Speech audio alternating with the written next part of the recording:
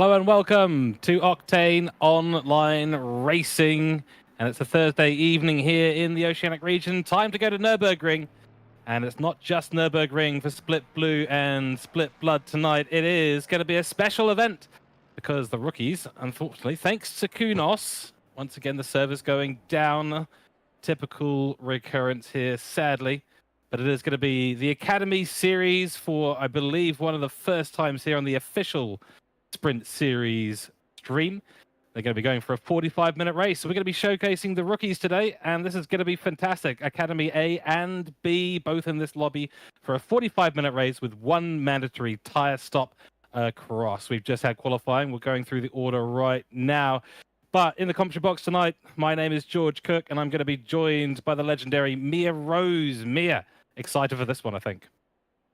Oh, I can't wait for rookies to experience the horror that is the RNG chicane tonight. And they've got 45 minutes of it, so they're going to learn very quickly how much of a pain that part of the circuit is. But I think Nurburgring is a track, the Grand Prix Loop.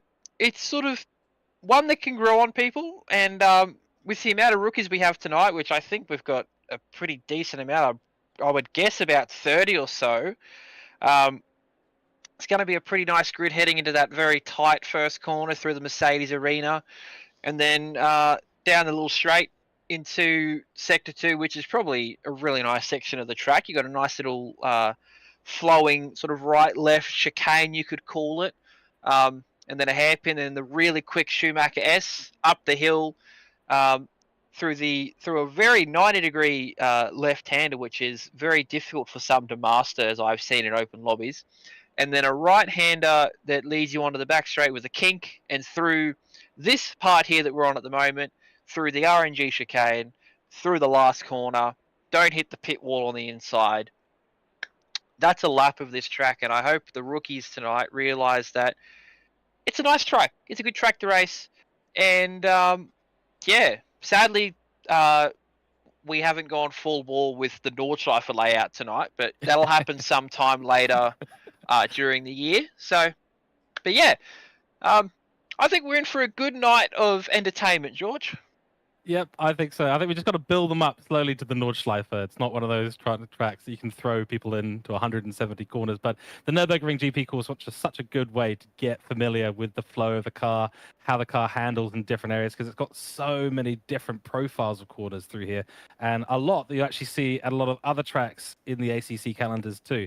So you get this one nailed, and you're really set for a lot of circuits out there. Only 15 corners at this one too, 5.1 kilometers. So it's not a particularly long track, but it's got that lovely infield section with those beautiful flowing corners. I like that you used the word flowing before, because that's exactly what it is. It's flowing, and once you get used to it, boy, oh boy, it's so much fun to extract speed to this place. It really, really is.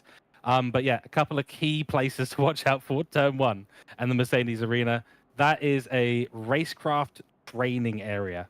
That will teach you whether the outside or the inside is the right place to be at any point in time. It'll teach you good overtaking etiquette, and it'll teach you when to brake and how to adjust those brakes at turn 1. We've got Adam Goris on pole in the number 98. He did a 154.8. I think his nearest competitor was Harry Smiles, 155.0, I think it was. Some very good times, actually, overall. A lot of new names, actually, for us to get familiar with.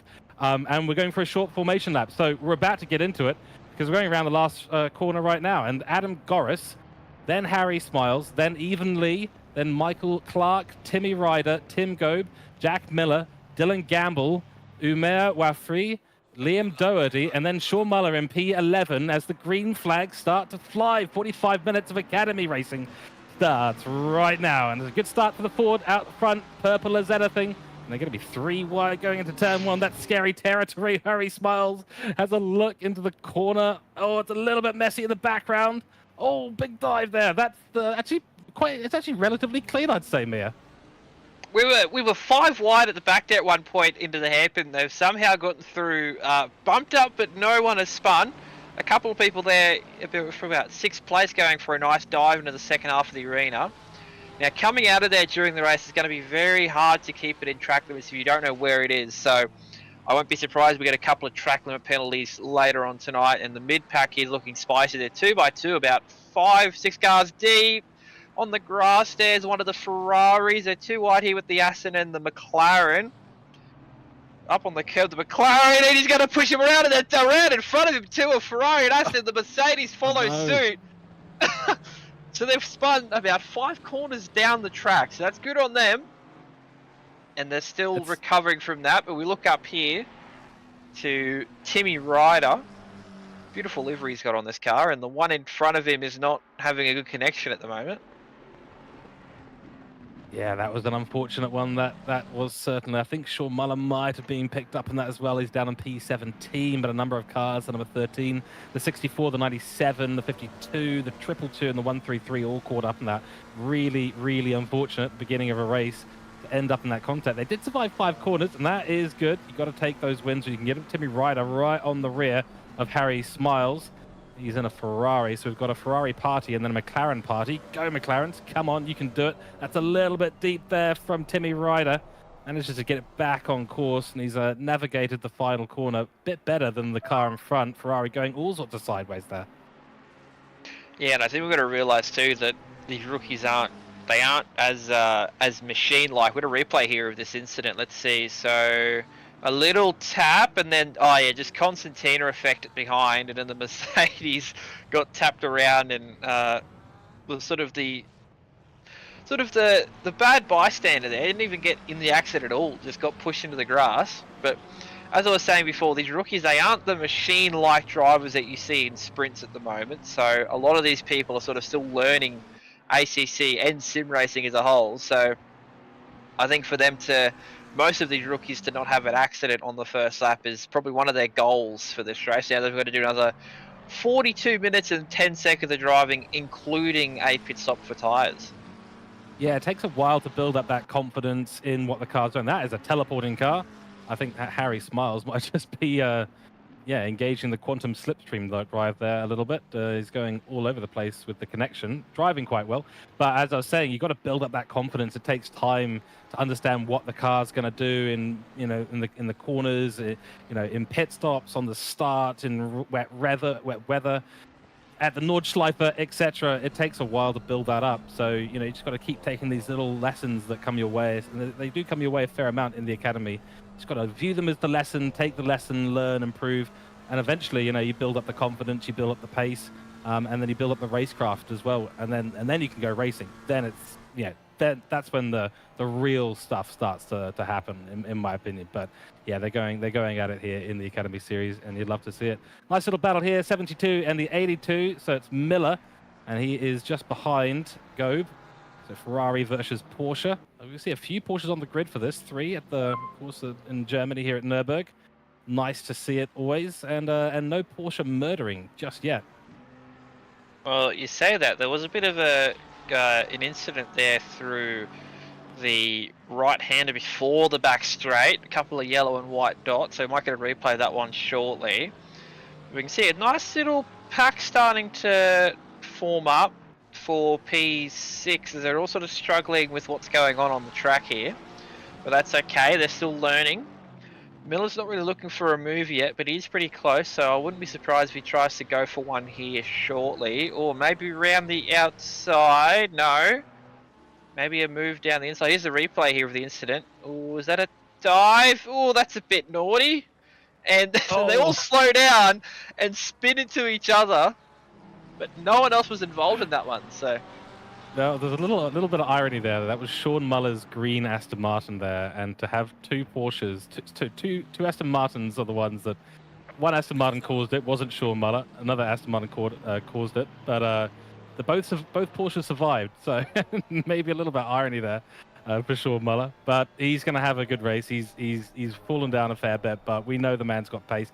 Getting back on the bandwagon, so to speak, and what a good way to do it. It is 31 degrees Celsius out there, so if you overheat those tires a little bit too much, and maybe if you don't have the finesse to control what you're doing with the mechanical grip, you get those tires maybe just out of range, and then you start to slide more, and it can sort of run away from you at 31 degrees Celsius or more. Yeah, exactly, and also as well, it's not really something here, but a lot of the other tracks too, where if you just cut the curves a little bit too much, you get pressure warnings and you start losing pressure in the tires. So You don't really get them here, surprisingly, but if it was another track, then you would get it. So you see here now, even Lee is keeping the pace up. He's actually extruding more pace out of there than what Goris is. So we could have a battle here for the leads shortly. They're Yeah, there's both only 2 setting the seconds behind pace. them. Yeah, they're both setting the pace of the race. They've both done low 55s last lap. So he's now going to probably start pulling ahead of Smiles and catch up to Goris here. Now, since it is a mandatory tyre change only, there's no need to not take full fuel, but you can get away with running a little bit lower fuel since they do have the mandatory tyre change. I don't know if refueling is disabled for this race.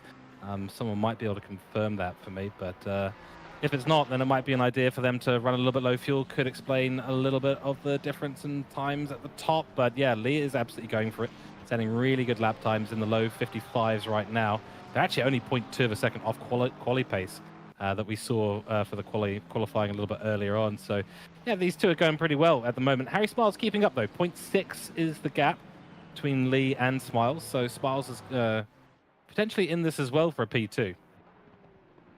Yeah, and I did have a look at refueling is allowed, so... But I won't be surprised if a lot of these rookies are just putting fuel in for the 45 minutes and they're not worrying about it. So sort of keep the head nice and clear, most to focus on driving the car for the race. We've got a battle here for P14 with a very rear damaged Porsche and a very front damaged Ferrari. So I hope these two... Oh, is he going to be wide on entry? Slides it through.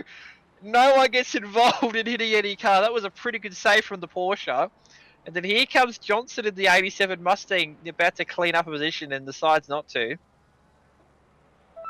That was probably quite savvy actually getting out of that, but that was it wasn't the Schumacher S's, it was the Schumacher slip and slide. I think that was quite the maneuver. The Ferrari just decided, look, I'm not going to try and overtake, even though they absolutely could have. Don't think there was any contact there, so could have been. Now let's see here. P7 is going to be a move up the inside. Let's see. Porsche late on the brakes. Very nice there. Maybe a bit too deep. It's going to open up the outside now, but that does mean you've got the inside as you go into the Mercedes arena, and that's going to be job done there for Miller on Gobe. And Gobe falls down to P8. Nicely done there. That is right out of the textbook for overtaking. Oh, but they're coming up on an incident. Is that I think that's the 93. No, it's the 786. Yeah. P28. So there was something there possibly involving the number 24 as well, but a lap down, and yeah, that was lucky he was off on the grass actually, wasn't he? I thought it was one of the McLarens further ahead. It sort of looked like one of them, but no, it was the 786. So interesting. Yeah, interesting to be stuck in that place of the circuit and get lapped. So, but look at your mini map here. There is here's a replay. He's letting cars go. Does he just sort of? Ooh, yeah. Confusion about letting lap cars go. That's not surprising, especially for rookies. At least he safe rejoin. Maybe I would say there was a safe rejoin there, so that's good. Yeah, that's another key thing for everyone to learn as well. Hold your brakes is rule 1, and rule 2 is wait until it's very safe to re-enter the track. Otherwise, the stewards are not going to be particularly happy. We do know that there's been a slight reduction, I believe, in the penalties applied tonight. Let me bring up that text for everyone because that's a fairly important little tidbit of information. While I do that, let's go on board with this battle. Yeah, so Miller has pulled away from Gope here. He's catching up Wafri in the number 30 Ferrari. I hope I got that right. But we'll go back here to the midfield. We're in the middle of this line of cars for what looks to be P14. But we've got a battle and that's Braid. Braid loses it into the wall. So that's a free spot for Johnson, but now he's got Carville and Dogs in 2 Ferraris right behind him, but he's in a Mustang, so it doesn't matter. He'll just pull away on the straight anyways. He will indeed. I wonder if Braid was a little bit caught there between going into the pits and staying out, and the car just said, you know what, I'm just going to choose the barrier. Option C. Oh, it's a very optimistic send. He's got it done, but it'll be on the outside. This is the uncomfortable place at that part of the circuit, and there's a bit of contact there, so maybe a little bit of room was needed for the teal Ferrari, or the teal McLaren, I should say, Liam Doherty. And it's a very tricky place to overtake on the outside, though. You've got to really have a good overlap as you head towards the apex for that one. Yeah, and also as well, I think that was more on the McLaren, sort of tried to take it tight, and the Ferrari was taking it wide. So it was a bit 50-50 there, but he only loses one spot out of it. But live and you learn experience that once you've got another 33 minutes to try and get up there. Yeah, it's absolutely live and learn. It's one of those things. And he's in my favorite number as well, 14 McLaren, so I can't say a wrong thing about Doherty. He'll take his side 100%. Pure bias coming from this commentator's mouth right now. But, of course, Alonso's number on the McLaren too. Love to see it. We've got 33 minutes remaining. I think a few of them have gone and taken their pit stops early on. I think we've got about 4 cars have entered the pits and will be running a little bit longer in this race. 30 seconds of penalties for the number 52. And actually, on that note, the penalties will be a little bit lighter for contact this time around because it is a shared event between Academy A and B, totally optional for the Canada. Thank you, Kunos. It gives us the opportunity. You know, it's not often we see a silver lining in the Kunos service going down. Today we do. Oh, was an attempted send there from Ataniyake in the 222. Does back out of it, loses a bunch of time to the car ahead, and actually that's going to give Upton maybe an opportunity on these 2 Ferraris in front, J-Dogs and S. Carville, going at it for P17 in this race right now.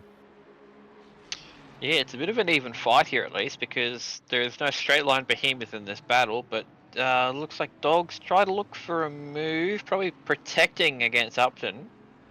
And Atakanake, oh my god, is sort of looking to have a ghost as Upton nearly hits the rear of Dogs. Dogs looks around the outside of Carville. This is probably going to be 3 into 1, maybe not. Upton looks for a move, gets a penalty while he's doing it. That was something else earlier in the race. There's a tap on the door. Dog's still got to go to the inside. Upton's probably going to lose the spot. He will. And Carville's lost it in the transition, so he's off the track. So that's a free spot for all 3 of these cars.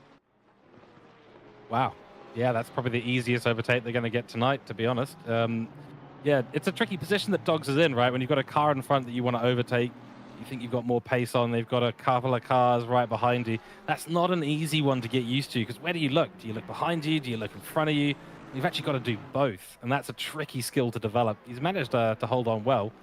Shame, of course, about the other Ferrari who's ended up well back as a result of that. Carville now in P22, well out of this little battle. I'd love to see these Aston Martins go for it. Here's a little replay. So, yeah, Aston Martin needed to come back onto the track there. Was going to be running very wide, but there was a car there. So usually etiquette there is to take a little bit of the gravel. There's the 58, and to the Shadow Realm he went. Yeah, he sort of just went wide and then got the AstroTurf. And if you're sort of trying to get the car on the racing line where you hit that AstroTurf, the rear of the car sort of just says, no, I'm not going to have any grip now, and it spits you into that wall. So pretty easy mistake to make. So they'll probably continue on learning that. But hitting the wall is not that great either through there.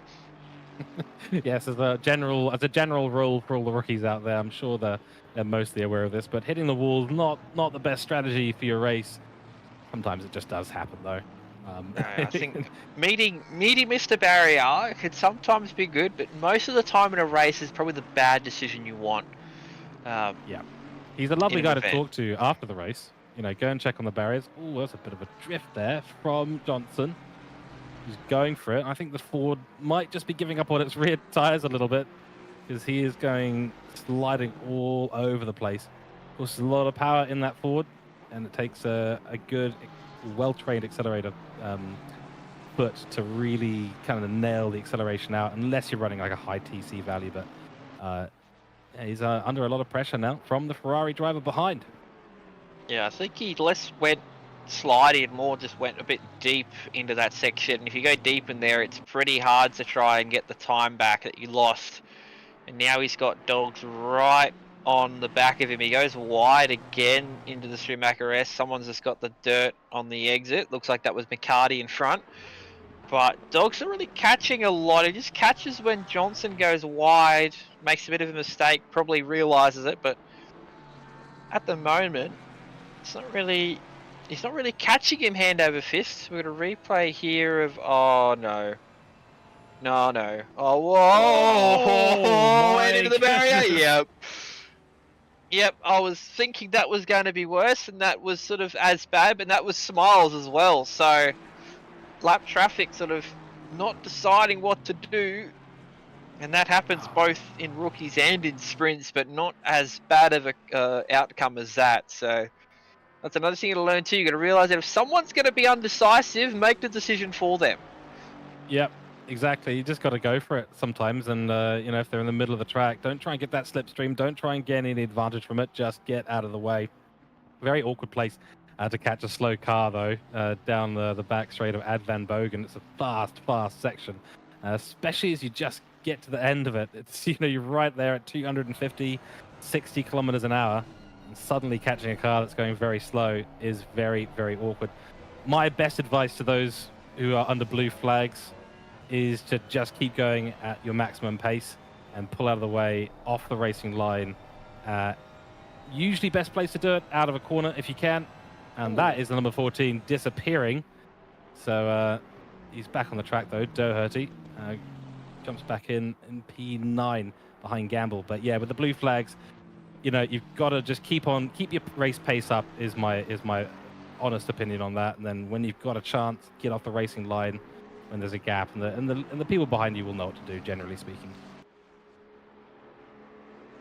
Yeah, usually if we're in a non-F1 blue flagged race, I sort of, if I catch up to someone, I sort of, flash them once if I want to pass, and then if they don't let me go, I just flash them again onto a straight, and then if they don't get the message, I just sort of take a little bit of a send on them, but don't hit them. And here's the replay of Doherty going off. Oh, just got the curb a little bit too much there, and just sent the car into the gravel trap.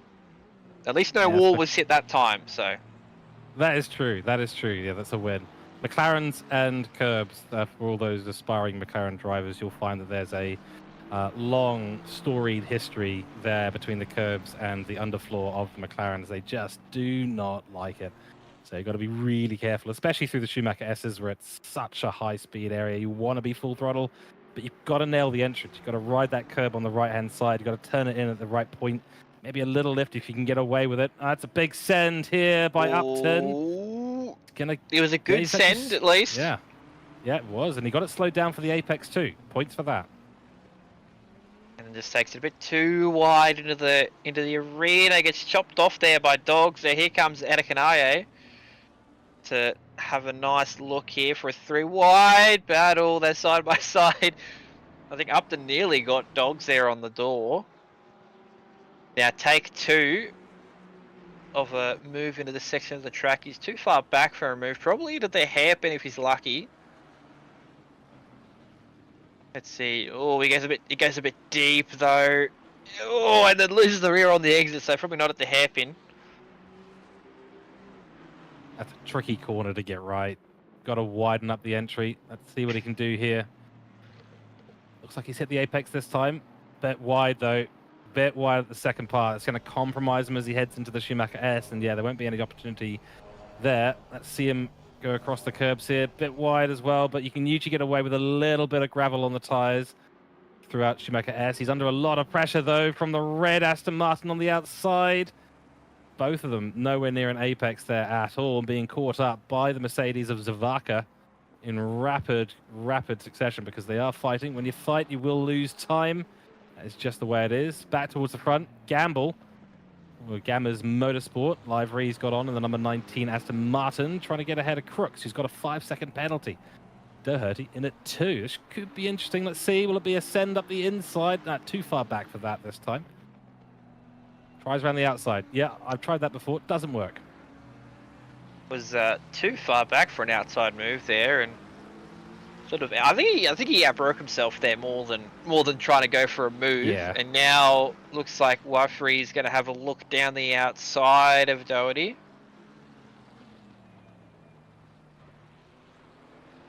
God, 3 of the 4 cars then did not hit an apex.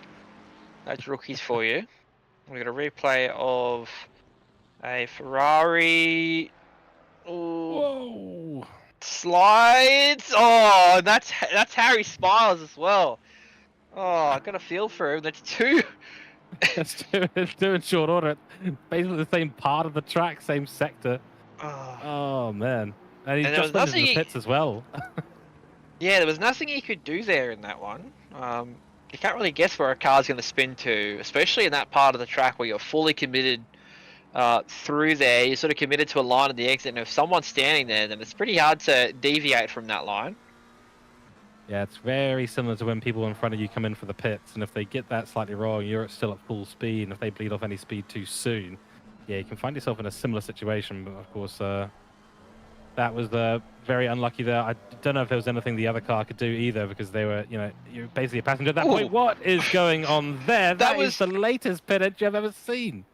That was a typically late pit entry, but I don't think I'd advise going that late, that wide in a pit entry. I mean, because yeah, there's a curb there that isn't really pointed out. If you don't know what's going on now, we've got a pit exit here. I think that's from Dogs. Yeah, he's a lap back from these guys, so. And he'll gain it back later into the race. I forget we've got a pit stop. Here's the replay. Yeah, he thought the curb started later than what it did, but no, it starts right where he hit it. So yeah, very wide pit entry. There's moments of indecision sometimes, and oh, I probably should pit.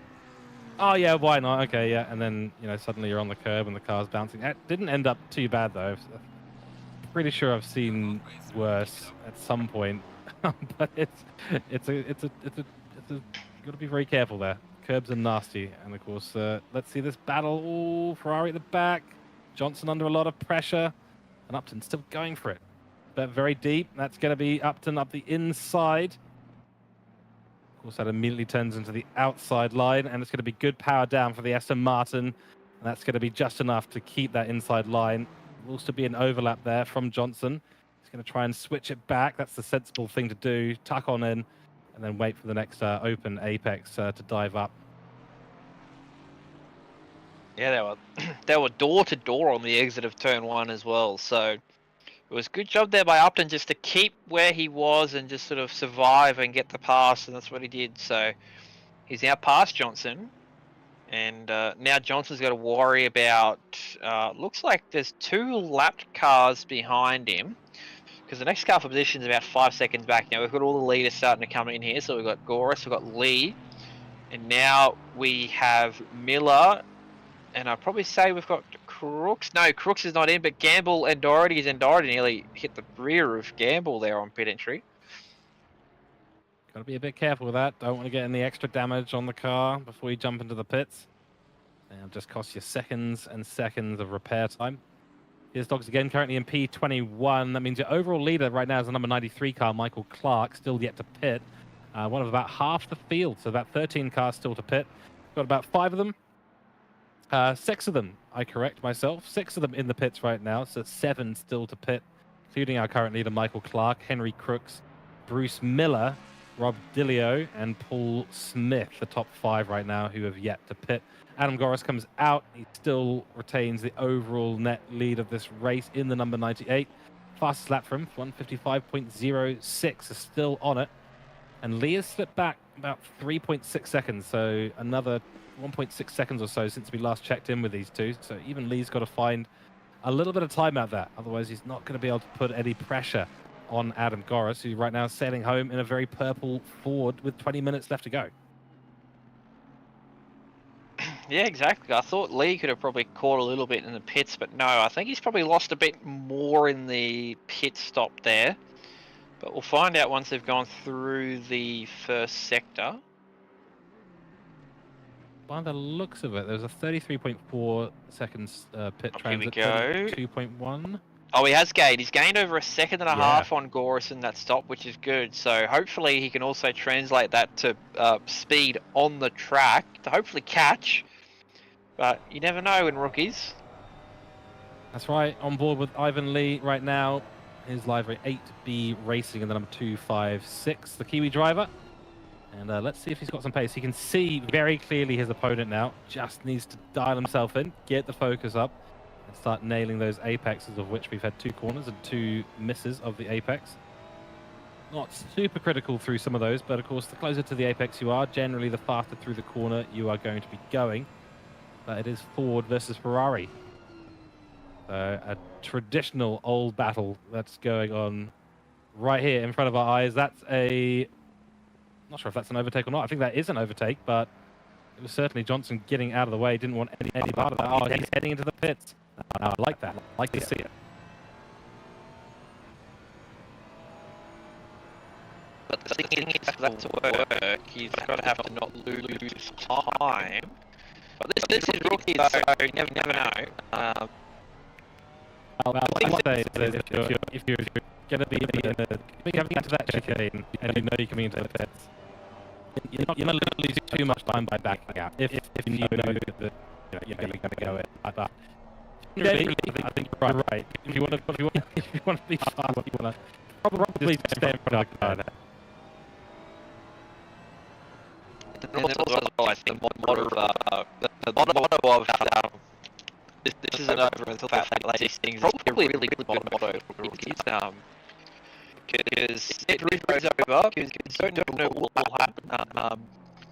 It's probably as unpredictable as sprints, you could say, but and if you do want to catch sprints, they'll be on in approximately, what's that, 16, 17 minutes from now. So once we end this race, we'll head straight to Split Blue for their go of some Nordschleife Grand Prix action. So 70-minute race, or is it 75? It is 75. 75. So a fuel saving race if you're in a Ferrari, a push as hard as you can if you're in the McLaren, and if you're in the Audi like this person is, it's pray to God when you come into the RNG chicane. Yeah, that's right. Yeah, and pretty much pray every time you put the power down or slam the brakes on. Here's a replay. Oh, no. Let's see what's happened with the Audi driver. It's a bit too late on the brakes. And yeah, it goes for a little bit of a trip to the gravel now under pressure. Taking the rallycross layout there, I see. Yes, it's the anti-Joker lap. That's what it is, where you have to spend a lot more time on the track, or off the track, I suppose. Your lap time's certainly not going to be the quickest. He's going to jump into the pits, does still need to pit. That's B. Miller in the number 63. I think that's one of the things that can catch people out when they're learning this track as well, where those braking points are and how much trail braking is really required. You've got a lot of corners that are downhill. This is a good example of it right now. Cambers in towards the apex, so it's really, really nice. You suddenly find yourself with a lot of grip through the midpoint of the apex. You can carry a lot more speed there than you might think. So trail braking is so effective around parts of this track. And especially there as well, you sort of start to learn of the double apex technique, especially through that corner. Some people, it depends on who you are, depends on the car. Some people like a single apex. Oh. That looks like a control failure, maybe for Marvel. That was a very sudden meeting with Barrier there. Oh, and we've got a battle here. It Smiles again, going off at the chicane, this time for a battle for P14. This is brilliant, though. There's been some great racing from these Academy drivers. And, of course, we know they're all still learning. We know that they'll be keen to get themselves up to speed so they can get involved in the Sprint Series. And they keep going like this and keep learning the craft. They will get there. Here's a replay. Let's see what's happened to Luke. Oh, dear. No, I don't think that was a control failure. I think he just took it a little bit on the accelerator. It wasn't just... Yeah, he just sort of got on the throttle and got the curb, and the car didn't like it at all. It just sort of, yeah, the attitude of the car when it went off the track, it looked like it was a control failure just by how sudden it was. But no, it was the curb denying the car of its grip, right? So quite literally. Another thing, if the rookies don't know just yet, you see a Porsche driver, at some point the car will try and kill its driver. It's just how Porsches work. Depends. I think the Porsche's not too bad. It just takes a sort of weird driving technique and weird setup to make the car drive. So it's the Audi drivers you got to look out for. I think those are the drivers you got to look out for the most. That's fair enough. Every time I've driven a Porsche, and I am no racing professional like yourself, Mia. Every time I've driven it, it's tried to kill me. I haven't been able to find that weird style. Maybe that, or I'm just cursed to drive McLarens for the rest of my life. It's one of those. Oh, there's a near miss there. Ferrari of Harry Smiles. There's a bit of avoiding action by Zavaka, who's sort of holding on for dear life right now. Does get a bad exit as they head towards Advan Bogan. Straight down the hill we go and into the right-hander. Could be an overtaking opportunity. Zavaka's sitting in the middle of the road, pulls over to the right. And then Ferrari does rightly back out of that one. Compromises themselves quite a lot, unfortunately. But we'll go again. Yeah, I was expecting a bit of a showing of the nose there, but no, he backs out of it fully.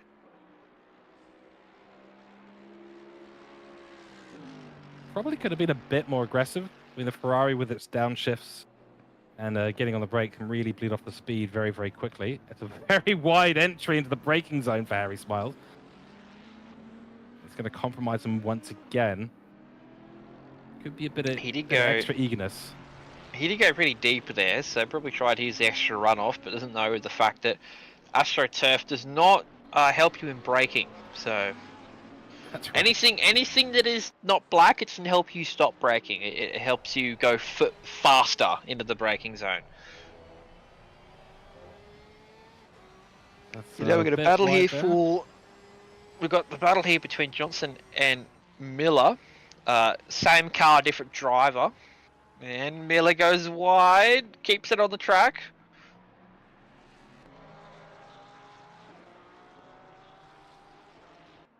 We'll also say, love the liveries we're seeing for the Academy drivers. There's a nice mix.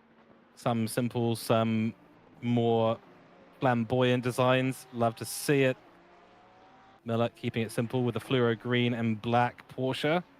Very nice. This could evolve into a nice battle. Oh, let's see. Here we go. Harry Smiles has made the move. And Zavaka's got no answer to that whatsoever. Beautiful overtake. Yeah, I think that was sort of an overtake brewing there. He just had to wait for the opportunity to pass, and he finally found it into a pretty good overtaking zone here. So let's see. Yep, just sort of Zavaka's a bit slow through the S's.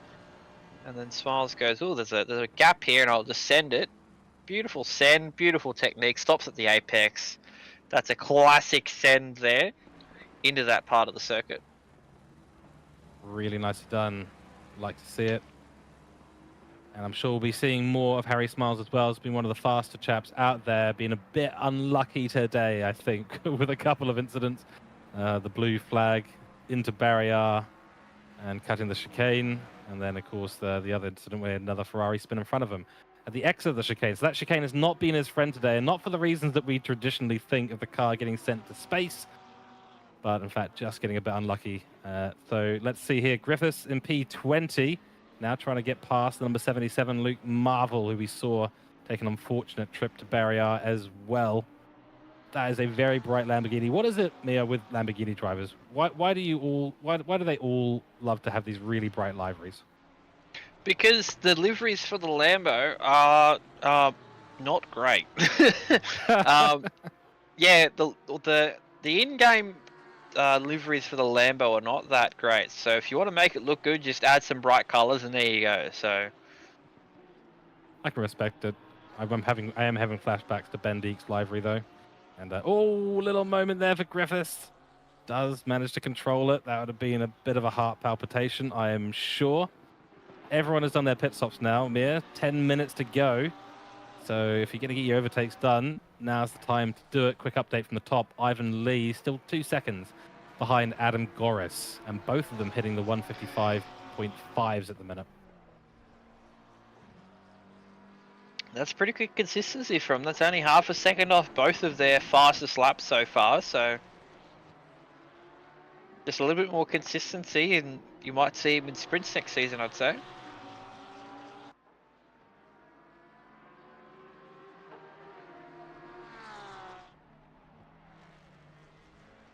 But yes, Adam Goris. Good race so far. Yeah, now the thing is that gap has grown out a tiny bit since the stop. So I think probably Lee's just trying to drive to the finish at the moment because he's got nearly 15 seconds back to P3. So I think it's probably just a conserve the car, get it home. No need to battle for the lead if you're probably not going to be fast enough to catch him. Exactly, and then you risk, pushing the car too far. Then suddenly you've made a mistake, and suddenly 15 seconds looks like an awfully small amount of time. So just a bit of consistency towards the end is exactly what's needed. Fastest lap back to Adam Goris, a 55.032, with 3200th off hitting the 54s once again, which is the only a couple of tenths off the ultimate qualifying pace that the rookies have been setting. We'll see some slightly faster times in the upcoming splits, of course, when the Pro-Am Pro, etc. silver drivers do take the field. Oh dear, that's a bit wide, and it's fortunately afforded the number 3 a trip to barrier as well. Margins there so small. At least with that one, that wasn't a big shunt of the barrier. It's sort of a nice little parking job to the side of the barrier there. So, but it was a pretty sudden spin. I would say he got the grass just after he got the car onto that sort of weird concrete grass sort of runoff bit there through there. Yeah, I think it's a little bit deceptive, isn't it? Because at a glance, you might think, okay, yeah, I can probably put a tire on that. Then you put the power down, and it's a whole different ball game. Meanwhile, the battle continues. Luke Marvell, D Marvell Racing, love to see it. I'm guessing this is a custom designed livery too. It's a very flashy looking Porsche. I like the lines on it. Pulling away a little bit from the Lamborghini behind with 7 minutes and 43 seconds to go. Let's take a look at what's happened to Dogs. He's still behind Johnson, so the battle between Ford and Ferrari continues in the Academy Series.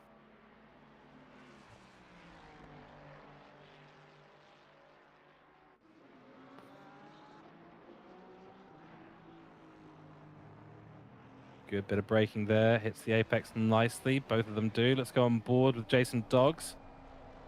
Brakes going on and off with the Ford ahead. Didn't find an apex there, did Dogs? Let's see how he navigates through the rest of the Mercedes arena. Yep, rides the curb nicely. Opens up turn 4. Rides the curb there. Excellent. Bit wide from Johnson ahead, though. That is getting close to track limit warning territory.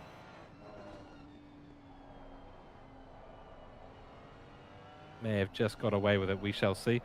Ends up going very, very wide to the outside before having to cut across the track and back into the braking zone for turn 6.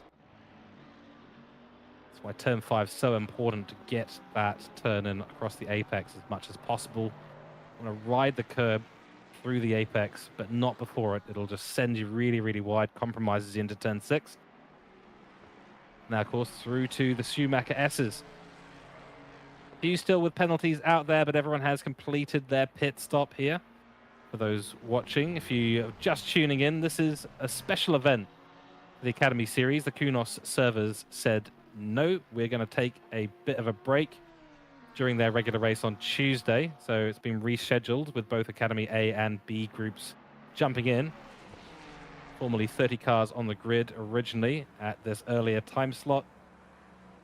And of course, our regular broadcasting is Split Blue and Split Red to come very, very soon. But nice bit of action here from the Academy Series, and I'm sure they'll all be stoked to have their race commentated on, which is a, very, very far and few between thing for the Academy Series. And the good thing here as well is that there are 3 battles going on. As I say that, Miller sends it on Miller. And I was going to say that we had 3 battles of 2 for 15th, 17th, and 19th. And I just realised that the battle for 19th has probably ended in tears at the final corner. So I might get a replay on that one shortly.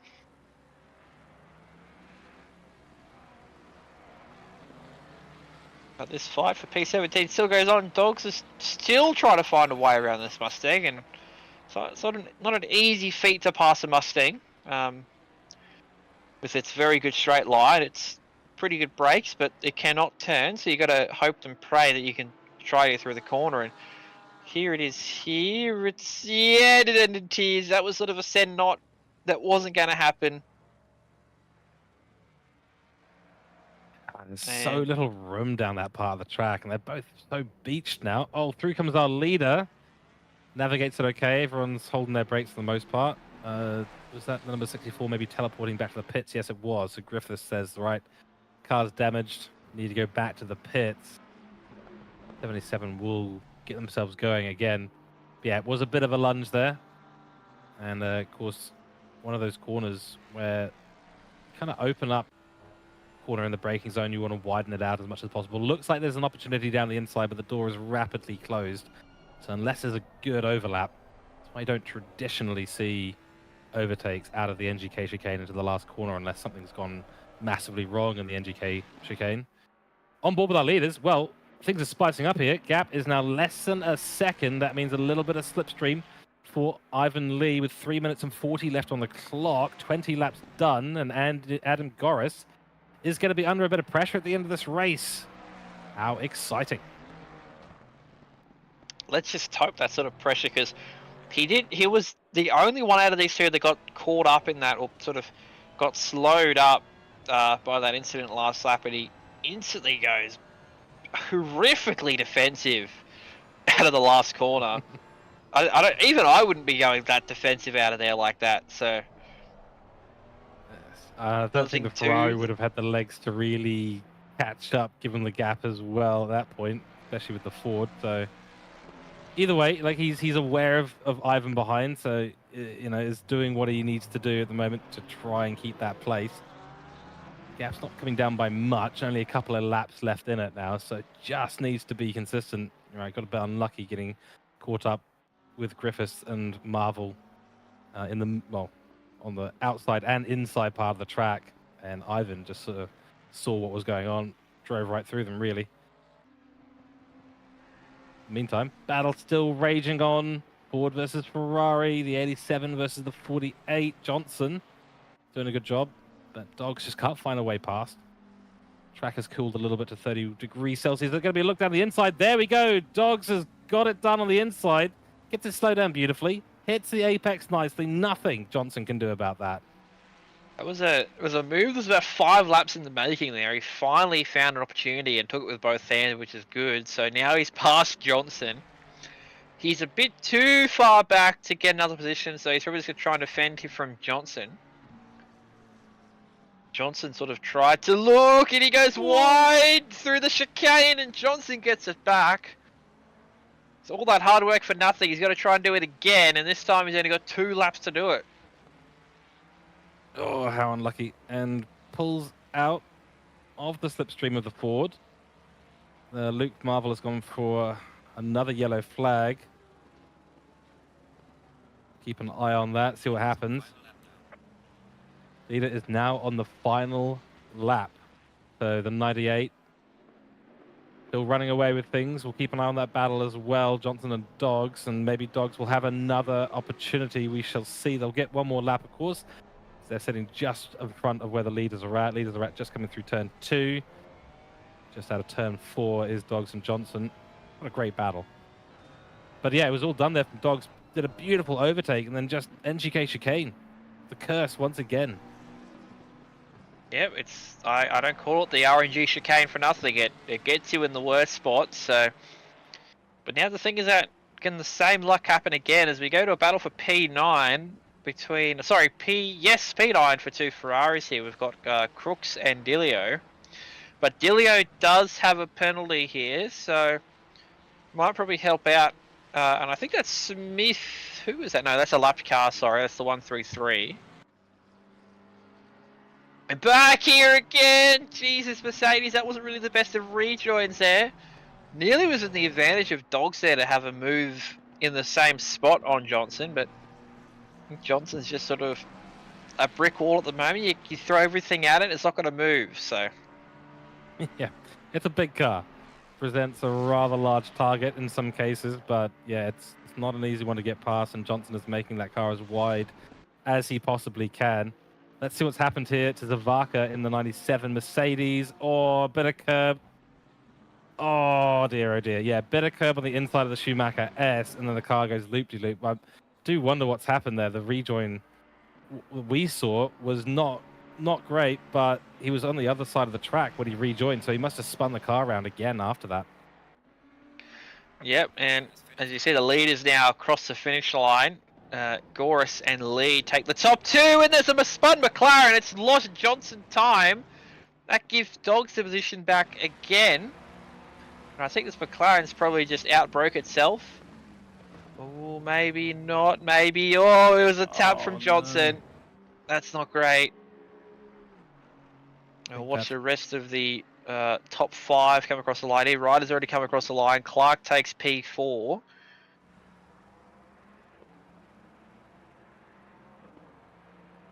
This battle's still going on here for P9. He's probably too far back for a movie, I'd say. No, but he's got a Mustang. Crooks has got a Mustang in front of him that's a lapped car, so could play in the advantage of Delio here. No, it won't. So Delio will will not get P9, but I think he'll probably keep P10. Yeah, he is 15 seconds ahead of Attic and Arcade, so he will keep 10th position out of that. So that's a good top 10 finish there from Delio. And oh, here's the glory at the end of the race. Love to see it. Yeah, so everyone's sort of having a nice little party at the end, but we'll go back to this. Yeah, so I was about to say, there's a battle going on here. No, actually, no. No, that McLaren is a lapped car, but I think Dogs has got a big enough gap to Johnson. But Johnson does have a 5-second penalty, but I do think he's too far front. Yeah, he's only 5.3 ahead of Zavaka, so he's barely going to keep that spot unless Zavaka finds something special in the last couple of sectors. But these will be the last cars to finish. Dogs and Johnson comes to the right, and Zavaka will come across the line. The last car to finish, and he's only 6.1 back. So Johnson will keep P16. Wow. Great stuff. Some lovely battles out there throughout the grid, all over the place, right through the grid. Fantastic to see it.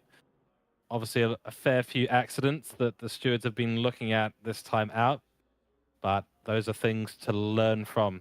And, you know, it's one of those things where, you know, you just got to keep a cool head about it, figure out what went wrong, and then figure out what you've got to improve to continue racing next time. Great win there from Adam Goris, and some beautiful donuts by Igor Zavaka in his Mercedes. Really, really good race overall. Ivan Lee nearly got up to the back of Adam Goris, especially with that incident that Goris had to drive through. But it was to no avail, and Goris takes a very well-deserved win here today. Let's take a quick look at the race results. And it is, of course, Adam Goris in his Ford Mustang. 45 minutes, 28 total time, 23 laps, followed by Ivan Lee. And then, of course, Timmy Ryder, P3 for the McLaren. Love to see it. Another McLaren. 2 McLarens in the top 4. That's how I'm going to do the stats there. 50% McLarens. That's my stat for the day. And Clark takes home a P4, followed by Gobe in P5. Yep, and you can see further down as well, everyone who had post-race penalties kept their positions at the end of the race. So that's good. That's good for the rookies. Another thing as well, you remember that if you've got a post-race penalty over your head, you make sure you try and build the gap to behind. That's what they've done. But look at the amount of Ferraris in that top 15. What's that? 2, 4, 6, 8 in the top 15. So it must be a pretty good car for the rookies. And we look further down here, we've got what do we got? 25 finishes that came across the line. Sadly, Griffith, Boy, McCarty, and sadly, Sean Muller does not finish the race. We had 2 did not starts of Upton. I think Upton was that's probably an entry list difficulty, and then B Miller in the BMW. So 30 cars started, quotation marks. So we had only 6 of them not finished. That's a pretty good stat. I would agree with that 100%. And that's going to be the coverage of Academy A and B, a special event here at Octane Online Racing, preceding Split Blue and Split Red. We're going to go for 75 minutes, and wow, that's pretty wet. That's rainy there. Round 7 of 8, of course, at the Nurburgring here for the Sprint Series. And Mia, what a pleasure. Thank you very much for the commentary tonight. It's been absolutely excellent. We get the pleasure now of handing over to Jaden Rondinella and Sean Muller. Maybe Sean can give us a little bit of a breakdown on the race, but I'm sure he'll be more interested in focusing on Split Blue and the rain that has once again cursed this very blue lobby. Like Sean's not going to talk, so I'm going to talk. Hello, thank you very much, George, and thank you, Mia, for the great commentary over the Academy race, which looked very interesting from over in the YouTube. Very excited for this blue wet race, and hopefully Sean Muller will be joining me soon. But it looks like it is going to be a very fun qualifying. With currently Lele up in the first position for the qualifying, with a time of 2 minutes and 5 seconds. And I know that the practice server hasn't been really running with the wet. It's been dry half the time. So I imagine a few drivers will be out there without any wet practice on here. But Lele is followed by Alice.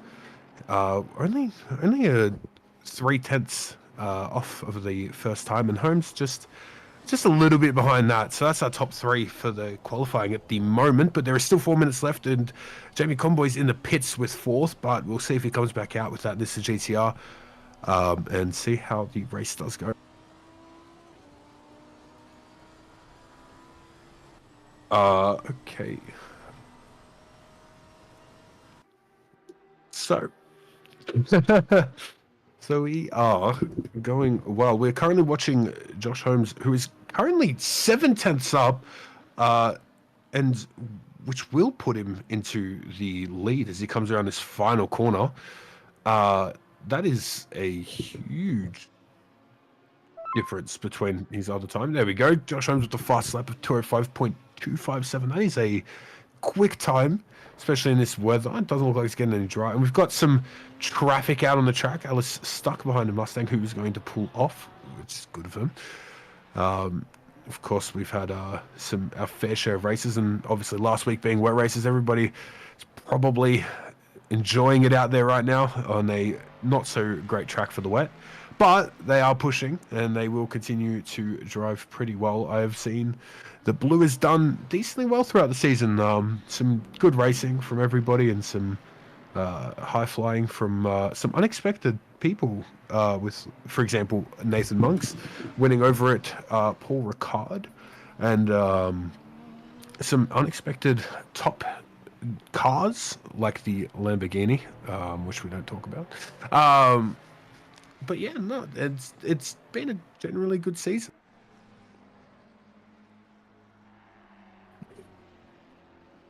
I'm currently just all alone in the booth, so you're going to hear my lovely voice for a little bit. Bit of a loose unit, if you ask me. We're currently on Thistlewaite, who has been a driver in the top 10 a little bit. Currently running a full second and 2/10 up on his previous lap time, which will put him in the 205s. That'll be a good lap to put him probably up into the top 10s. Very smooth. It's looking like a good lap as he comes into the chicane, and he cuts right there.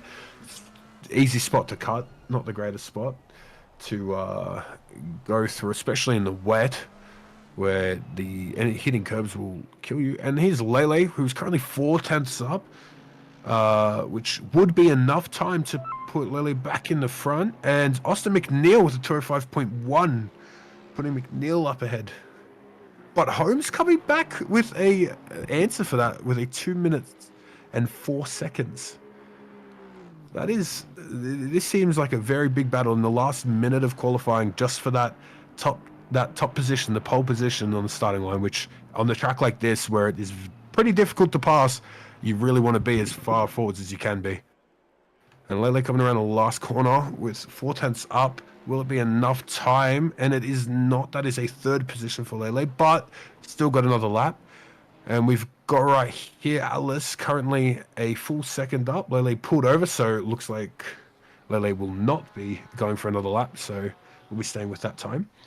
But Alice on a full second up. This could put Alice into first if they can hold the current speed that they're going.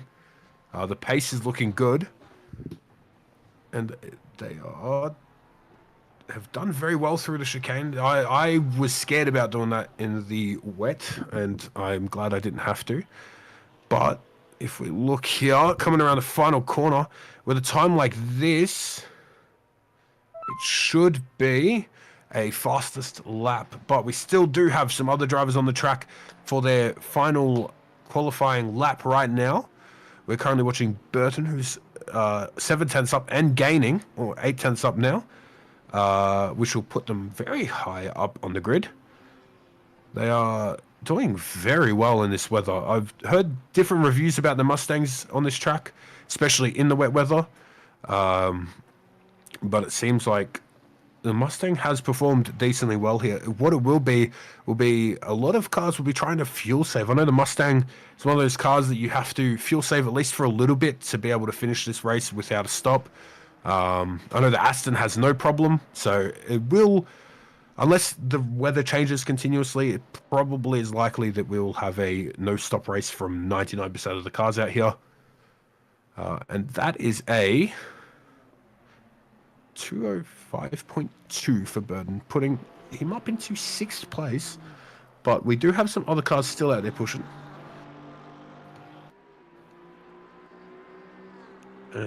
Watching Apreciado right now. That seems like the right way to pronounce that name.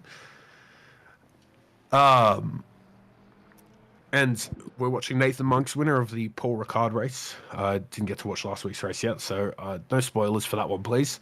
But up into 11th position for Monks.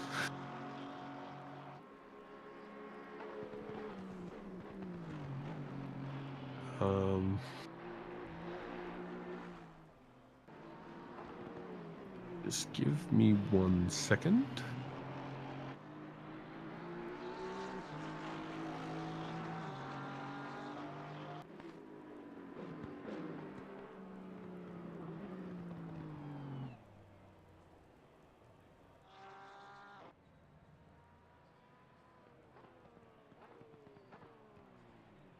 Okay, Alice has finished the last lap with a 204.7 as the best time. So we do have our qualifying sorted with Alice in first, Vediger in second, Holmes in third, McNeil in fourth, Lele in fifth, Burton in sixth, Thistlewaite taking 7th place, Apreciado in 8th, Johnston in 9th, McKellar in 10th. That is our top 10. We'll go through the list a little bit more. Hosper in 11th, Monks in 12th, Walsh in 13th, McLaughlin in 14th, Reed in 15th, Scanian in 16th, Williams in 17th. That is great for an amateur's position, especially on a rainy track like this. Jamie Comboy all the way down in 18th, McDowell in 19th, followed by Boxall in 20th. That is our top 20 of the grid today. As we look at these beautiful cars shine and the reflections in the track of these great liveries, the Coke Zero livery on the right and the Logitech on the left. Some nice liveries out there, as we say every time. I still will always love that orange and blue Lamborghini. One of my favorite liveries I think I've seen out here so far still. But they look like they will be here for a great race today. A decider will be if it's going to be a great race with turn one. Turn one is a tricky one. Very dangerous, considering it's almost a full U-turn, a full 180, which is almost scary. So we'll see how well the drivers handle it, especially in the wet. We've still got some chocolate liveries out here. That looks like it is a Cadbury Caramello Koala livery. I'm going to say that's my guess. I would be correct. That is a great livery for a great chocolate. Which I absolutely love, the Caramello Koala livery. And the Valvoline livery, which if Sean Muller was able to talk right now, would say is one of the greatest liveries he's ever seen. Yeah, there's some good... Oh, there's the favourites livery that started the whole chocolate debacle, where we went on a big whole thing that started an event. That was a very nice livery.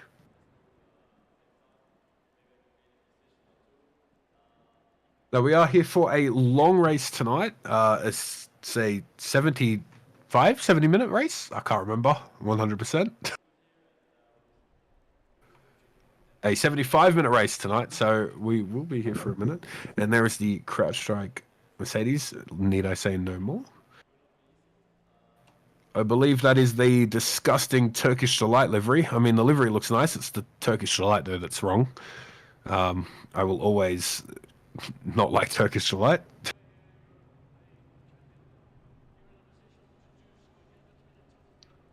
Oh, yeah, seeing so many of the chocolate liveries that we missed during the actual rounds. It's very nice to see.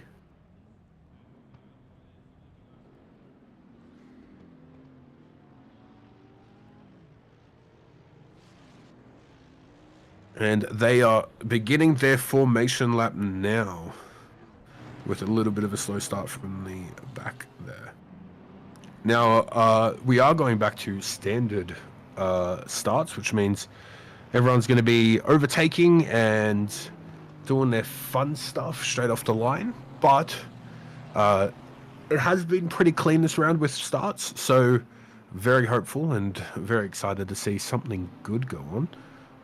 They are going to drive pretty well, and we'll hopefully see the gaps be nice and tight for the start of the race, which happens.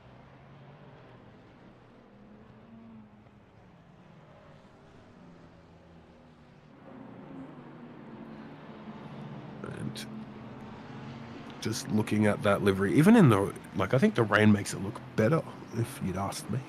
That McNeil livery.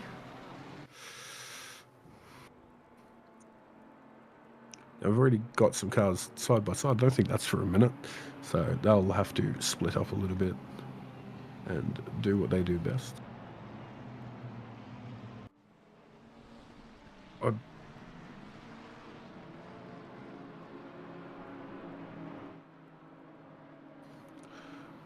Just enjoying the great camera angles from Benjamin Hignett.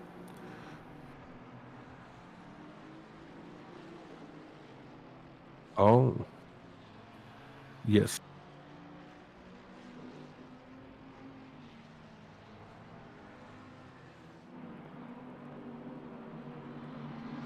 And of course, well, we do talk about this round. Next round, we do have the Spa for 90 minutes. Which is a very exciting race. And they are getting into double file nice and early, just to give them that extra time to get into position, up close, and ready to go.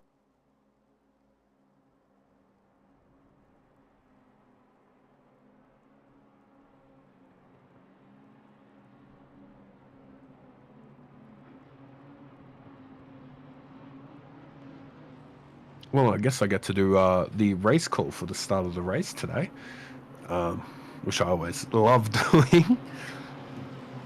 So, as they approach the final turn, the Coca-Cola turn, they are coming around. It is a very quick start before the bridge. And here we go. Fuel from off of their grid boxes. Probably need to move back over, especially Alice. I don't know where Alice is. And they are off down the main straight with a few movements already in the field. It looks like some people got caught off guard by the early start. And let's see if this rain will affect turn one at all. Alice going pretty on point with the start. A little bit of cutting there. Oh, and there has been a spin by a Ferrari down at the back. But for the most part, a really, really clean turn one. That was a good watch. But the weather forecast consists of rain and possibly more rain later on. Hello. Oh, hello. I'm here. Don't panic, everyone. I'm here. It looks like we are off and racing, but I'll let you keep going there, Jaden, while I warm up. All right, sweet. Yes, we're on for a good race right now. Everything's been kept pretty clean. We do have a yellow flag a little bit back in the field, but not too sure what happened there. I'm guessing we're going to see. Oh, just a bit of a collision. Not expecting the rain to make the brakes fail that much, but they have continued off racing, so nothing too dangerous. I imagine numbers will be getting called.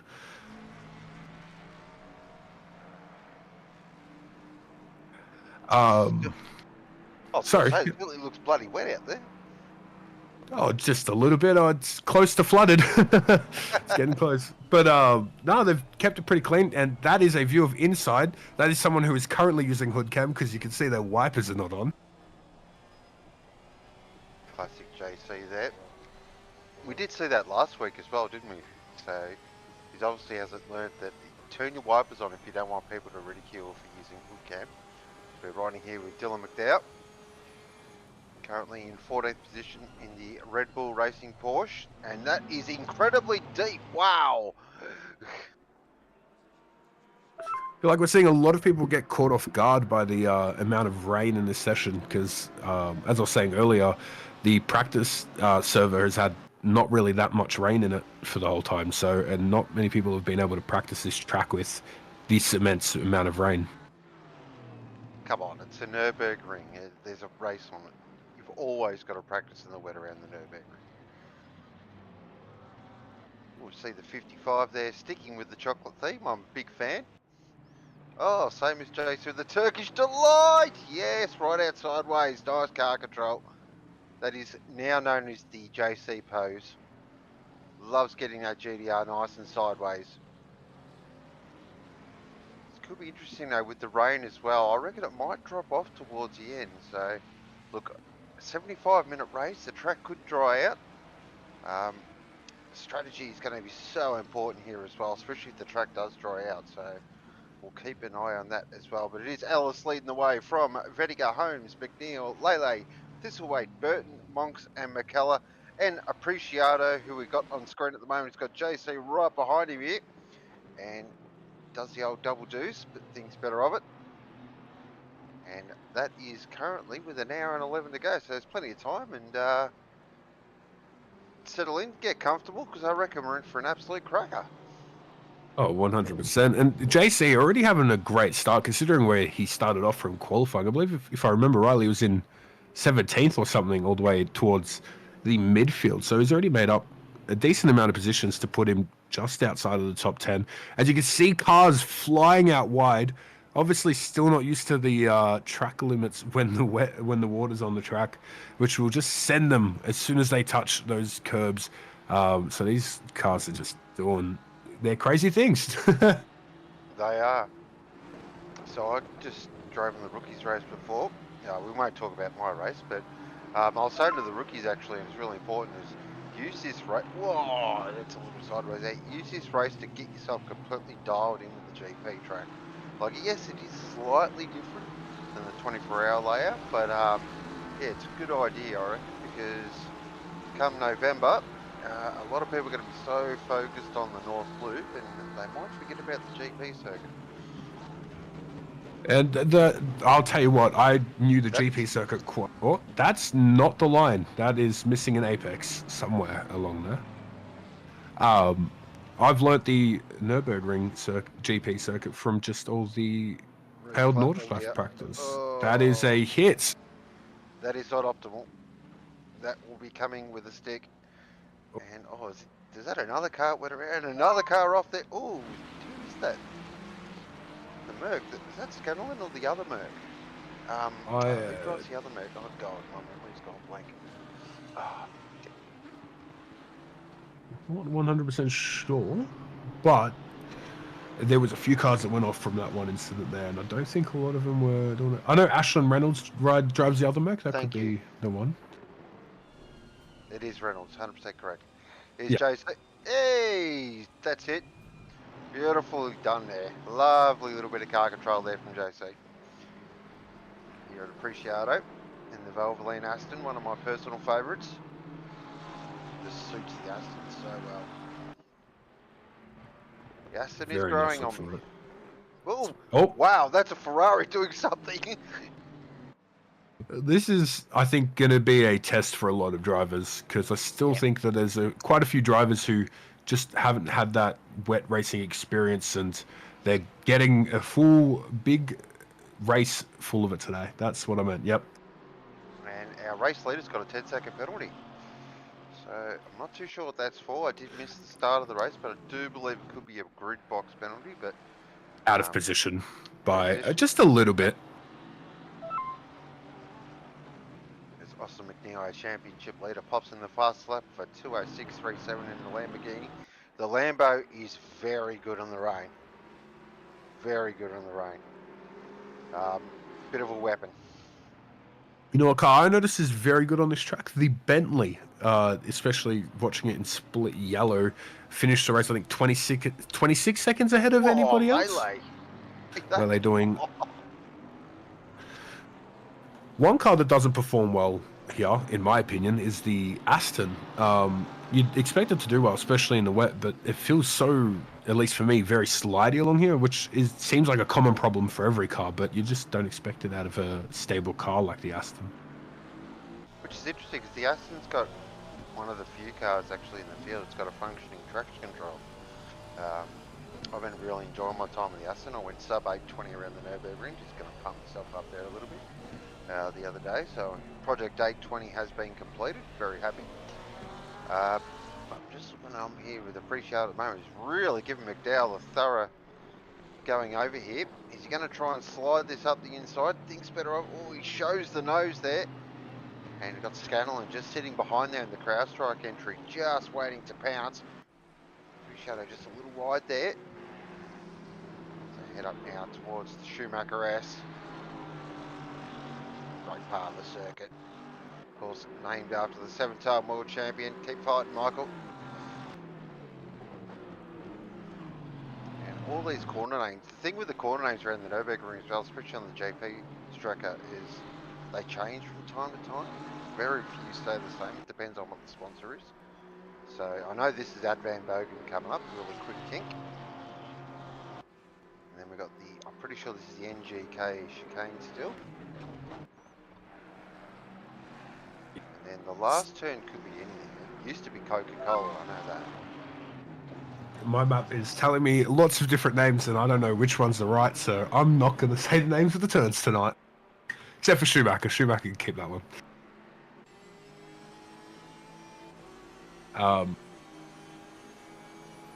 But it has been a very interesting start. I saw as you missed the start, there was no incidents from turn 1, just a little bit of a spin. And a few people going wide like that Caramello Koala Aston right there. But it has been pretty clean so far from what I've been able to see. As we're moving up towards the front of the field with Lele in 4th. Alice pulling away 2 seconds ahead of Vediga with a 10-second penalty. So Alice will be trying to make as much time as he can to get as far ahead. Hopefully to keep that first position. And Holmes 2 seconds behind the BMW of Vetigo. With Thistlewaite on the fast lap with the McLaren. I've heard the McLaren is really good here, especially in the rain. The brakes apparently function. Yeah, the McLaren's not bad. I've driven the McLaren a bit in the wet. Not the Evo, actually. I've driven the OG McLaren. The OG McLaren was nice in the rain. Really nice to drive. But I do know that the Evo is just a little bit more lively, so that could be fun in the wet. As we've got a replay here, Caramella Koala on Red Bull. That's a fun night out. As looking here, this is McDowell. It's going to try and slide it up the inside. Is this... Oh, a little boop there. And then they're going to do the old switchback here. As Reynolds gets a 10-second penalty. And this is still... Oh, thank God. I always get worried when those replays roll on. Yeah, well, I always think something horrible is going to happen. Here is our championship leader, McNeil, currently in 5th position. Look, the championship... Oh, nope, we got round 2. Oh, that's very tight. Not around the outside, surely not. Oh, that's a brilliant move. What a fantastic move. To do that in the wet around the outside of the NGK chicane. That is top-notch driving there from Johnson. He'll be having a Caramello Koala after that. Well earned. He's in the That background was there. You very got clean. Scanlon on McDowell. So Scanlon in that big Merc. It's got some stonking horsepower. The Porsche, as we know, it's got the best brakes in the business. Porsche's not bad in the wet as well. I really enjoy the Porsche in the wet. Always have. But it's a bit slidey around here. Of course, a lot of slow corners as well. So try and use that rear traction to your advantage, McDowell has to.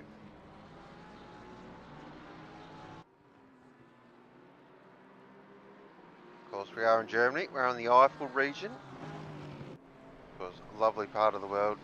If you ever get a chance to go to Germany, highly recommend this part of the world. Really relaxed. But it does have some strange weather. It's a bit like Spa. It won't rain for like 100 days in the year. Put a motor race on and all of a sudden there's fog and there's rain and there's everything.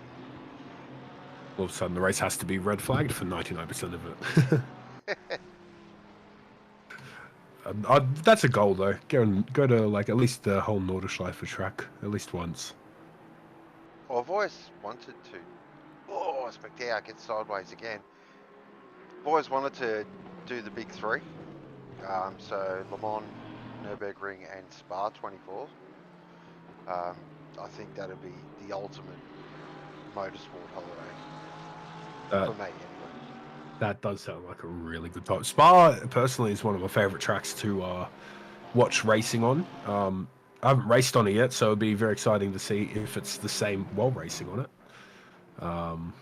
Johnson, we'll just keep an eye on that. And the NGK chicane again, he tried the move.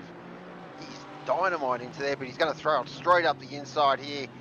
McLaughlin gets that done nicely. That is a beautiful move. So Johnson's on the charge here. He's got a 15-second penalty, so he's trying to make up as much time as possible.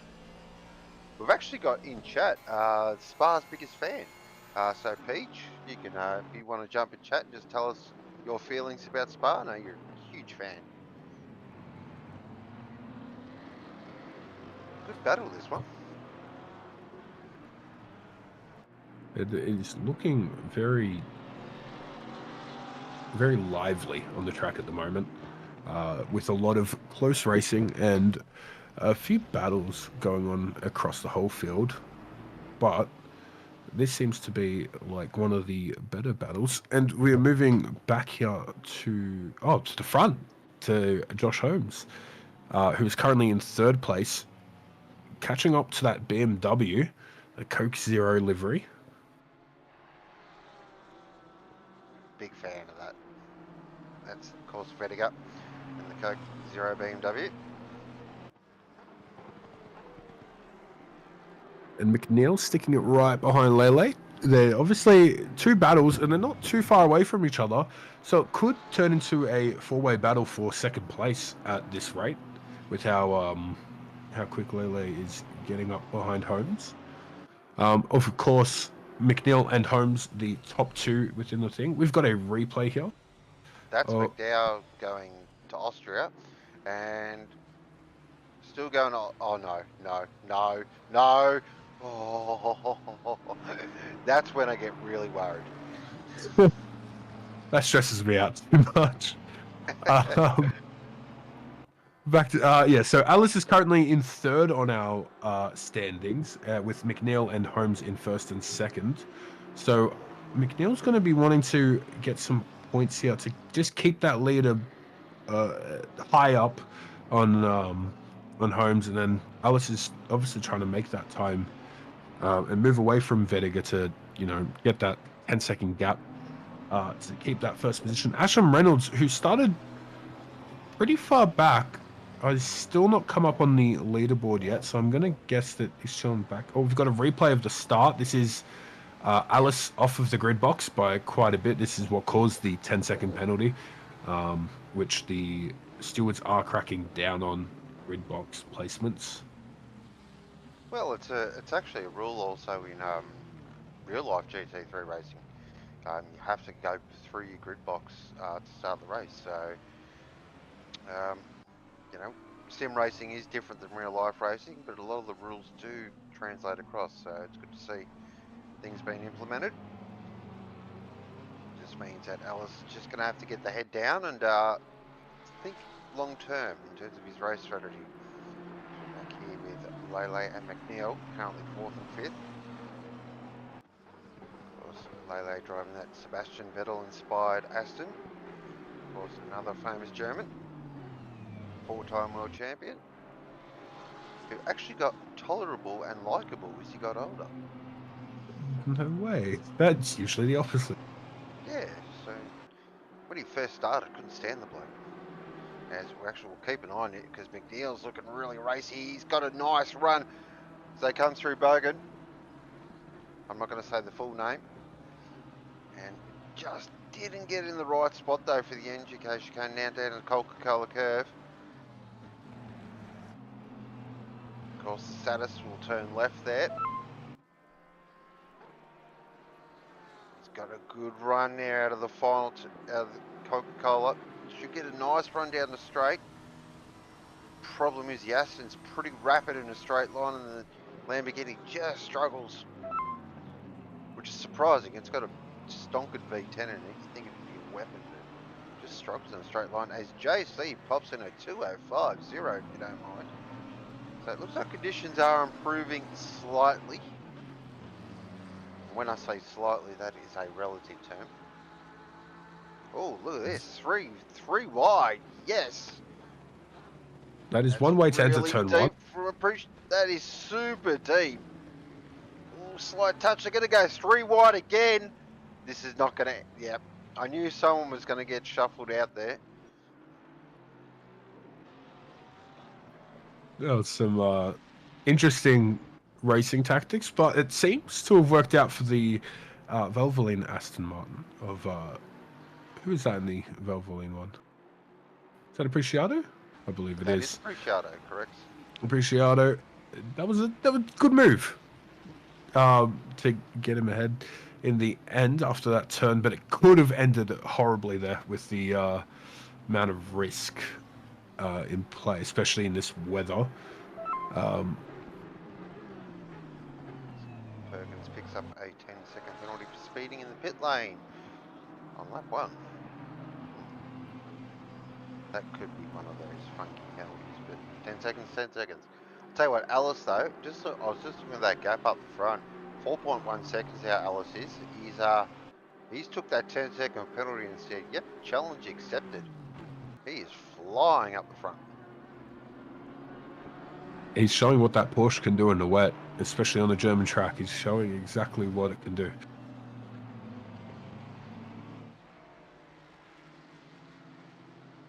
We are looking at it. Mustang sideways into the wall. And that is not where you want to end up. That is another 10-second penalty for speeding in the pit lane on lap 1. Wondering if there was a few pit starts, maybe?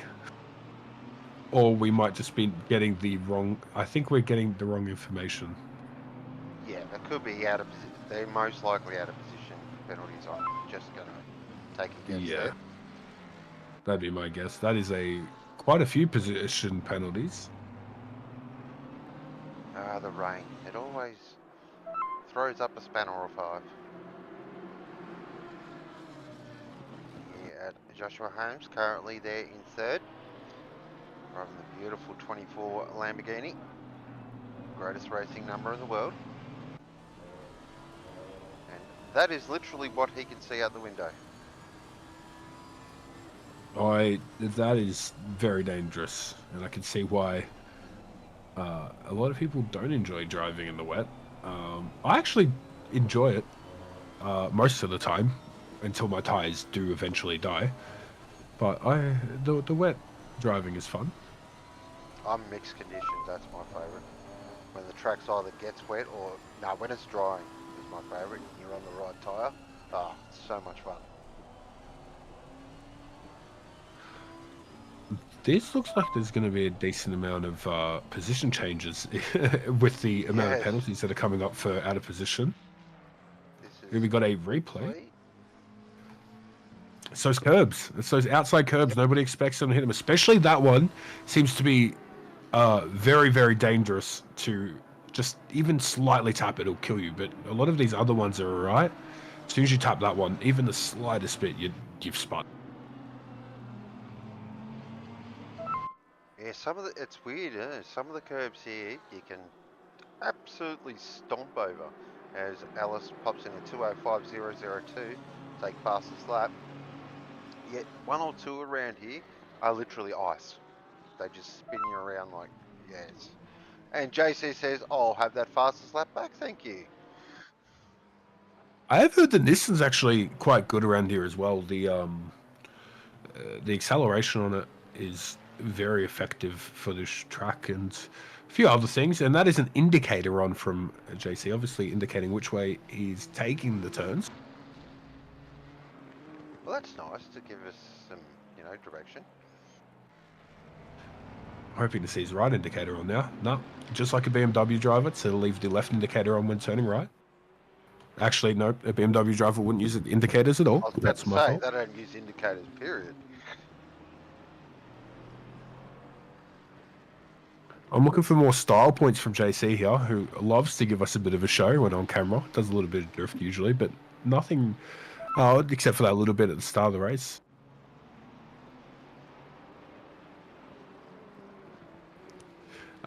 You should be offended, race control. You drive a BMW. Oh. That wasn't me. I had nothing to do with that. I do not endorse anything that Jaden says.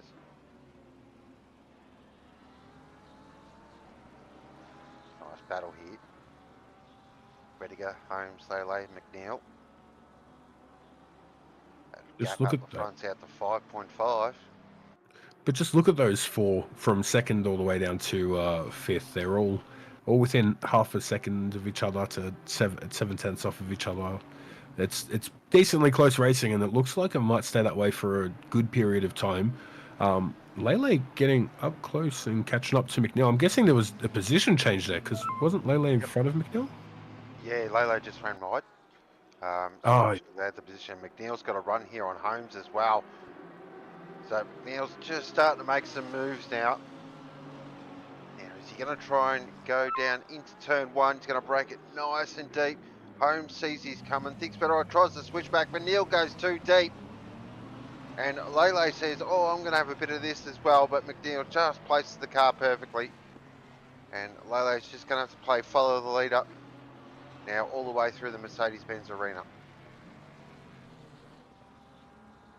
oh, and here's the replay of Lele going wide, I'm guessing. Yep, just not through there. That looked fine, and then come through Bogan, and just, yeah, right outside aero wash. Just the front end did not want to turn at all. And then the Aston not having much of a good acceleration, just not able to get back up to speed quick enough to keep it in front of McNeil, which is how obviously McNeil got ahead. But just look at the minimal amount of gaps between each of these drivers. They are fighting very hard, and we've still got 50 minutes left of this as we see the CrowdStrike Mercedes overtaking the Mustang, which I believe that Mustang still has damage from that crash earlier on that we saw. That is correct. And that would be Nathan Monk's winner of Poor Crowd. But we do watch Lele going around McNeil right there. I'm interested to see why McNeil was going so slow through that section. He looked a lot slower than the Aston, but the Aston is losing a little bit of grip there, which will give McNeil a little bit of an advantage coming out of the corner, but Lele's left the room there for McNeil. They're side by side. Is there enough? No, there's not enough overlap, and Lele gets back out in front for the chicane. Wow, McNeil was so lucky that he didn't get launched in the stratosphere then. That curve on the inside is brutal at the NGK. And if you look in the background, Thistleweight is like excellent. Here we go. We're on board here. Through the Schumacher S. Yep. No, good correction. Nice. Wow. That is a save and a half. But that would explain the speed difference as well. And it looks like the little battle between Lele and McNeil has allowed Thistleweight to catch up and get right up behind McNeil now. And as all these people at the front battle it out, it will allow some of the people further back to gain a little bit of time on them and maybe try to sneak up a position, as well as we see a Mustang go slightly wide there from the slide. That gap in the front, 6.3 seconds. So Ellis has really got the foot down here. He's trying to actually cover that 10 seconds off. Of course, that will be served when he takes his first stop. So doing a huge job here. Just looking at Dylan McDowell. chasing a very second-hand Mustang of Monks. Oh, that line, oh, that Mustang looks like it just does not want to turn at all. I mean, it's a Mustang, it doesn't turn at the best of times, so.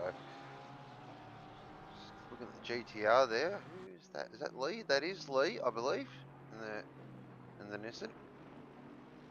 Currently has the best time on the track at the moment, so Yep. definitely driving hard. We'll see if he can make his way around the two Porsches ahead, which will not be an easy task. Rain is still continuing. Look, I'm just going to go out on a limb here. This is going to be a wet race, the whole race. I just can't see it drying out in time, but stranger things happen. Back up with McNeil and Lalo now. Fast lap for Josh Holmes, 2:04.3. Track is definitely getting quicker. I'm going to take a wild guess to say the rain might be lightening up a little, and with all the cars out there as well, the track will be... Whoa, this Ooh. way. Wow. The track will be having a slightly bit of a drier line now with the amount of time that we've been on the track now. So the track should be able to have the cars pick up pace, and maybe we could see them drop down into the two flats eventually, especially if this rain lightens up, which I believe it was supposed to. I'm not sure what the weather's looking like now, but it still looks like it's horrible to see out there when you are in the car. Definitely. So as I was saying, we are in the Rhineland as well. This is the part of Germany called the Rhineland, famous for their Rieslings. And of course, originally the track featured 4 configurations, as we're looking back here at Lee and Monks. And I thought Lee was going to try and send it around the outside then, but that GTR just didn't want to play ball. So you have to tuck back in and look for another opportunity. So yeah, 4 configurations. Of course, we had the Gemmenstrecke, which is translated to the whole course. And of course, we had the Nordschleife, which we all know and love, or some of us. And then we had the Schutterschleff, which is the South Loop, the old South Loop. And then, of course, there was the Zielschleff, which is the Finnish Loop. And then the Betonschlepp, which is the concrete loop around the pit area. If you do have AC, for example, the OG AC, you can actually get the OG Nurburgring with the South Loop as well and have a spin around that. If you think the Nordschleife is scary, the South Loop is terrifying. And it's a very long lap. So, yeah, if you're into that sort of classic sort of motorsport, highly recommend it. It's good fun. Well, now I want to go try it. I know what I'm doing after the commentary tonight.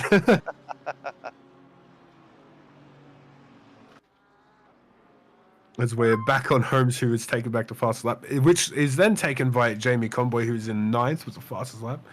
South Loop 24 hour, that would be horrifying. And it looks like, from what the weather is at the top, the rain will be decreasing and then increasing again. So, could we expect a flooded track? I hope not. No, we definitely don't want a flooded track. That would be very suboptimal. But I think this is probably as wet as you want it. I don't think you'd want it any wetter than this. Any wetter than this, and you really start aquaplaning, starts to become a real serious conversation. As Lee now throws it straight up the inside of Monks, gets that done easily. I don't think Monks is going to fight this too hard. No, think's better off. You'll tuck that back in behind Lee, and I'll keep trucking on. Back up with Holmes now, who's still got vinegar in his sides, but that gap up the front now, 7.5 seconds. That is becoming danger signs. One thing for Monks as well is he's in a bit of a dilemma because he won't want to pit because that will be a lot of time off for the damage. But he's also currently losing a lot of places because of the damage. So he's got a bit of a dilemma whether he wants to go for the pit and maybe chuck on some fresher, a new bonnet or whatever he needs to chuck on to get that damage gone and be able to drive at his full speed again, or whether he wants to just try to deal with the damage as the race goes on. And I'd guess he's hoping that the rain will stop and he'll get a chance to do it during that kind of pit stop. Well, exactly. You couldn't agree more. Sort of, yeah, you really want to time your pit stops here. And and just get them absolutely nailed, because you can definitely gain positions. And this battle here between Holmes and Vediger has been raging the whole race, as Lele pops in a 2:04.005. That's a very good lap in these conditions. Now down into T1. This tricky hairpin that you can get the wheels off the deck. Oh, again, Holmes just looking really aggressive now. Wants to get this pass done, but you've seen this before from Rediger. He just knows how to place that car absolutely perfectly, but he runs it a little too deep as they head into the arena. And that's going to allow Lele to get a bit of a drive as well. Holmes now, he's going to try and go around the outside. This is bold. Oh, there's a slight touch here. Is he going to... Oh, that is incredible. Can he keep the nose up so he can send it? No, tucks it back in. Great exchange, though, between two very high-class operators. And that was some good racing right there. Very close, and you're going to always have just that little bit of contact sometimes when they're side by side like that, pushing for the corner. And nobody want to give up room. Well, Lele tries to peek his nose into there, but look at this four-way race. We've got McNeil sitting at the back there behind Lele, and Holmes in the middle of it all, following Vediger up, who is just currently leading this pack of dangerous drivers. And when I say dangerous, I mean it because they're some of the best drivers we have out there tonight. I'm glad you clarified that. Also, because Holmes is likely to crash into somebody. I'm joking. Holmes is a great driver. Wow, drive by. Here's McNeil on Lele through Advan Bogan. That's at 250 kilometers an hour. That is as fast as you get. And gets it done beautifully. Tell you what, McNeil was not afraid to throw that Lambo over the curbs as well.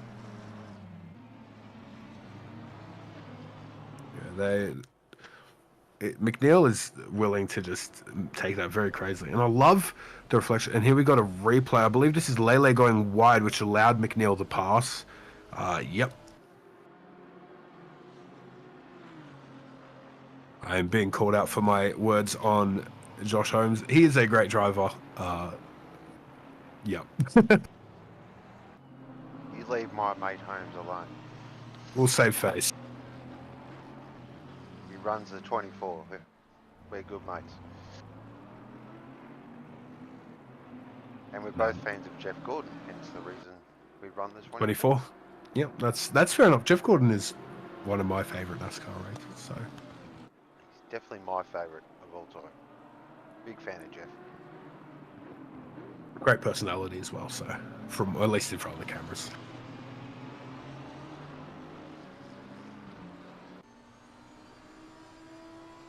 But returning to the track,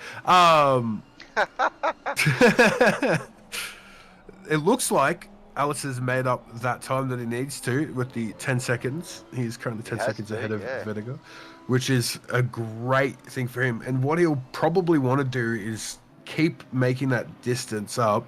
So if he does make any mistakes, or if the weather changes, or if anything happens, he still has that little bit of buffer room where he just can gain that gap again and not have to worry too much about losing that first position. But unless he does something really bad here, he probably has the race in the bag, and I'm probably cursing him right now with that. Note that down, everyone. 39 minutes 37. And Jaden here has called the race, so make sure everyone notes that down. Yep. Now just having a look here actually as well, Vediger's just trying to stretch the legs of that BMW. As I say that, he runs it slightly wide there, and that's going to allow Holmes to get a run now down into Vederholt. But just breaks it nice and straight. Oh, McNeil nearly ran up the back there. Had to really lean on those Lamborghini brakes. Did a good job. Don't know what it is about this track. It does produce some really good racing from time to time. It's just one of those sort of configurations that just produce a lot of 2, 3 sort of lines and a lot of 2 wide action, as we're seeing here in camera 2. And it's about to get really interesting because JC wants a part of this action as well. And you see 3 different cars here, all putting their power down in different ways. So we're looking at Burton. We got Convoy. Then that is McCullough just behind in the Valvoline Ferrari. So JC's up to 9th now. Oh no, that might be 8th. Yes. Go me. Yeah, a little bit of a battle for 7th, which is a nice, clean spot. And it looks like Alice has caught the first blue flag of the race. From at least what I could see on that track map there. So yeah, he's catching the 572.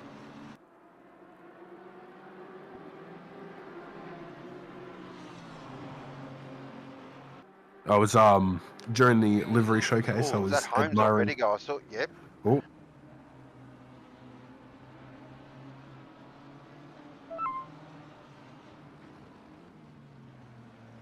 Oh, very close. I was going to Breno pops it at 203. Oh, just a little quick time.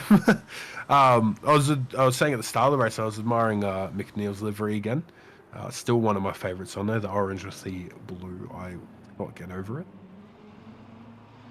I don't know why. It's just a very nice looking livery. Definitely one of my favourites from this series. Yeah, certainly. And look, to be honest, besides a certain Bendig, pretty much 90% of the liveries on the Lambo look amazing. That's why Bendig's livery is so famous, because he's managed to make the Lambo look terrible. It's a skill. It's definite talent. That is a beautiful livery though. That is gorgeous. It really suits the shape as well. It makes it look very sleek while also making it look very aggressive, which, looking at the front of the Lambos, they do just naturally have that very aggressive look, which I would not want to see in my camera. What I actually love about Lamborghini, they've maintained that wedge shape throughout their entire history. This of course started with the Miura, and then of course the Countach, and then Murcielago. But they've always kept that wedge sort of shape, which is a real design language thing, and it's nice to see that some car manufacturers are still keeping that that spirit alive. Porsche, of course, who haven't changed their body style in 40, 50 years. So it's nice to see, yeah, with a lot of car manufacturers these days going away from what made them famous in the first place. It's nice to see Lamborghini still flying the flag. I mean, you can just look at the evolution of, for example, the Nissan GTR, which has gone from a very boxy car to a very sleek design with the Godzilla and Nissan GTR, as some people would call it. Speaking of the Godzilla GTR, Jamie Conboy with the fastest lap of a 203.6. It's a good lap from JC. Geez, Vedica's doing a good job here. Just keeping Holmes and McNeil behind. He's just placing that car perfectly. Really impressive so far.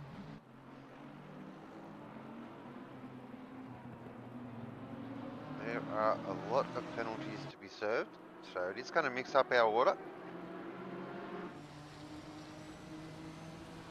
I am very interested to see how the race does come out. Oh, we've got a replay. JC. Oh, is there a gap there? There is a gap there. That is a lovely move. Beautifully done. Got given racing room as well, which we love to see from Burton.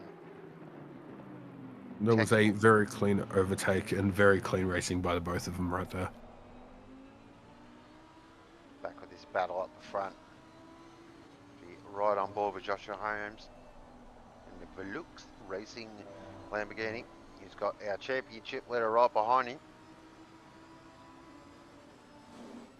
Just placing that car, just making Holmes think about a couple of things. Just give him, a few little brain worms. runs it slightly wide there. That's going to compromise his exit. McNeil now, can he just get that nose in there? So they go through Advan Bogan. Oh, no, Holmes runs very wide. But he still breaks it in a nice straight line for NGK. Has he ran it too deep? He hasn't. That's a great bit of driving. That was very clean to be able to keep that ahead right there. You've got to drive that extremely well when coming back onto the track, and he did exactly what he needed to.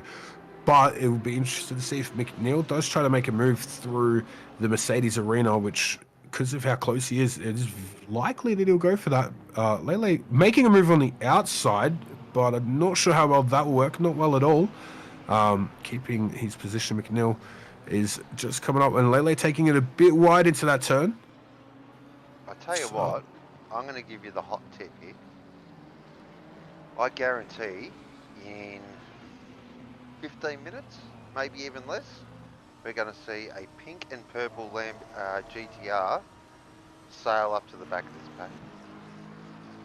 I do believe it. The speed that JC is currently running around this track is incredible. I'm surprised considering how much he likes to slide.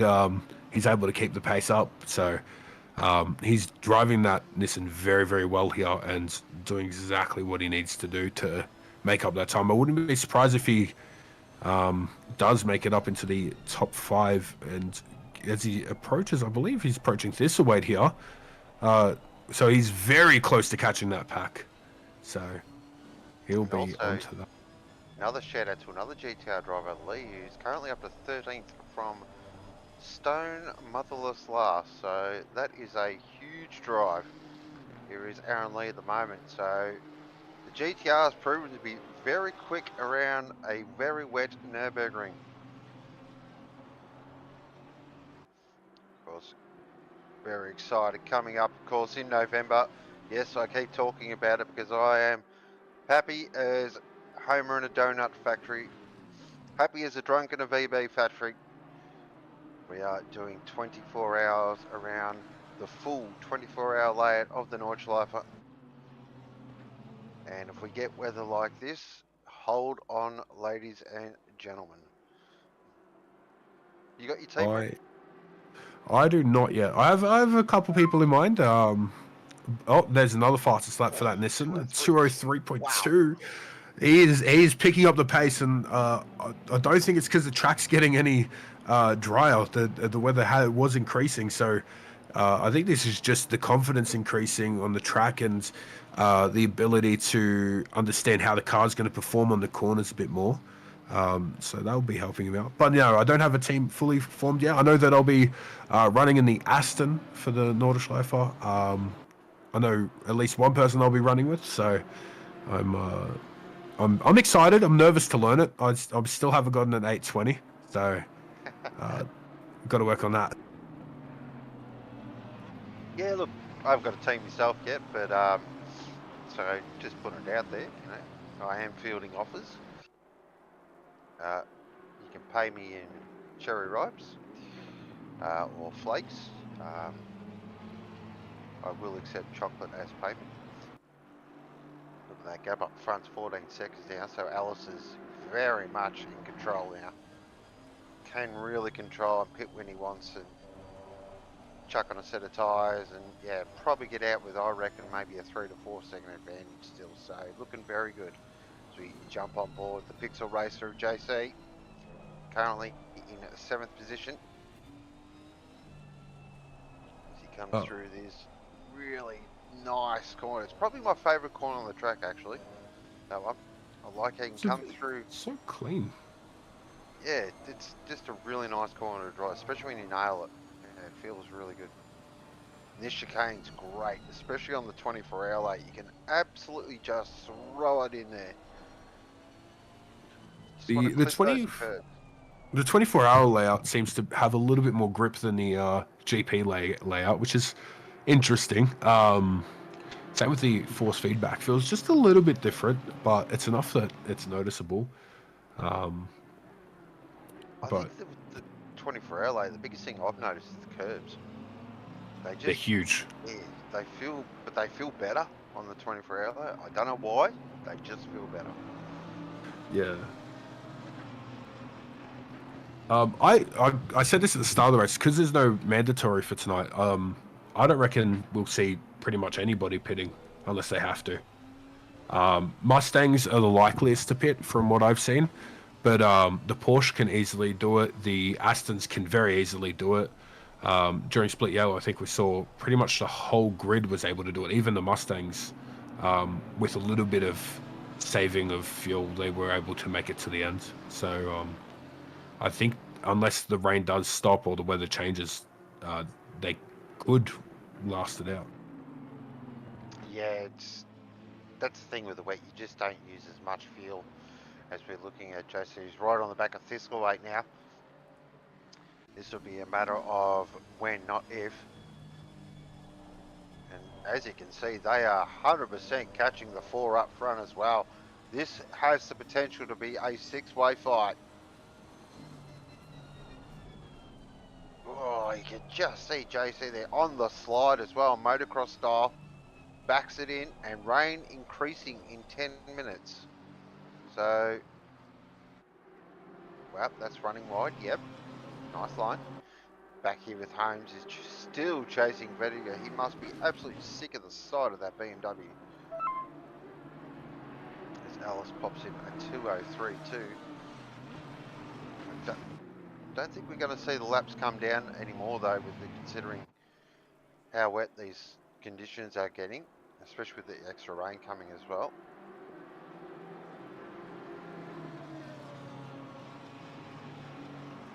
So 26 minutes to go, 75-minute race, no mandatory stop. So a lot of these cars, they will go without a stop.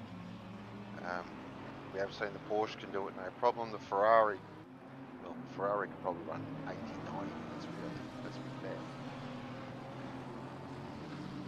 As I say, probably the Mustang's the only one's going to struggle a little bit on fuel, but a little bit of fuel saving, a bit of short shifting, and it should be apples. I mean, in this weather, I don't think they'll be too worried anyway. As I'm guessing another thing's happened there with McNeil again, all the way slowed down. I'm guessing maybe probably went a little bit too wide or slid a bit too much. So back behind Lele again, which does put him in the line of sight of JC, who is still just right on the back of Thistlethwaite, just waiting for his moment with his left indicator on. Do love that little touch. If I know JC, and I do, we've got a replay here. This will be McNeil just running a little wide and a little sideways. Jeez, he's had a couple of close calls in that Lamborghini, I'll tell you what. They fly through the Schumacher S now. Yeah, if I know JC, which I do, he seems to have an issue with button binding on his wheel. He don't know why, but he binds certain buttons to certain weird things, and it just confuses him. I think he needs a simple wheel, just with 2 paddles and left and right to steer, and that's it. That's all he needs. Doesn't need anything else. Doesn't need wipers. Yep. He sits on the front thing anyway. Oh, he's actually turned his wipers on now. He has. Which is surprising. Oh, he's ran too deep there. I thought so. He's given back that position to Thistlethwaite, unless no, he's not going to. He's just going to give that position because I'm guessing that cut wouldn't have done him too well. So the gaps are just opening up a bit now with our front. These drivers. So Vediger and Holmes, they're still attached at the hip. Lele's right there as well. McNeil's got a bit of work to do, so we go back here with Lee, who just sails past Scanlon, if you don't mind. I think Scanlon just thought, you know what, I'm not even going to bother fighting that. Good choice. With Lee's performance today, from all the way from last to 12th now, still trying to push up to get into the top 10. And if he's able to get within 15 seconds of Johnston, he'll be there. He could have a chance this race. And it looks like JC has gone past this weight again, but they side by side entering the turn. And JC with a little bit of sliding, but has managed to keep it out in front. And it looks like Burton's also caught up and is going to look around Thistlethwaite, but is not going to go for any move here. So everyone's trying to make those pushes now. We've got 23 minutes left of the race. So they will be driving hard and driving fast. Driving fast, I think, is a foregone conclusion. As we've got a replay here of JC on Thistle 8. Should just slide this underneath. Hot knife through butter style. Yep. Easy as I like. Oh, Thistle 8 did want to have a conversation about... Oh, wow, that was a bit more than a conversation. Oh, just got a little taily there on the exit, which just compromised his traction. But he's got back a past again. What is going on here? Yeah, seems like a back and forth battle between the two right now. I've been super impressed with Thistle 8 this season. I felt like he's just found some pace in the McLaren. Because he used to drive the Audi and the Mercedes. So, is this JC doing JC things? Right out Oh, for style sideways, points. touches the curb at Schumacher-esque. All that momentum lost. JC loves the style points, especially on those bigger corners, like That is the true. Schumacher S, where it is more available to get that car out and sliding. So, oh, and they're back, and with JC in front again. That's just off of the first turn, so I'm guessing there's a little bit of a slide there from Thistlewaite or something to allow JC to make it through. Now, let's see if JC can hold it this time around. Well, that's the thing. He's got pace, like real proper pace. So if you just get the head down, he can very much close up to the back of this battle we're seeing in camera 1 here, which is, of course, McCullough, Holmes, and Lele. And McNeil's just dropped off the back a little bit there. I don't think McNeil will be too concerned. He's got quite a substantial gap in the championship, so he's looking pretty strong here. He's basically at the point now where he just has to finish, and he will wrap this Split Blue Championship up. Of course, you are watching Split Blue Octane Online Racing Simrigs.com Sprint Series. Of course, a big thank you to our sponsor Simrigs.com for all your sim racing needs. And if you are on the market for some sim racing gear, pop along to simracings.com, or if you're one of our fantastic OOR Patreons, you will get 5% discount as well. And the final thing, if you are in Melbourne, you can pop into their showroom and try before you buy, which is very exciting. I did not know we had a showroom here in Melbourne. I might go check it out. There you go. I'll go along with it, and we'll go for a Ribena afterwards. Oh, I'm down for that. And then we can watch Essendon lose to Collingwood.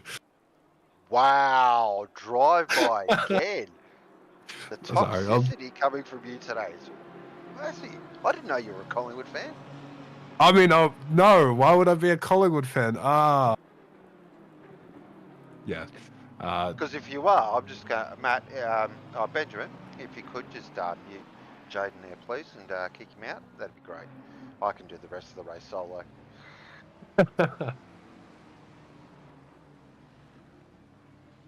20 minutes ago. This battle though. This battle though is fantastic. Really good battle as Aaron Lee pops in a 203.050 for fastest lap of the race. And he's just, yeah, doesn't look like he's going fast, but he's just having fun out there. Oh, Callum says yuck to both teams. And Callum is wrong. I mean, we all have wrong opinions. Yeah, just sometimes. Of course, Melbourne is in full footy final swing. Well, sort of. We've only got one team left, so, and it's Geelong. Race control says go the Swans. Well, Damn. Okay. not much we can say to that really. They're playing in the prelim, so. I can't even badmouth them or anything. Yeah, they're like I'll Geelong. give it a week. It'll be Geelong Sydney Grand Final. That's my mail, I reckon. I would not be surprised with how the season is going. Oh, we've got a replay here of McNeil getting up behind Lele.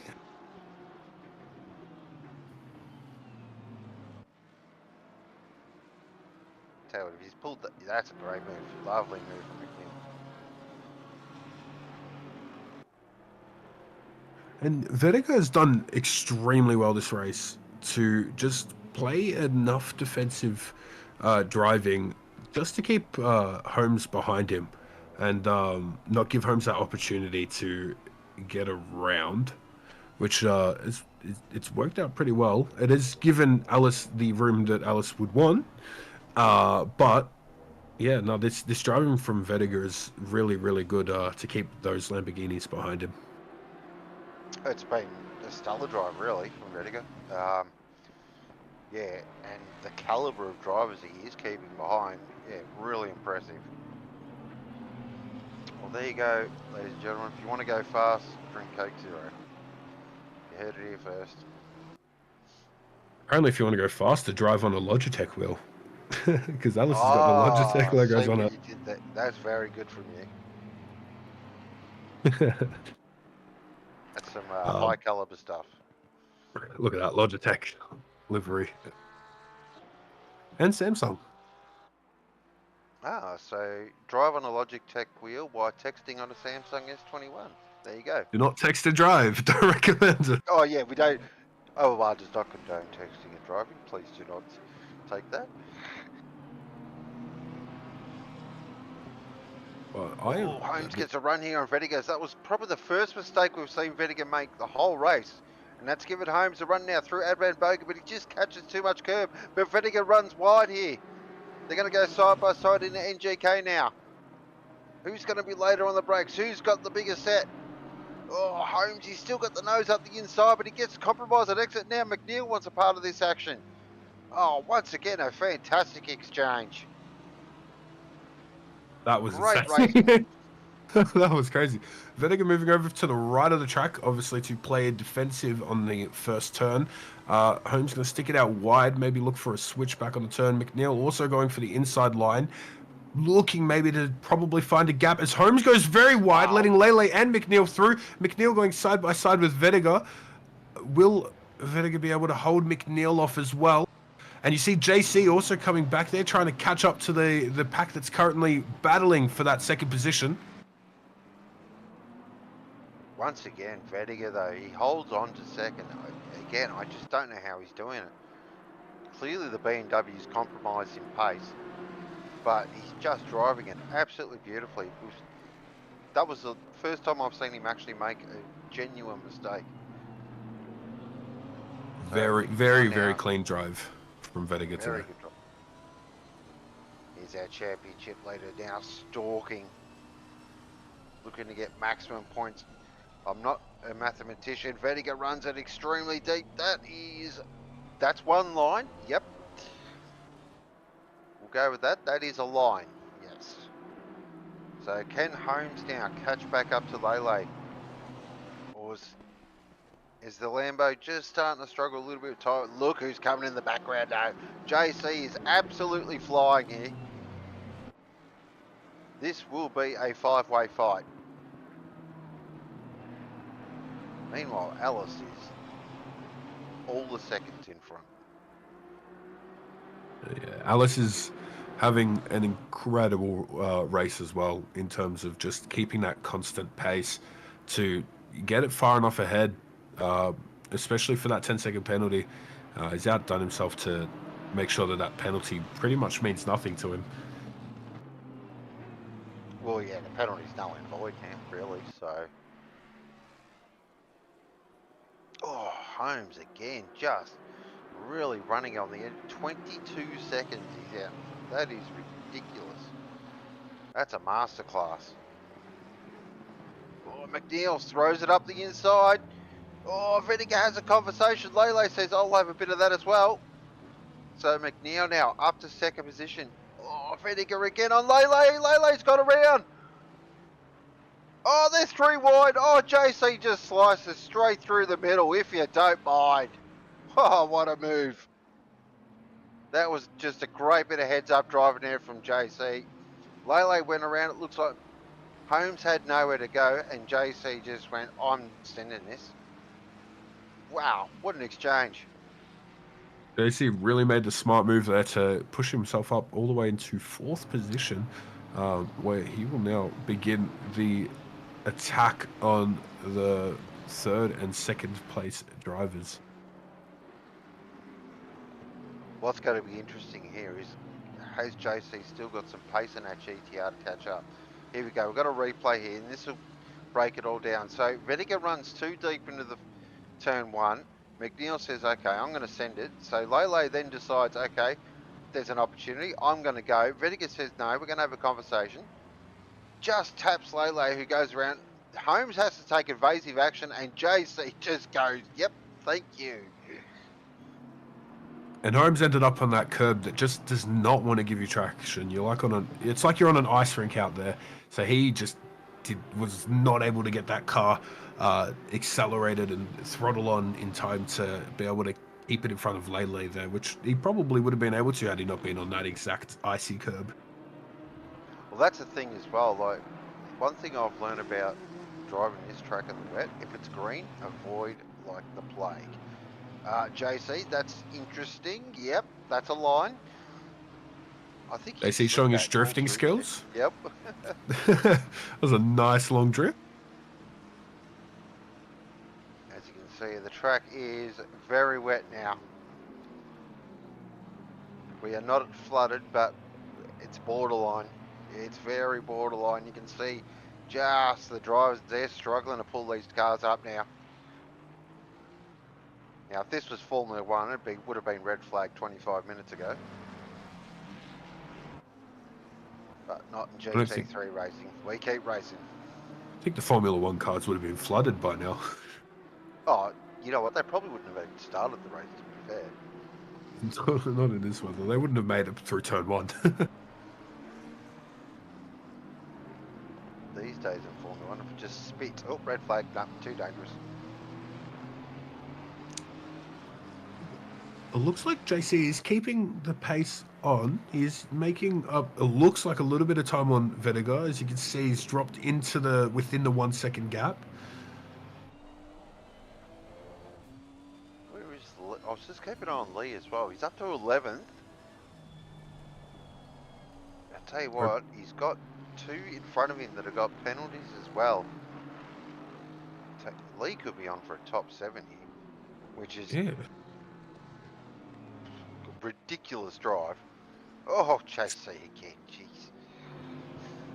He's had incredible pace throughout the whole race to just come from the back there and already be in 11th. That's crazy enough, but 12 minutes to make 6 seconds. It is possible. That's only half a second a lap. Yeah, I don't know, give or take. something. No, it's 2 minute lap around here, so... Second a lap. Yeah, second a lap. Possible, 100% possible.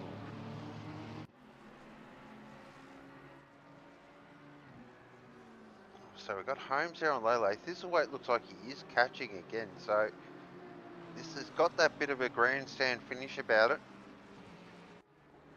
McNeil, I thought, McNeil actually is the one, oh, around the outside, Holmes. Yep, that is way too deep. You're not going to make that corner, son. That's going to give Thistlethwaite an opportunity here. Holmes just pushing really hard to make up those positions he lost when he went a bit wide. And there's a penalty for Vedica. For that would be from that tap on Lele. Well, that's just thrown a giant rhinoceros in the China shop. That's changed everything because that puts JC on the podium. And that has moved the whole Lele grid around. Yeah, that's going to drop Vedica down big time. That hurts. So the stewards have deemed that was Vedica at fault there. Of course, big shout out to our fantastic stewarding team. They do an incredible job.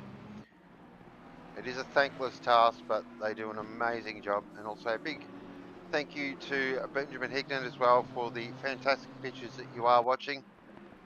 And I hope you are enjoying your Thursday night action. And of course, we've got Split Red coming up next. Of course, aka Split Asia, Split Blood.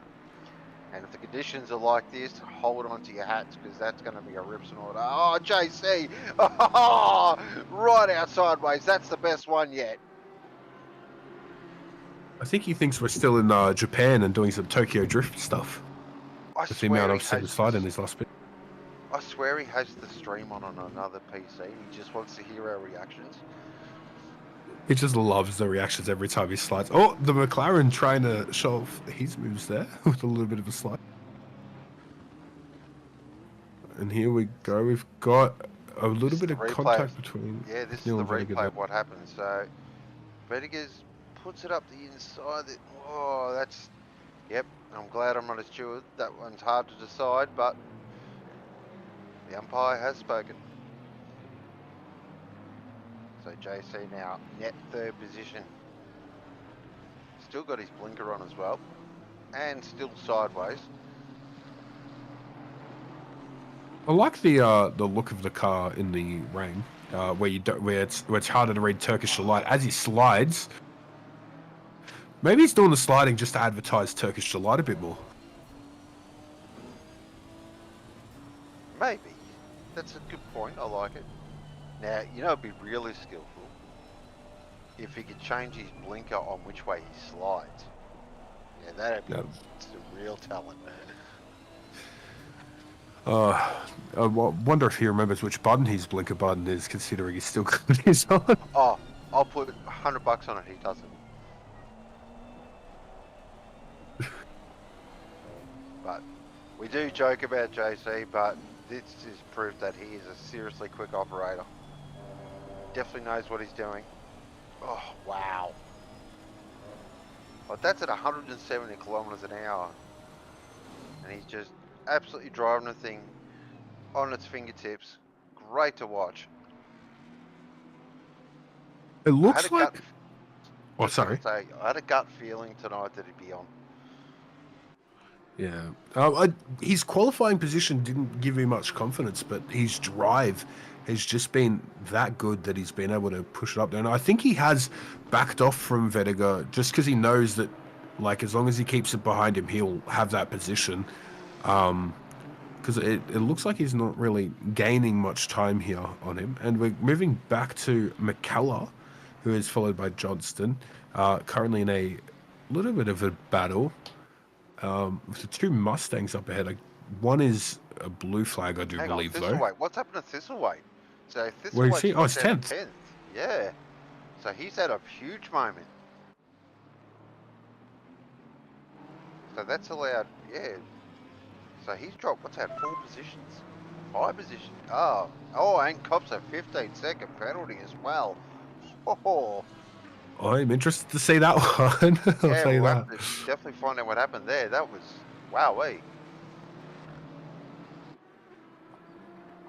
But yeah, some amazing racing, and it looks like the blue flags are also really getting out of the way and giving these leaders the space to get around them before the turns, so they're able to keep their battles up, which JC is right up behind Vediger now.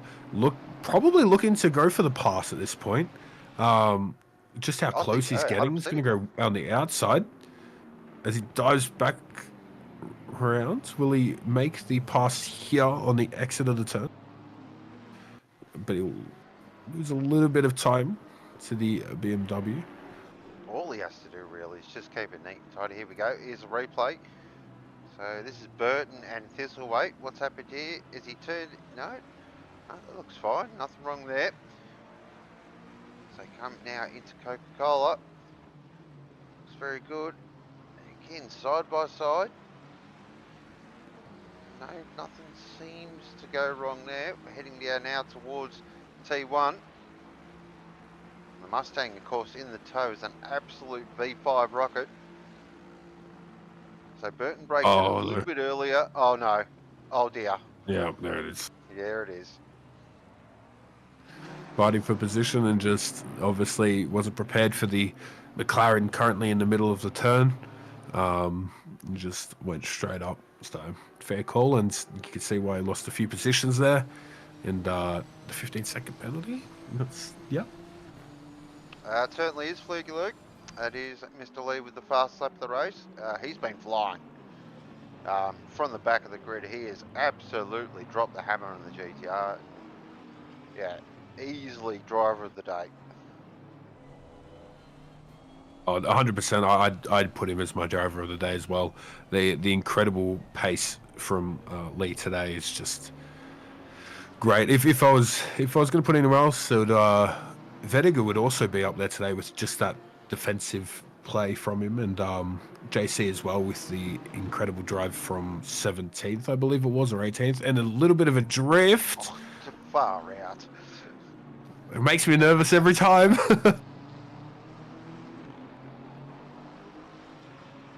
Such a shock. Yeah, always got to show off somehow. I've actually really been impressed with Burton's drive as well. Oh, look at that.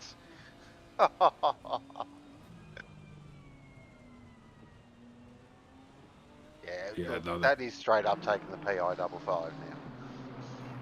It looks like he's just out there having some fun now. Yeah.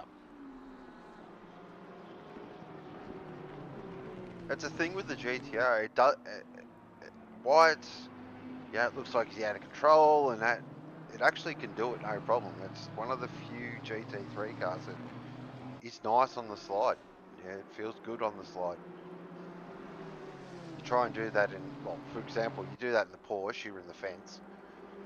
You do that in the Lambo, you're on the fence. You do that in the Audi, and it is straight death. You're in the moon. Yep. The Aston can sort of do it. It can do it, but it doesn't feel comfortable yet. The GTR just goes, yep, no worries, easy to like. GTR is like a nice holiday. And we are into the last lap of the race, I believe. We certainly So this has been a good drive from him. Alice managed to get up to almost 26 seconds ahead of McNeil, which is great drive from Alice there. And JC doing a big slide. I wouldn't expect any less from him at this point. So I'm interested. Sorry, I'm interested to see how the race does come out with the penalties throughout the top 10. It'll be. I'm interested to see where everyone ends up in this. It's going to be intriguing, but we know one thing we do know is Ellis is going to win this. It's been a fantastic drive.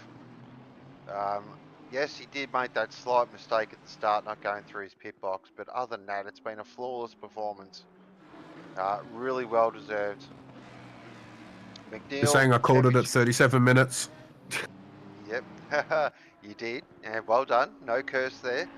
McNeil in second, our championship leader. I think that's going to be pretty much signed, sealed, and delivered. The championship, which is huge for Austin. He's really improved out of sight this season. It's been great to watch his progress. Really nice guy as well, Austin. He's one of the nicest people you'll ever speak to. Vediger in third, who's currently fighting with JC still. Yes, he did have that slight issue there with Lele, or with Holmes as well. But has been a great drive from Vediger. He's kept that BMW behind. JC's going to have one last dive. No, We have another lap. We do have Alice has another already lap. passed the finish line. Oh no. Oh wow, hope everyone got their fuel numbers right. I did Surely. not think that Alice would make it around the track in time, but it looks like we are on for another big lap. And this will give JC just another opportunity to have a clean podium where it won't be because of a penalty. So we'll see if JC will go for a move at any point here. I don't think he'll 100% want to, but knowing JC, he is likely to try. Guarantee he'll give it a crack. If he sees half a chance, he is absolutely sending it. You can see just his driving's just tidied up the last half a lap. It's just, hasn't it? It's just like, yep, I'm just gonna, drive it nice and straight, see if I can make a move here.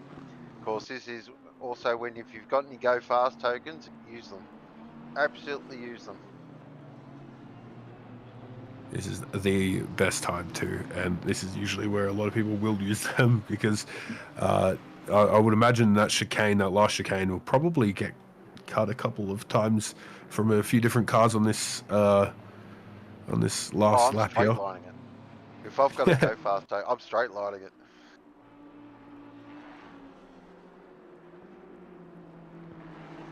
Of course, his order is going to shuffle up quite a lot. I tried to do some sort of maths and then gave up. I think Vertigo- believe. Let's have a look here. And that is Alice passing the finish line just Yes. about now. Great drive. Right Alice. there. Fantastic drive. Fantastic drive from Alice right there. Real classy. McNeil will pop it in second and will go close to wrapping his championship up. It's been a great season as JC absolutely sends it through NGK. But this will be a net podium for JC. Les Lele wants to have something to do about. Oh, that was a little too close for liking, but Vediger will finish on track in third, but we'll lose that position. JC in third. Lele will finish in fourth, and Holmes in sixth. Burton should finish in sixth, or yep, something around there. The rest of the order, I'll let it sort out because that's too hard. Oh, I can't figure it out. But driver of the day, Aaron Lee, stunning drive in that white GTR. Absolutely magnificent. Couldn't agree more. 100%. Great drive. Ricciardo as you can see. Scanlon come across the line as Ellis celebrates with a few doughies, which is very hard to do in the Porsche. I'm giving you the hot tip.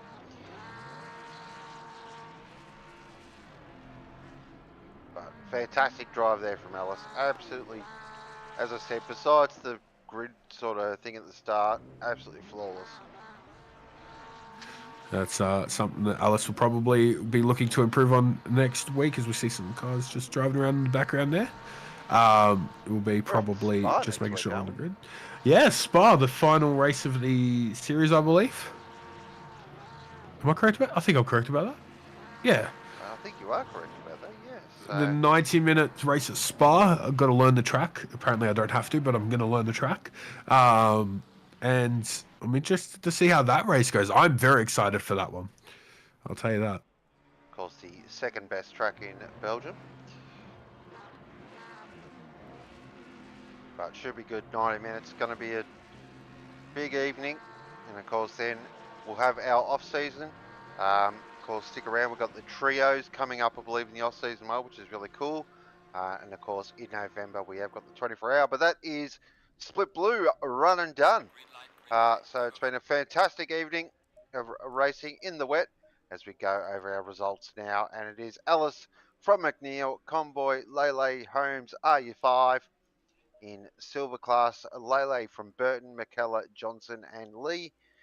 And in Pro-Am, Appreciado, McLaughlin, Curtis and Reed. And in Am, Williams, Strafford, Kung and Brooker. And driver of the day, 100% goes to Aaron Lee. Magnificent drive.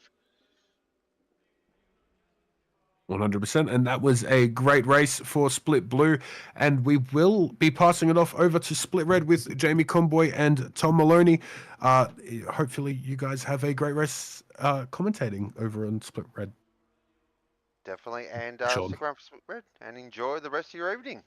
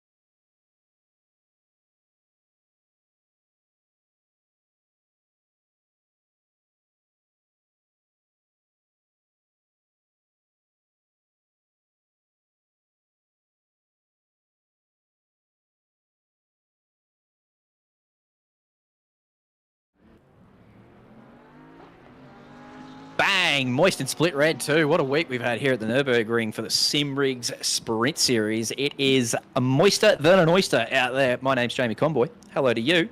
And welcome to Tom Maloney as well. Hello, sir. G'day, Jamie. G'day, chat. G'day, everyone.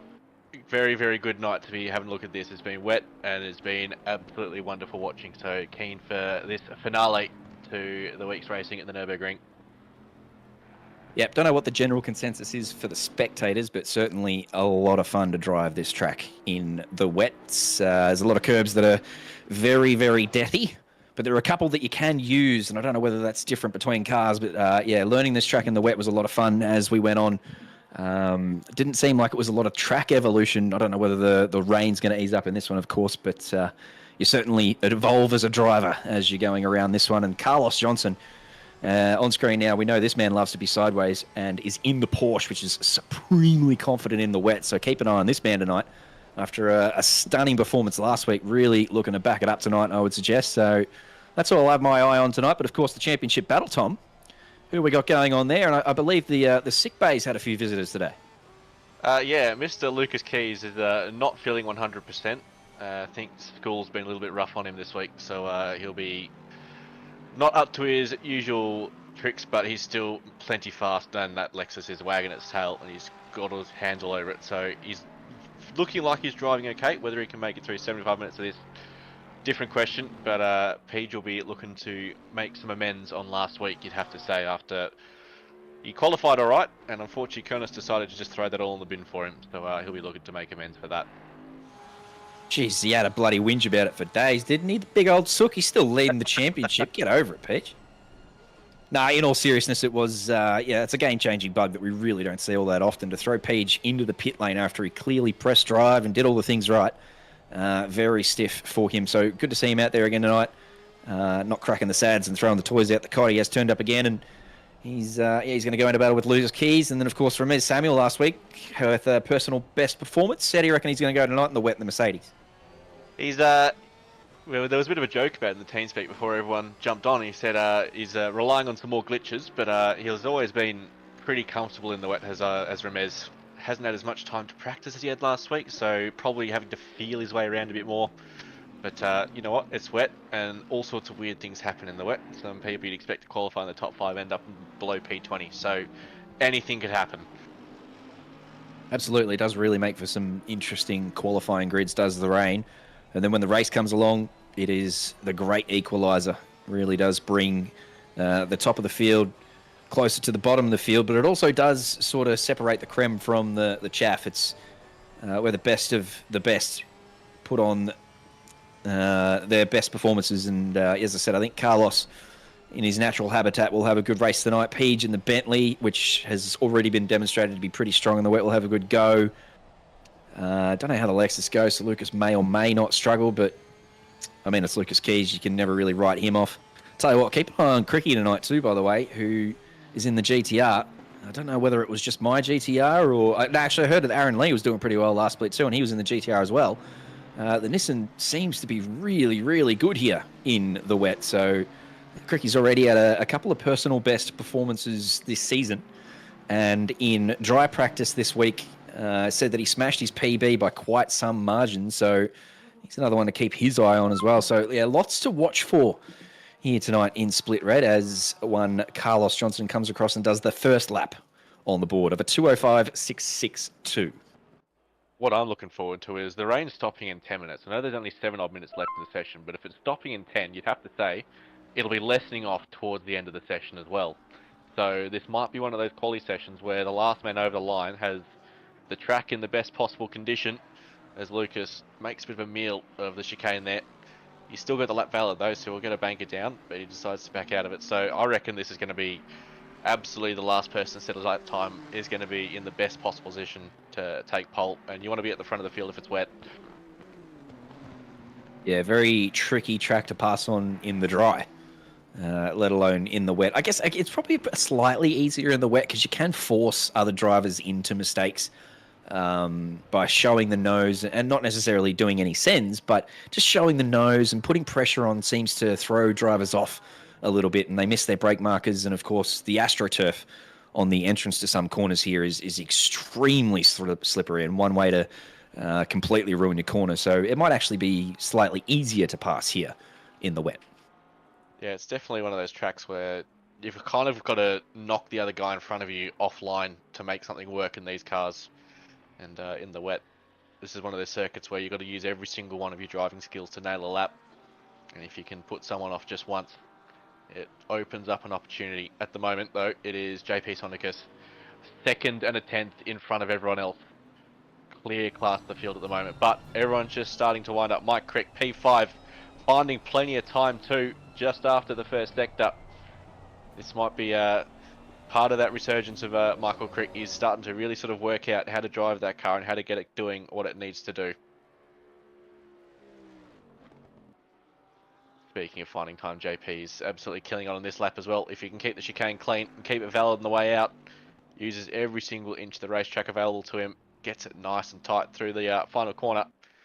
We'll see if he gets a good exit. He's still going to find 7.5 tenths plus, and that'll put him a second clear of Carl Johnson again, who had found a fair chunk of time as well. So JP Sonicus and Carl Johnson currently the front row at the moment. Mike Crick finding 7 tenths. That'll put him up towards that top 3 as well.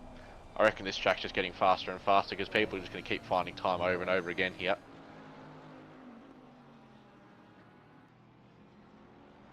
Dave Bartlett finding nearly 1 3/4 of a second. This will launch him up towards that top 3 as well. Pete Viney in the top 10. So Lucas Keys has gone within 3 tenths of JP Sonicus. We're here with Mike Crick. He's found a second over his previous lap. We'll see if he can keep that gain up. He's found a bit more time in the last corner as well. Coming up towards the line. That'll launch him up well and truly into the top 3. Mike Crick, that is an excellent result for the GDR Master. But JP Sonicus again finding a 1/3 of a second just in the first sector and a little bit. This track is ramping up real quickly and it doesn't look like it's raining anymore. It's not raining anymore, so I don't think it'll go dry enough for dries, but it'll be whoever's got their wet tyres in the best possible condition to make it to the end of a lap around here. And there's a lot of corners, so it's very easy to overheat those tyres. JP running a little bit wide through the S's there. Doesn't bleed too much time. We'll see how he takes these next couple of chicanes.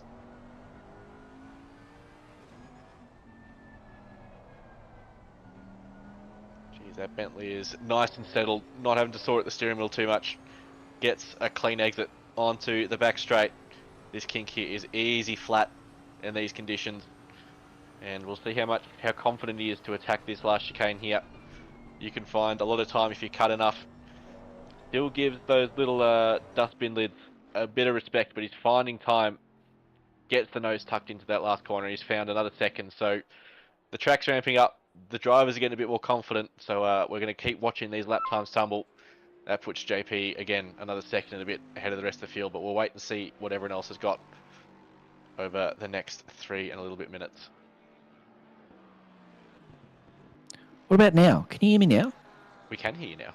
Oh, for fuck's sake. I've been talking and you keep cutting me off. And I'm like, what is going on? Because I'm looking at me push talk button. I'm clearly live. I was blaming you for it. No, it was me. I touched my microphone and it's got a mute button on it. Unlucky. Idiot. Professional broadcaster / commentator / streamer. Goodness gracious. I said watch out for those Nissans. And Cricky up there in P5. Underwood was also up there. I think he's sort of P6 or P7 a bit before. But lots of drivers improving on their second and third laps. Cricky in a bit of traffic here. That McLaren in front is the, I want to say the 888 McLaren, and it's on a valid lap, so he's got no way of getting in front of it unless he pulls over. It's just it. He's got no time to get out there and do another one, so he's just going to have to bank that. But a P5 for Cricky is a bloody good effort.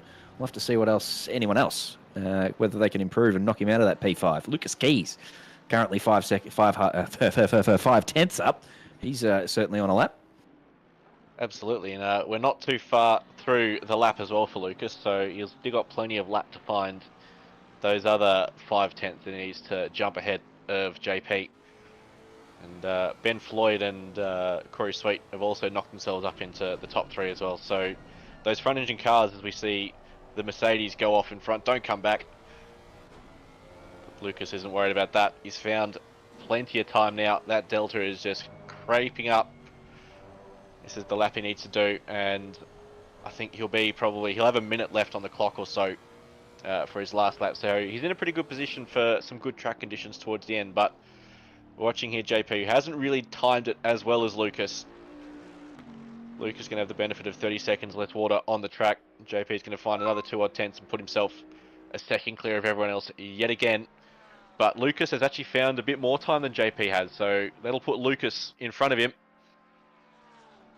Yeah, Lucas is cooking now. I don't know how much he's got left in this chicane, but he'll send it. He will absolutely send it through there. He did, look at that. Gained a tenth on the entry, but then just kind of lost a little bit on the exit as the car got a bit upset. Nice late braking into the last hairpin, and then good exit as well. So keeps all of that. This will be provisional pole for Lucas Keys, 2:01.470. 2 tenths clear of his championship rival.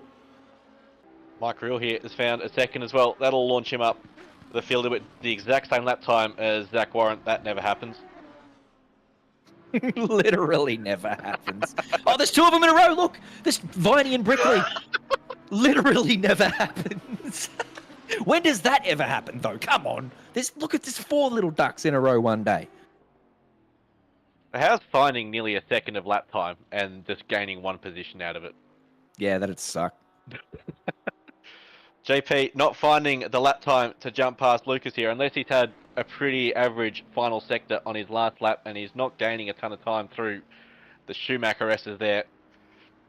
So he's going to have to put something absolutely mighty through the last sector, is the South African.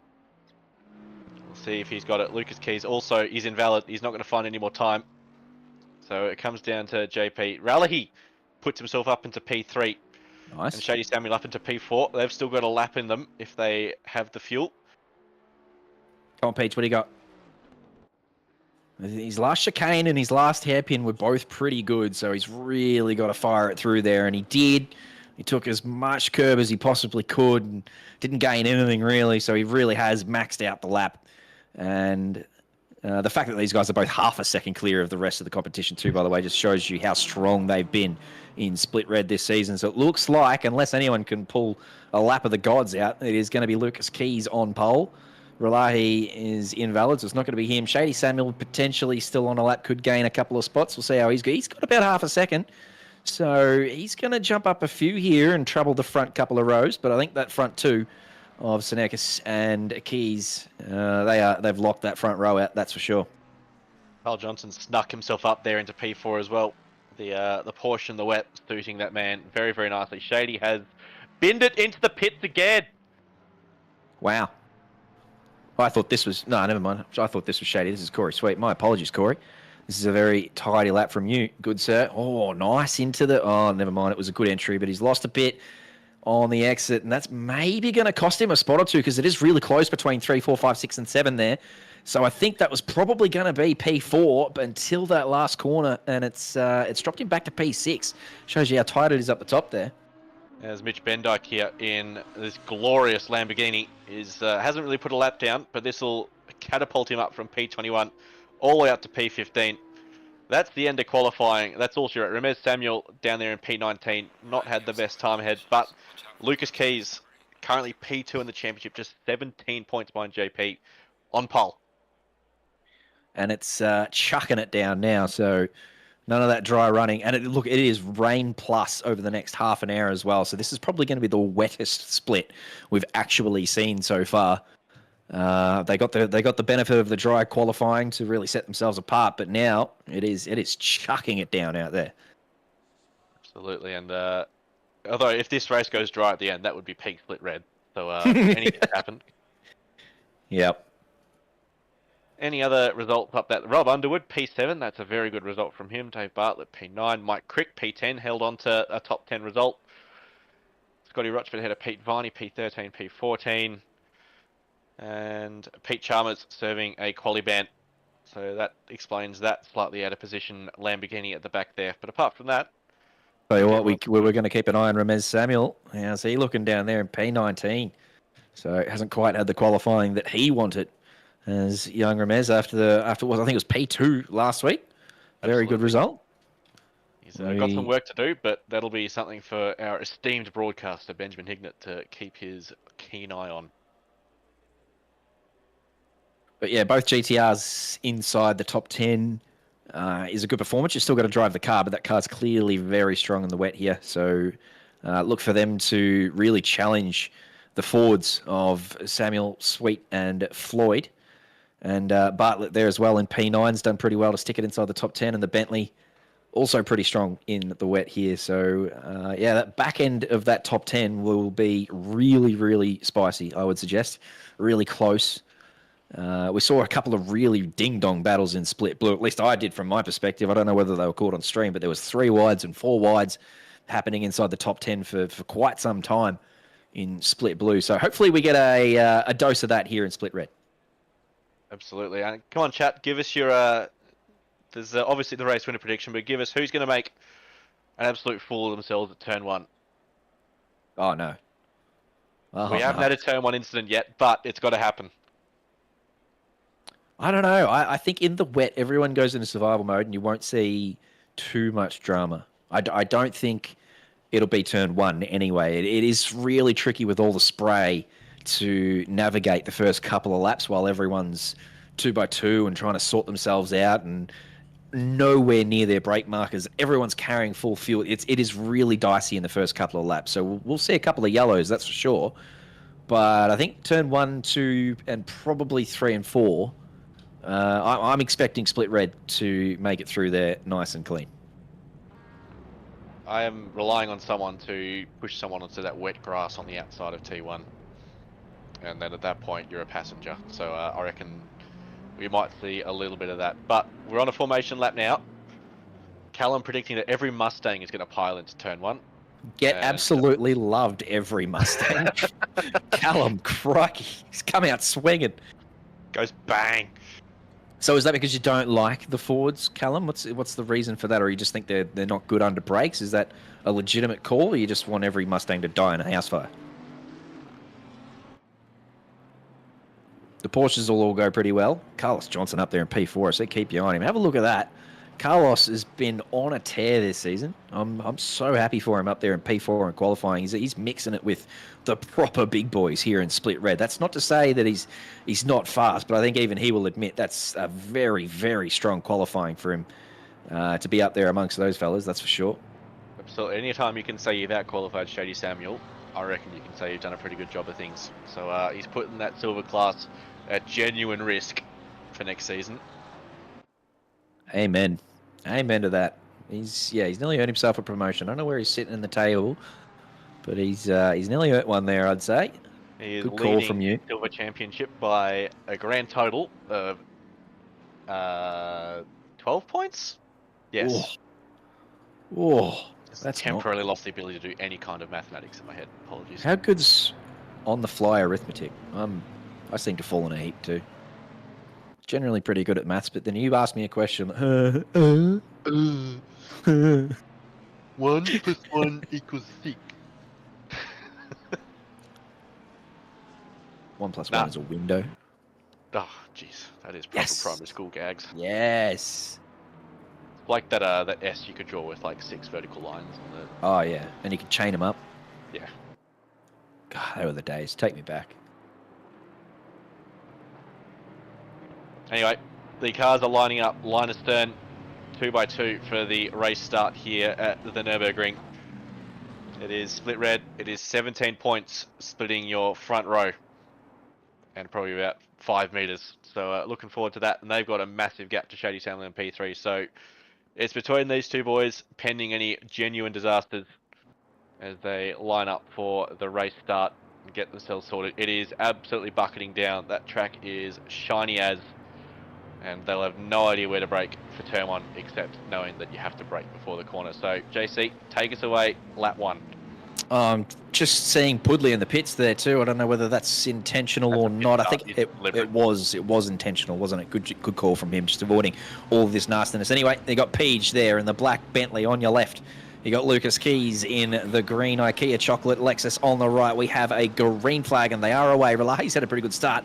The two Mustangs, I think, of Samuel and Sweet just coming together a little bit, but they managed to avoid it. As Page is going to lead them down into turn 1 with the late braking, and Lexus is Gonna let him have it a little bit. Oh, it's a nice exit though from Lucas Keys, who's gonna have to go around the outside of this corner, and there's no grip out there.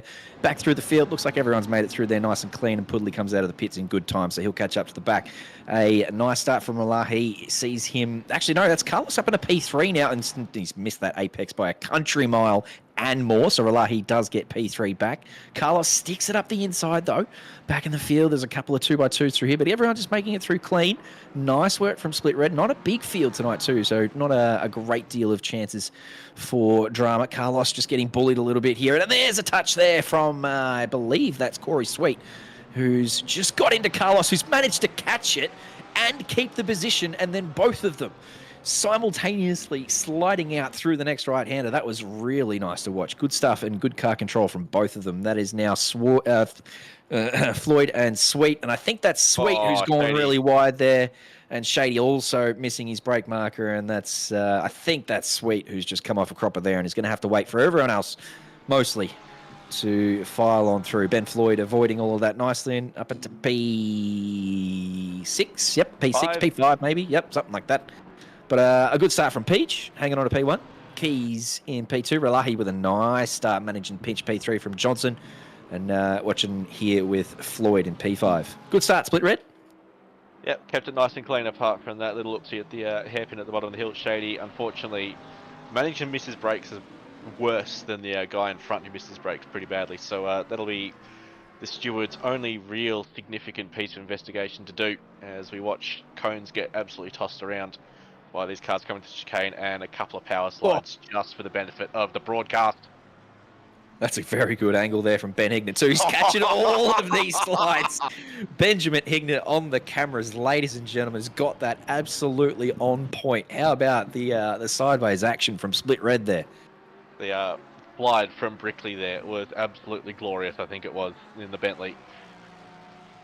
So Shady Samuel with a bit of work to do. That's put Pete Viney up into P7, Mike Crick into P6. As you do, we'll catch a replay of the slide here. I think it might have been more than a slide and engaging whoopsie territory. And, oh, no. Oh, no. Done well, kept it out of the wall, and he'll chuck the TC off and get it turned around. He'll keep going, but yeah, it seems to be the Fords having a bit of trouble through there, but that was a Bentley who got sideways, so... Brickley, unfortunately, who's had a bit of a cracker of a start, and it's unfortunately put it all to waste. So Shady here, having a look at the inside of Zach Warren into the start of Sector 2. We've got a bit of a battle here between Bartlett and, is that Gosling, maybe? Bartlett going pretty wide. Oh, save it. Oh dear. Oh no. Down in the same spot we saw the last accident into that hairpin. Oh no, sorry, that's the left-hander before the hairpin. Never mind. That's that's another innocuous one where it just missed a brake marker and turned him around. So another one for the stewards to have a little gander at. Shady Samuel back here at P12 now. So he's got a lot of work ahead of him, but there is plenty of time. A 75-minute race here at the Nurburgring, and depending on what the weather does, it's going to be a no-stop for most of these drivers, especially now in the rain. You use a little bit less fuel. Look at this. You can't see anything coming down here. And he's just he's tried to brake at the same spot as the cars in front of him, and it just hasn't worked out. As you said, it looked like Sweet sort of missed his brake marker a little bit, and because Shady's chosen that same brake marker, it's just all come a cropper. Absolutely, and he wasn't even being particularly aggressive going into it. He'd started backing off well before the braking zone, so just being unsighted, we're hearing as Carl Johnson has made a bit of a boo-boo at the chicane, and that's invited Ben Floyd to have a look around to the outside of the final corner. There's not a whole lot of grip out there, and the Porsche just drives away a little bit. We've got a replay here. He just misses his braking, and I think luckily manages to sort of rejoin in a manner that means Ben had to check up a little bit, and that sort of saved him a little bit of pain. Yeah, and then looked like he had really superior grip into that last corner. As you said, there's no grip on the outside for the Ford, but yeah, Carlos just managed to tuck it into the apex and get the drive out. And is probably going to hold on to that position. This is down into turn one after that. So these two still going at it down into turn one. Oh, look at that. They've just helped each other around a little bit there. That's not too shabby. Probably a racing incident. Play on. Nothing wrong with that. Oh, there's a bit happening now in Split Red. They're all getting a little bit messy. That was a Porsche going around. I don't know if Shady pushed him around or that accident was sort of happening before he got there. Ben Dyke gets into the side of Shady as well. Shady's having a bump every car on the way through kind of date.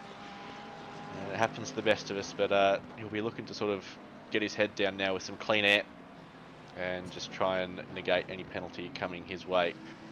He's bullying people, isn't he? Coming back here from, I think it's P16 originally, up to P12 now, but he has just sort of elbowed out a couple of drivers there. The McLaren of O'Brien and Ben Dyke as well. So Shady's just got to be careful he doesn't pick up too many penalties, because he can outdrive these guys and can make up some really handy positions. But if he gets too many penalties, it'll be all for nil. So he's all good here. The rejoin there from O'Brien's, that's fine. And then, shit, that's unfortunate. Yeah. And then down under brakes here, he causes a bit of trouble for O'Brien. And that's a touch there. So, yeah. Oh, it didn't look like a huge hit, did it?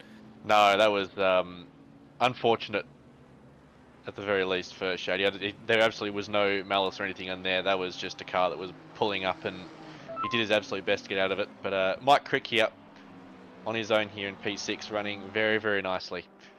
So Shady's not the steward's best friend at the moment, but he's their only friend. He is been making them busy and making them earn their money. Cricky, having started in P10s, he had done very nicely. Real and Ananyake and Viney, they were all outside the top 10. So those guys have just cleaned up the mess of everyone else, and they've done very nicely. Underwood in the other Nissan, a penalty for not starting over the grid boxes. So that's been a rule that's been made pretty clear by the stewards going into this week. They can't break their tucks. In Underwood's defence, it's very hard to see those grid boxes as you're coming over them on the race start because of the rain. But everyone else managed to do it, so Underwood will just have to cop that one. As JC mentioned before, no expected pit stop, so that'll be a post-race penalty unless something extraordinary happens, like the rain stopping, which we're not expecting, given it's currently under German spring storm. We're here on board here with John Hislop, who's P2 in the AM class for this race at the moment. You can see P1 just ahead of Corey Sweet here, and you'd expect Corey to clear the McLaren of Mr. O'Brien reasonably quickly. So we'll wait and sort of see if that and it has happened. So O'Brien and Hislop nose to tail for P1 in the AM class.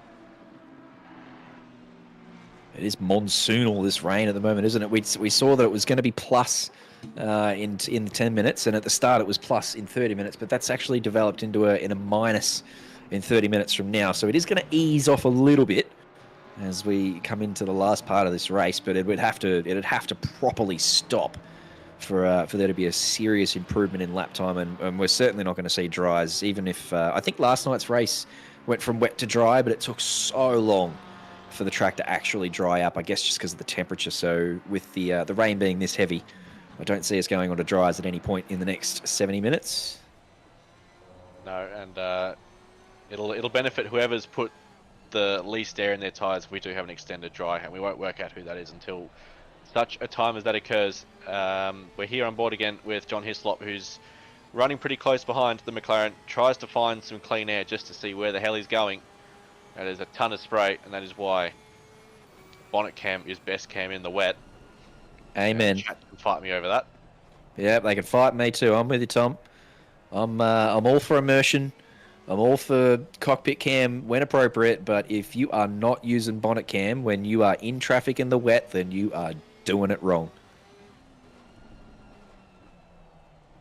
Alrighty, we've got a example of what bonnet cam looks like from our broadcaster, and you can see that there's just no having to worry about that windscreen wiper. There's no having to worry about the spray. It's just the little bit of mist you get off the car in front, and that's all. I tell you what, I don't know whether it's just because of the broadcast, but it's actually not even that bad when you're driving the car yourself. I don't know whether that's a difference between driver and broadcast, but I was watching that bonnet cam there. I was like, that's actually worse than what it is. Maybe I'm hacking, maybe I'm cheat coding, but mine's nowhere near that bad. I would suggest it's probably more about where you're focusing. As we are watching here, Corey going up the inside of Mitchell Bendyke. That'll for P11. He's snatched that position there. I reckon it's just a case of where you're focusing, because when you're racing, you're looking a long way ahead, whereas we're just looking at the screen. We're just looking at whatever's going on in front of us. Yeah, could be a good shout. Jesus, there's some skid marks there at the end of the Schumacher S. So someone has taken a bit too much exit curb and thrown it into the wall there somewhere at some point. This is a beautiful livery. We've discussed this a couple of times. Ciuffatelli's Bloodsport Porsche. Another one from Benjamin Hignett. A 2:04.8 from Jean-Pierre in these conditions is quite fast. I expected these guys to be sort of 3, maybe 4 seconds off the pace of Split Blue, but that's already just a second off the pace. So he's already checked out too. 3 seconds up the road from Lucas Keys. He's got this Bentley well under control and has just put in purple after purple. And to be down in the 2:03s already, as I said, is quite impressive from our championship leader.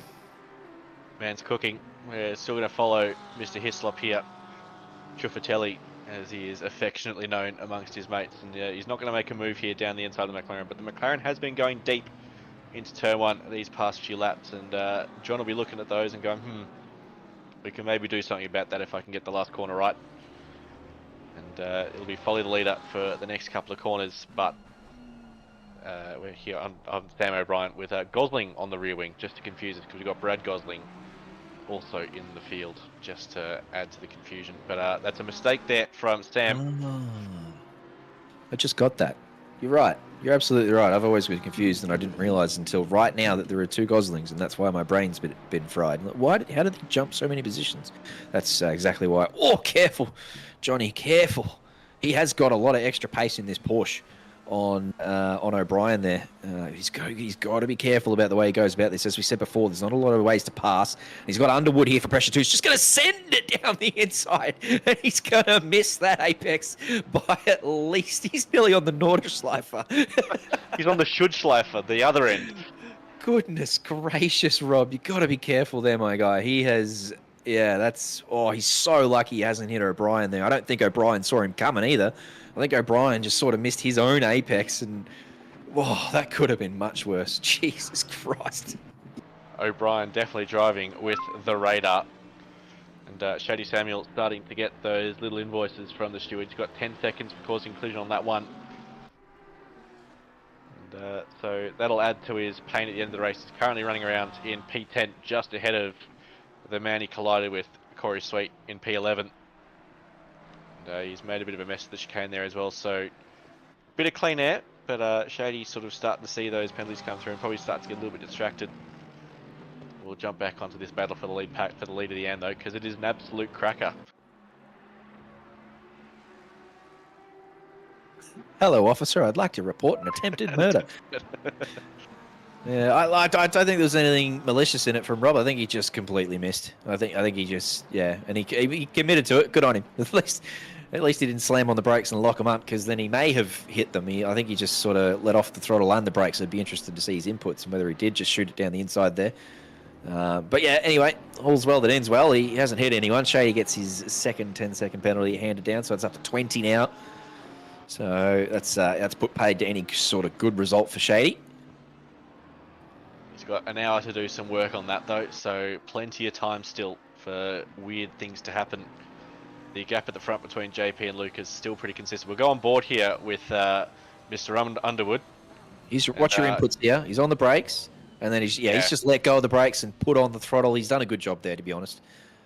So yeah, obviously understood really early on that he'd made a massive error, and got off the anchors, didn't engage, didn't lock them up, got on the throttle and managed to avoid killing other people. So yeah, a pretty good effort there when all was said and done. Absolutely. We're missing a McLaren from this picture.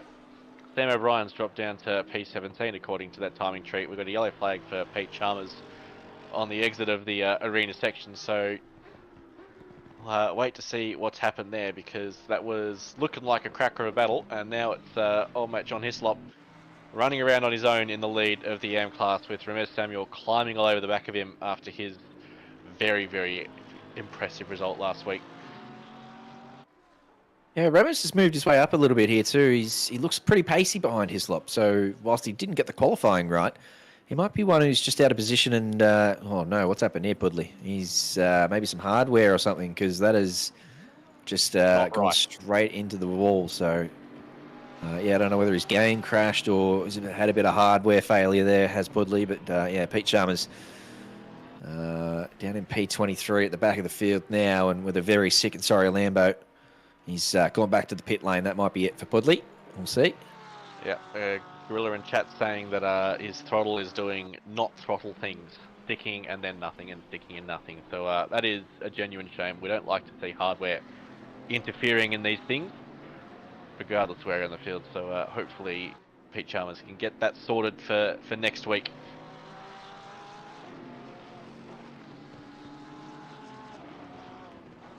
So a good little battle here. We said we were talking about before. Ramez looks pretty pacey here, and he's using all the track, and it looks like he's got that Mercedes well hooked up. The Porsche doesn't look like it's stepping out on John. It just looks like Ramez has got a bit of extra pace. Here's what happened to O'Brien. He said he was, he's dropped off, and he's just had a bit of a tank slapper around the right-hander in the first sector there, and gone off track. So unlucky for O'Brien.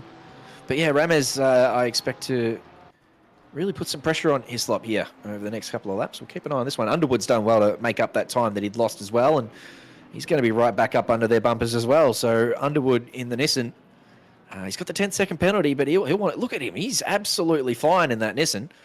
So he's just got to get this done carefully. He's got to be careful. He's clearly got the pace, and Ramez will be feeling that pressure. So Rob's just got to go about this the right way, and if he does and doesn't get himself any further penalties, he could still be on for a reasonable position. Absolutely. I think Rob also has to keep in mind that he's racked up a fair few penalties. He loves a pen this season, and we are keeping track of those and just making sure that there's slightly more severe penalties if you start racking up pens. So he won't want to get too many more for risk of a race or series ban.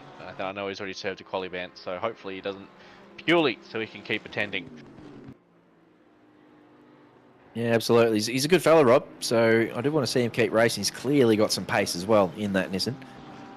But as you said, just come under the ire of the stewards a few too many times already this season, and now with another 10-second penalty here as well. And as Toto said, an attempted murder there as well. So he does. He's got to be very careful here, Underwood. So we'll keep an eye on him. But Jesus, he's got pace in this GTR. It is good to watch him go about his business.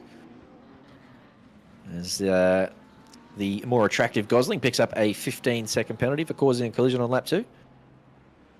Rob's going to have a crack around the outside of turn 2. There's not a lot of grip there in the wet. You can do it in the dry, but not in the wet, and backs out of it because Ramez missed the apex of the turn 1 hairpin. So it'll be back to nose to tail for the next little bit.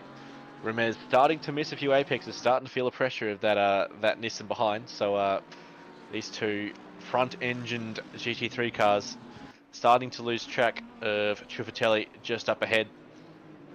And I think Rob will be hoping that he can get past as quickly as possible so that the Porsche doesn't get too far away. But he gets an absolutely massive tank slapper on the exit there. That wet curb is not your friend in these conditions. And that's put him a little while off the back, and he gets another little wiggle on the way down into the hairpin. And that's starting to bring the Porsche of Zach Warren into discussions here as well, as to whether this is going to become a 3-way in the next few laps. We'll grab a replay of this little tank slapper here and watch the counter steer here. Oh, yeah, that outside curb for sure. Yeah, once the TC grabs that outside curb, it can really throw the GTR around. So good catch though. Nice work. I have absolutely no data on which of the Goslings is more attractive, by the way. I just sort of threw that out there. I apologise to both Goslings. Getting amongst all that. Jesus Christ. Shady gets another one. That's lap 3, so they're really starting to tick up for Shady now. That'll be 35 seconds in total for the man currently in P3 in the championship. 3 cars with Gosling logos, and only one of them actually has the last name Gosling.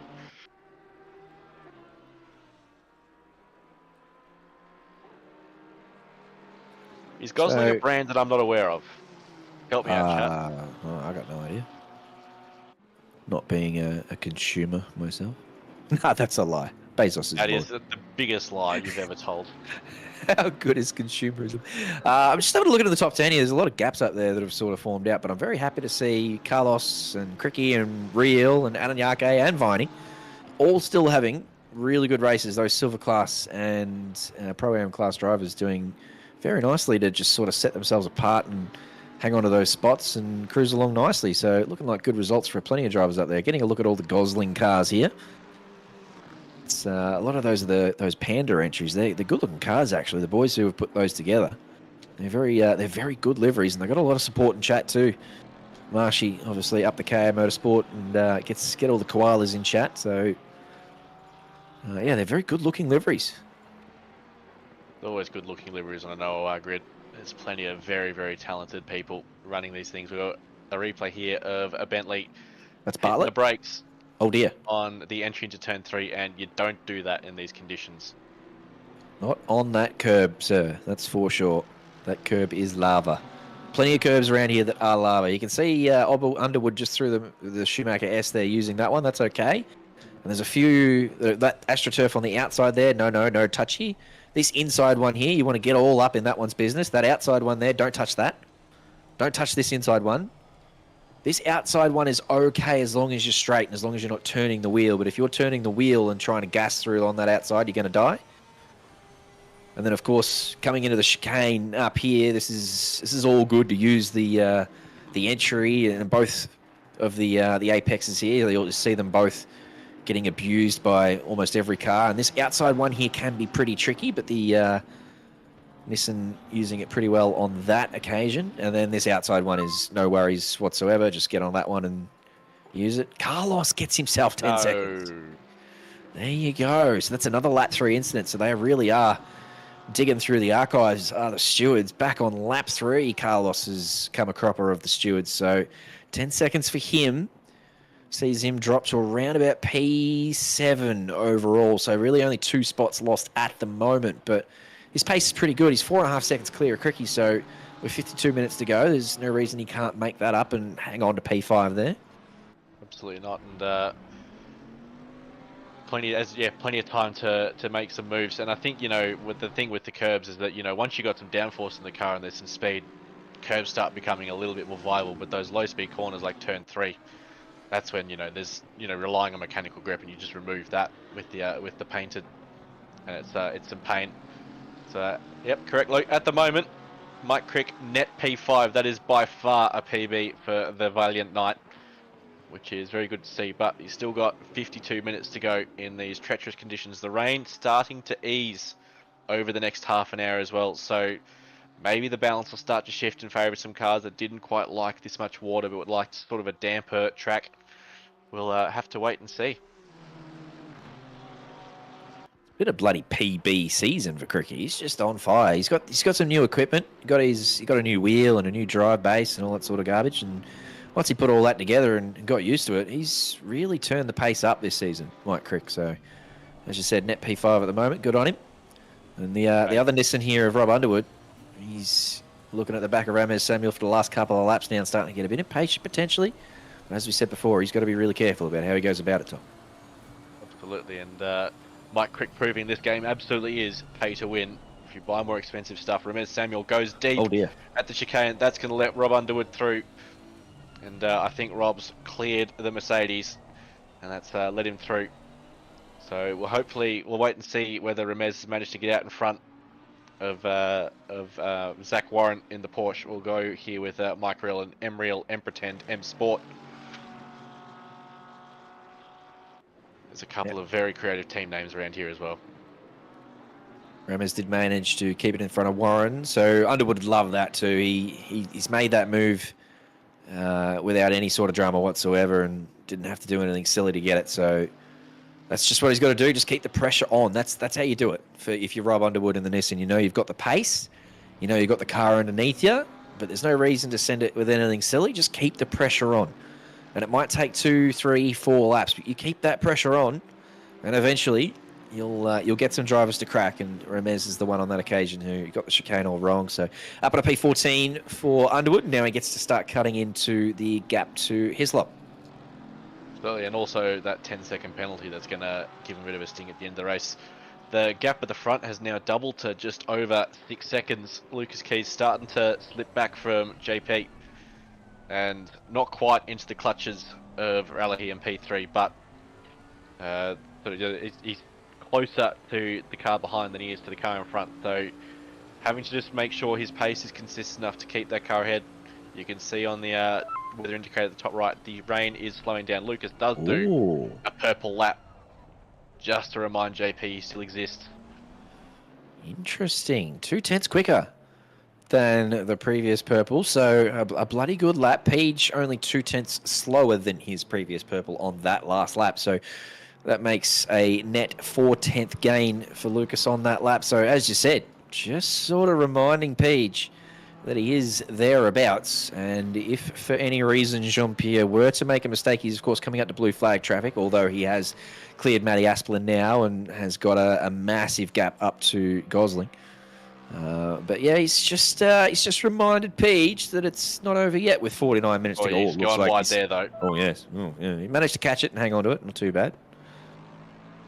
Never mind. Stewart's been a bit busy. Dave Bartlett copping a 10-second ticket for a collision on lap 4. They're starting to catch up though. We've finished lap 3's penalties. We're into lap 4. I want to keep an eye on our car 156. Adoniaki has an absolute train of cars behind him. We're here with Raleigh, who's sort of in a bit of no man's land, but there is a train of cars behind Melith here, running around in P8. He's got Pete Viney, he's got Corey Sweet, and he's got Shady Samuel, all within sort of 5 or so seconds, starting to pile that pressure on. And that Mustang is a difficult car to pass, but if you make a mistake, it doesn't matter how difficult a car is to pass. Yeah, that's been the suggestion from the Ford drivers too. Diabol's and he had a personal best in Diabol's, but he also said it was very, very hard work in the Ford. And Jacob Weatherburn also last night suggesting that it's not the best set of conditions for the Ford is these kind of rains. So it's Corey Sweet for lap 12. We've skipped from lap 4 to lap 12. There I don't know whether that's a quick fire one, but we didn't see much action between lap 4 and lap 12, did we? So maybe they have caught up. Good on it. We love our stewards. Goodness gracious. Tip your hat off. They have been really busy here in Split Red, and they're doing God's work. Nice little tree of red on the right-hand side, just showing all the work that they're doing. On the left-hand side? Oh, the right-hand side of the tree. Shut up, Jamie. Yep, you're right, Tom. Play on. And if anyone's keen to jump into the box as well, they are always looking for volunteers. Feel free to reach out to the stewards overlord, Alex Army, and he'll get you set up. We'll get you running through the rookies just to make sure you know what you're doing, and then you'll be handing out penalties to the big boys left, right, and centre whenever you're ready. It's good fun too, learning how that process works, and it can be a little bit stressful at the start of a race, especially. Obviously, you see how much work they have to do sort of towards the start of the race. But once it all sort of peters out, you get to just kick back and chat about the race with some guys who really know what they're doing. And as I said, you get to learn the process and what goes into making these decisions. And it certainly makes you a better spectator, that's for sure, and probably a better driver too. So, as Tom said, if you're interested at all, for sure, just stick your hand up and they'll have a look. Oh, Tarks getting a little bit messy there around the 2, 3, 4 sector, but hanging on for now to that P9. Can see that Sweet and Samuel both have massive penalties too behind him, so it won't be too stressed to let those faster guys through and just follow them through.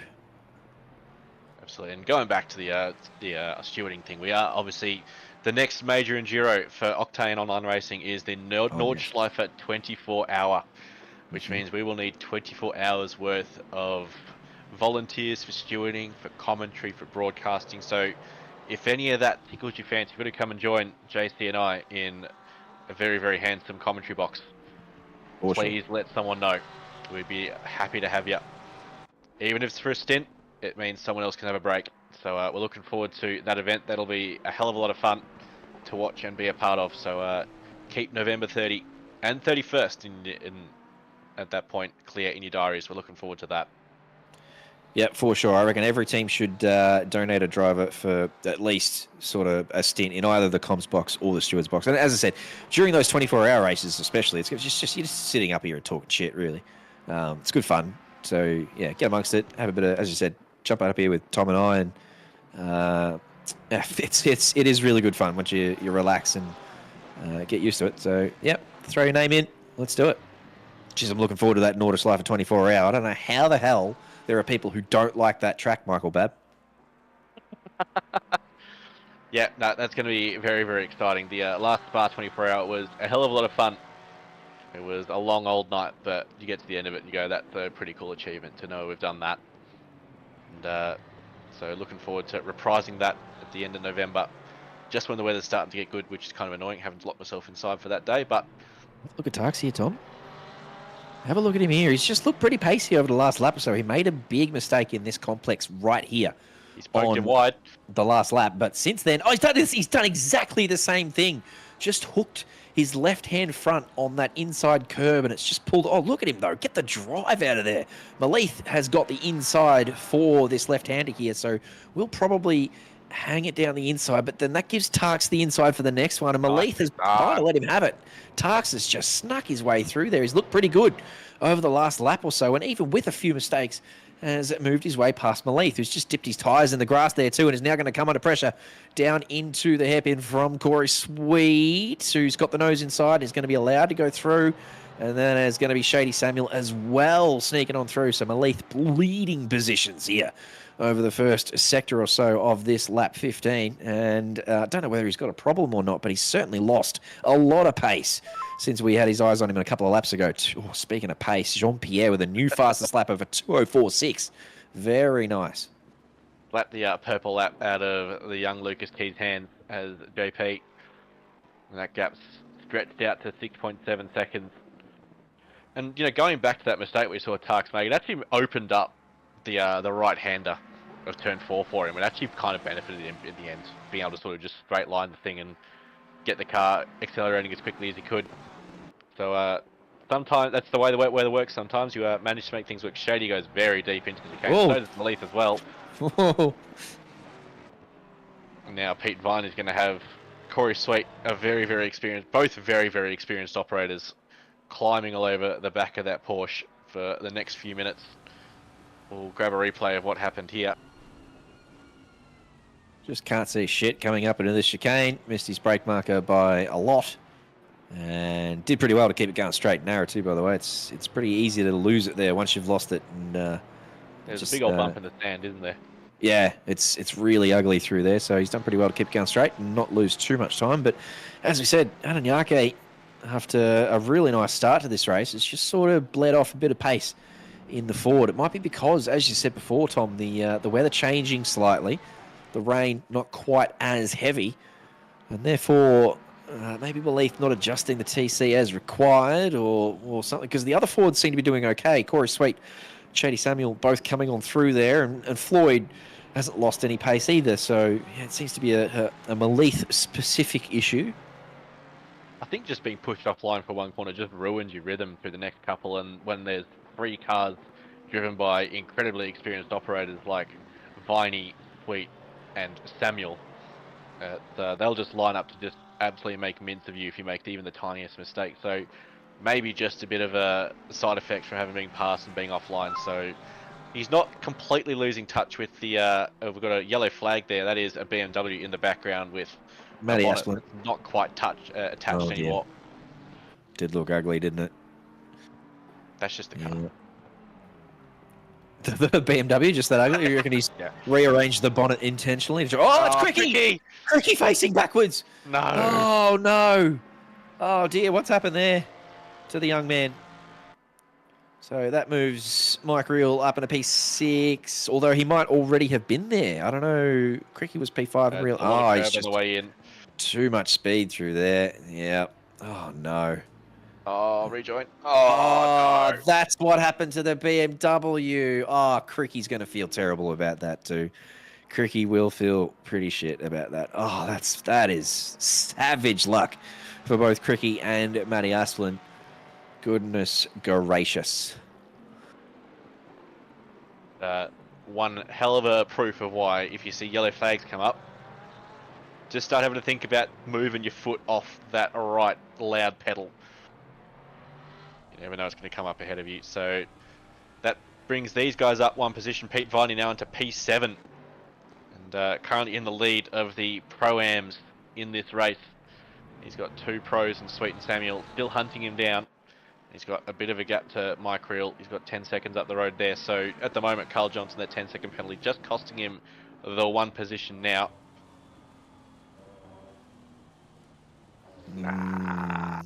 Yeah, that's not a rejoin, Cricky, I reckon. Oh, dear. Oh, dear. It was looking really good for him. Well, I think he was P5, and then I think Real might have been P6. Loves with a curse, does Cricky. Goodness gracious. Oh, well, that's sometimes the way the cookie crumbles. And on this occasion, it's got to him. We are just about halfway through this race now. That's an instant stop-go 20 for our man Mike Crick. And here's Tarks. He said he's been battling the Porsche for a while. Oh, he's done... I think he's done pretty well there. I don't know whether he had his feet on the brakes. He got pretty lucky, maybe, that Sweet managed to sneak through there without causing any further contact. But, yeah, Viney's another one who's made a couple of errors over the last couple of laps, and on that occasion, didn't manage to save it. Nice little sideways action there from Corey. Yeah, absolutely. I think... I don't know if holding the brakes would have done much for Tarquin on that one. I think the car was already still rotating and doing and aquaplaning and doing stuff that just had no connection to the road. But no harm done, thankfully. Corey's managed to get around him. That's up into P7 now. He's got a nice old gap to hunt down Mike Reel. So we'll see if he's got how much pace he's got over the next 38 odd minutes. Rob Underwood here, he's been pretty quiet recently, is now all over the back of John Hislop once again. We'll see how he goes, trying to get past that Porsche of John, who's been racing really, really cleanly, not made too many mistakes. He's leading the AN class by a comfortable margin. So we'll wait and sort of see what kind of defense he puts up to the GDR. He's got a bit of a little scrape down the outside, has that Nissan. He is not going to be in the AM class next season. That is for sure, Johnny Hislop. Not the first time this season. He's been well and truly a class above the rest of his AM class compatriots. So I'd be very surprised to see him in anything other than, well, could potentially jump up to silver. I don't know whether he'd be that confident, but you put him in amongst the other silvers there. He's absolutely. just off the podium. Exactly. So, I mean, could maybe make that jump, given another season of practice. And, yeah, he's looked really good this season, John. So, nice work for him. John Pierre just putting purple after purple down now. He saw Lucas put a purple in before, and he said, no, son, none of that. Here's how it's done. The conditions are improving, and he is improving along with them. Last lap of a 2:04.3 for Lucas. So that was his... In fact, he's got purple. Oh, we were just saying... Hello, we were just saying Page is just absolutely get loved. All right, those two throwing hands. It is 7.5 seconds still the gap, but Lucas Keys is just going to try and pinch that point off him, I reckon. He's going to try. They haven't got much else to do, you have to be fair. They're not racing anyone at the moment. They're all just sort of hot lapping in their own little world. There's 7 seconds between JP and Lucas, another 7 and a bit seconds between Lucas and Rally Heat, and there's another 6 odd seconds along there. So they're all kind of in their own little world. Scott Rochford up into P6, and Astori was at the back of the field, so it got caught up a little bit at the start. Doesn't look like there's a ton of damage, so I think maybe just caught behind a car doing some weird stuff. So he's all over the back of Ramez Samuel at the moment. Ramez having lost touch with the Porsche, Zach Warren and stuff, so starting to fade off as the rain starts to go away. The famed LFM enjoyer, Scott Rochford, with by far the most entries for an Asia Pacific driver. Is it really? Oh, probably not. Just making it up. No, I know he's right up there. Don't get me wrong. I didn't think he was the most. No, he'd definitely be top 10 for sure. I'm gonna find out. I'll be back in a second. He loves a sprint race, does our man Scott Rochford. That's for sure. He'd definitely be top 10, but I think the top 3 or 4, or 5, for the participants, they've got thousands of races, so he's not quite at that level, but. He's got a safety rating of 9.99, does our man Scott Rochford, which is a pretty impressive feat considering the lag that we've got to play with here in Australia. So, yeah, very safe driver is Scotty Rochford. And here chasing Ramez Samuel around. Page gets another purple on the board. Let's have a look. 7 seconds from now, Lucas Keys is going to come across the line. Let's see if he pitches that back. No, he's dropped off by a couple of tenths on that lap. So Page taking it back, trading blows, those two up the front. How many's he got? Still finding it. Okay, still looking for that data. Yep, fair enough. Very happy with Mike Reel's race. Currently sitting up there in P6. He is 15 seconds behind that gap required of 10 seconds. But he's had a bloody good race, has Mike Reel. You know, we were talking before about Carlos Johnson and Malith Ananyake and Viney. There's a Cricky up there, and I think there's one or two. But they were all in that group of drivers who were sort of above and beyond what you would expect of them. He's the last one of those left, is Mike Reel. So, yeah, doing very nicely up there. These two here just been following each other through the field. Corey Sweet and Shady Samuel. As Tom said, very experienced, very fast old heads, these two, in the Ford. And not on the same team, and yet those liveries look pretty similar. Just the colour separating them. That's pretty interesting. Absolutely. Going back to Mike Reel, it's always good to see some drivers just have like a nice clean race. Some people just, whether their fault or not, just seem to be sort of stuck in sort of a pace category where there's a couple of other cars around, and Mike's one of those drivers. So seeing him sort of get around and keep his nose clean is always good to see, and that's why he's got a good result staring him in the face right now. He's got a bit of work to catch up to Carl Johnson, but still got half an hour to go. We've lost a couple of drivers from this race now, unfortunately. We're down to 21, including Pete Chalmers, who's 12 laps off. So a couple of drivers starting to have some hardware issues, possibly. Well, Cricky's one of them. Cricky's put the cue on the rack. I'd suggest he's disappointed with his stop-go and called it a night. Yeah, as you said, that's fair enough. That's a pretty hard blow for him to accept. I'm very happy to see Matty Asplund still out there. He's 3 laps down, but he's out there for the experience, getting the wet practice and racing up here with the big boys. He just got absolutely murdered by Cricky with that rejoin, so it would be very easy for him to have thrown in the towel and said, no, that's bullshit, I'm not having that. But he's still going around, so I love that from him.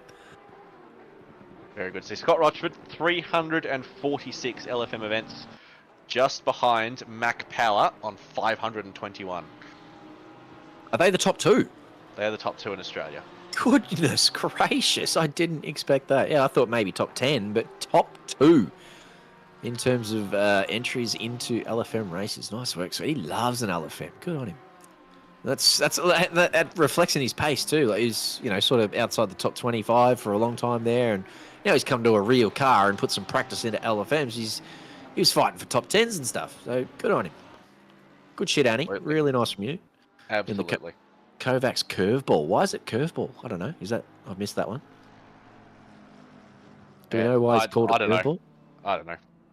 Well, I'm going to ask him. That's the purple Enduro livery, it looks like, I'm pretty sure. So that is a classic, that one. Since retired after the McLaren was put in the rack by the purple team, but good to see it running around again. It is another classic from the livery works of Pete Viney, who's running around there, still in the top 10. Just off the back of Malith Ananyake. We're still here with John Hislop, who is still keeping Rob Underwood behind. And he'll be being told, just keep your eyes forward. We've got a watch here on Scott Rochford. Ramez Samuel has missed the... nicely done. Good avoidance. 9.99 safety rating, and he proved it. That's it. That's why he's got it. Thought he was going to throw a curveball at Ramez there, but he's managed to keep it out. He's done pretty well to not get into his ass. Speaking of not getting in his ass, I am very happy with Rob Underwood here too, by the way, who's been chasing Hislop around for probably nearly 10 laps now and hasn't done anything silly. So now we get to watch him go about his business. And can he do the same thing that he did to Ramez Samuel, where he just puts enough pressure on that Hislop makes a mistake? But I think Hislop might be just a different target in that Porsche. I think the Porsche is probably just a little bit more stable in the wet than the Mercedes is. The Mercedes is not too bad in the wet, but the Porsche is just super strong. That's not the braking marker, Rob. No. That might let Zach Warren through. It does let Zach Warren through. So John will breathe a sigh of relief that he's no longer got a large purple Nissan hanging around behind him. Whoop. Good decision there from Rob too. Missed his brake marker, but his first thought was to avoid a collision. And rather than try and send it down the inside on that occasion, just throw it out wide. And so again, good driving there from Rob. Has certainly learnt some lessons this season with the penalties that he's received, and has done some good things tonight in terms of avoiding collisions. So you've got to take your hats off to him. Credit where credit is due.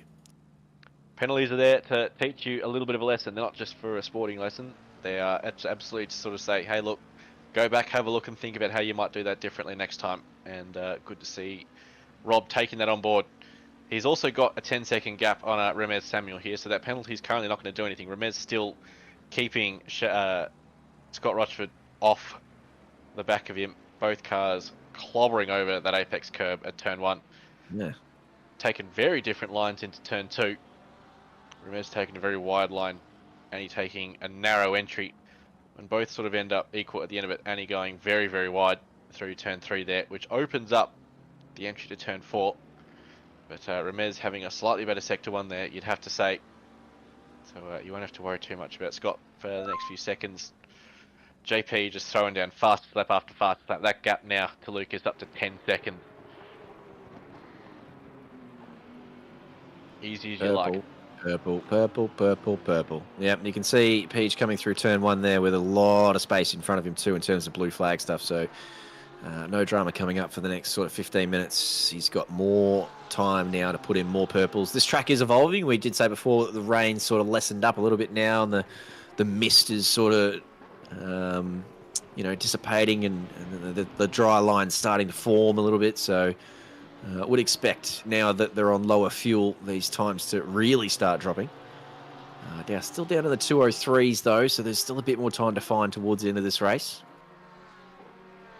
Yeah, and those wet tyres don't necessarily wear like you expect dry tyres to. So tyre wear not going to be too significant an issue as long as the temperature's still there, as long as they've still got some tread blocks.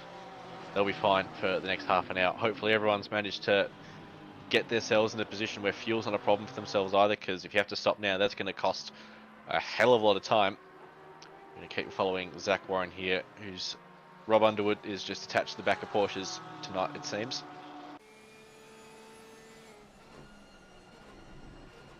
Yeah, he's at a timeout, getting plenty of work tonight. Free sponsorship here for timeout. He's been all over the cameras, as Rob. He's been just a bit out of position. I think he's probably good enough for a top 10 here had he got it all together tonight. I think his timeout's a Cadbury brand. Yeah, you should send him an invoice. I don't know. No idea. I'll give it to the factory just around the corner from my place. Ooh. That'd be nice. Do you get like to get to sneak in there and get like wholesale straight from the warehouse type prices type thing? No, I think they put an end to that a couple of years ago because it was getting a bit silly. Yeah, right. It's now like school tours only, and JP just throwing purple up down again for funsies. And Zach Warren here is actually starting to make a bit more of an inroad into John Hislop than Rob Underwood is making inroads into Zach here. So John maybe making a bit of a mistake a bit earlier, starting to lose a little bit of pace, starting to get a little bit tired. We're getting towards an hour of racing now. It's a long old stint. So 26 minutes to go just to keep your focus, keep off those curves you're not meant to use. Mitch Bendyke and the big lover. It makes you laugh. That it does. He's done all right. About a second and a half behind Pete Viney, and that's the top 10 he'll be trying to sneak into. Actually, with 35 seconds for Shady, he's probably already top 10. I reckon he is sitting pretty in P10. Yeah. So, and even that 10 second Corey will knock him behind Ben Dyke if my numbers are any good. And sometimes they are, sometimes they're not. Not quite. I reckon it was. Oh no, you might be right. But with 25 minutes to go, you'd expect Corey to sort of stretch that out a little bit. But yeah, I don't see Shady making up that gap. That's for sure. Corey hasn't made that much of a dent in Mike Reel though, which is kind of proof of the pace that Mike's had, which is also very good to see. I don't know how much of that's damage from the. Oh, geez, Zach, pull that up. Good man. Yep. Yeah, you're not wrong. Good little night for Mike Reel. Carlos Johnson's still doing nicely too with that 10-second penalty, but he's well clear of Mike Reel, so he's going to hang on to P5. We said at the start of the night that he's qualified very well, but he's done pretty well to hang on to that too. Obviously, we'll be slightly disappointed that he's picked up a little penalty point to carry into next week, but we'll hang on to the points for P5, and that'll be handy in his Silver Class Championship push. Brad Palmer not here tonight, so that'll be Brad Palmer's drop round for sure. David Bartlett is P3 in Silver, and he's had He's had a weird old night too. In fact, I don't actually see him on the boys. I think Another one who might have dropped out. He's called it a night, JP. Another purple lap. Purple, So, purple, purple, purple, purple, purple, purple. Just just starting to wind into this race. Here's JP, get his head around the conditions, and just he's in a bit of a groove. And when you're in a groove, things just get easy. And that's also where mistakes can start to happen, as we saw with Senna at Monaco all those years ago. That you just lose focus of that one little bit, and it's all over. So it'll all be on JP now, as Zach still climbing all over the back of John Hislop. John's starting to lose a little bit of pace at the moment. Letting those cars on the back just start to climb all over the back of him. He's pretty used to having cars all over the back of him at the moment, so hopefully he's just turned off the mirror and is just driving the track in front of him. Honestly, Imagine who would driving use with a mirror. Well, I just don't understand why people use mirrors in this game. Doesn't make any sense. So I wonder if it's just because he's... Button. Yeah, exactly. So strong. I think it's because he's closed the gap to Ben Dyke, maybe, and he's just getting a fair bit of spray happening now, and that might be sort of putting him off his brake markers a little bit. He's under a second to Ben Dyke now, so it could potentially be that. Underwood again looking menacing. So this is going to be a four-way battle we got going here pretty soon, because I do think Hislop is catching Ben Dyke.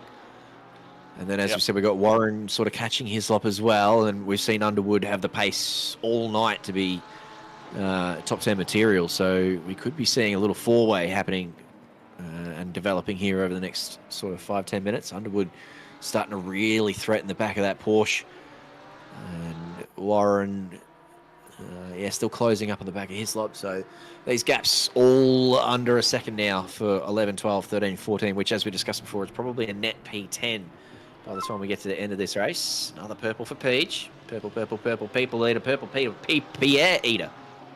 Purple Pierre eater? Pierre the purple eater. Shut up. I don't know.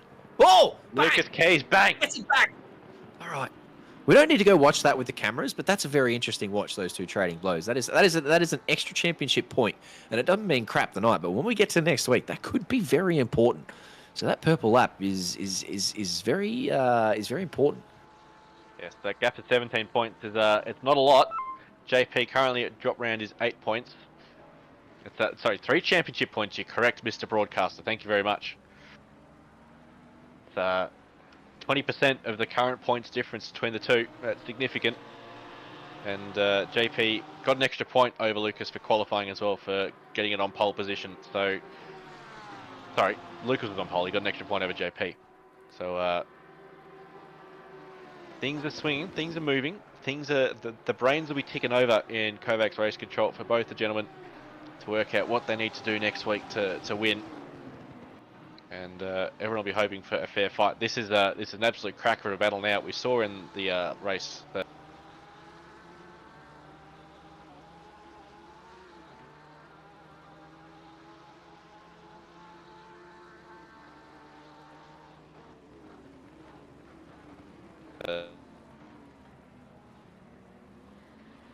oh no! Oh, No, mine's proper dead. Benjamin, how are we going? Ooh, this is okay. Mini stream. Sorry, chat. Bear with us. We Benjamin Hignet's on holiday or something. I don't know what's happened there. I'm sure you'll have patience with us. Still got 20 minutes to go in the race, so we should be able to recover and get it back going before it ends. That's for sure. Hang around. Hello. Tell us your favourite soft drink flavour in the chat. If you can still hear And us. if it's not orange, you're wrong. No. All right, well, okay. Sunkissed or Fanta? Sunkissed by a country mile. You're so gross. Fanta is easily the better. Sunkissed tastes like water. Oh, No. Sunkissed no sugar tastes like water. The legit Sunkissed tastes proper. Nah, Fanta's the best. And I don't even rate orange all that much, so maybe I'm not the best judge. Mountain Dew's garbage. Solo's not horrible. Solo's okay. Lemonade's crap. I'd rather have Solo than lemonade. What's better than orange? Tell you what, there's not much better than orange. Maybe you're right. I love a vanilla Coke, actually. So vanilla Coke would probably be my go-to. Oh yeah. Yeah, Fanta's better than Sunkissed, Callum, as we would. So we agree with that. Mountain Dew's arse, Saxon. Sorry, can't do that. Just watching the YouTube stream, it looks like unfortunately John Hislop's come a crop up, and Oh, no. our Discord stream's back. Oh. Oh, It's so all kicking off, boys. it was only us that died. Right, so everyone Yeah. else still got to see what was going on. So chat, fill us in. What happened to Johnny Hislop? And now we've got Robbie Underwood putting all sorts of pressure on Warren. We said this is going to be a four-way battle. Hislop's dropped out, but Underwood's got a nice run down into turn one here in the GTR. Very good under brakes down here into turn one, so I would expect him to get this one done very comfortably. He pulls it up. He gets the inside line for turn two, and that move is done and dusted. Nice work from Robbie Underwood to pick up P12 there. Of course, with the 10-second penalty, he's still going to drop back a little bit, but he's doing nice work tonight, is Rob Underwood. Absolutely, and Shady is all over the back of Corey Sweet and for P7, and Pete Viney is starting to make some inroads on Lithan Eniaki as well. So this race is going to settle until the absolute very end. JP Sonic has stolen that purple lap back off the Lex and Lucas Keys. We've got a yellow flag coming up just ahead here, and car 833 has managed to get moving. That's Brad Gosling. He's there on the right hand side of your screen. He's going to get out of the way of this battle because he is blue flagged. Oh, is he though? He's going to have to slam on the anchors and come to a stop. He's done pretty well. Luke Johnson suggesting Pasito as the best soft drink flavour. Good shout. Very good shout, that. If we're going to involve that sort of thing, then ginger beer just blazes past everyone else. Well, you said soft drink, so you can... Anything with bubbles, I'm counting. Ginger beer is literally bottom of the list. I don't know anyone who likes ginger beer. You would, because you've got red hair, so that makes total sense. Ah, so one of the PCs has gone and dedged, which is the one that we were watching and why YouTube continued to be able to see what was going on. So anyway, I'm glad that you managed to continue watching, and rest in peace to poor old Benjamin Hignet's PC. Hopefully that's not too expensive, because other issues are not fun. I like Portello. Okay. Yes? Okay. Yeah. There's a bottle of Patello in our fridge that's left a massive fucking black currant coloured stain on the shelf, but... Yeah, good shout, Ben. It's left a stain? How does it do that? Was it leaked out of the bottle? It's leaked out of the bottle and, no one's bothered to clean it because, Yeah, sarsaparilla is also quite good. I like I like anything licorice, so sarsaparilla's a 10 out of 10 for me. Nice one.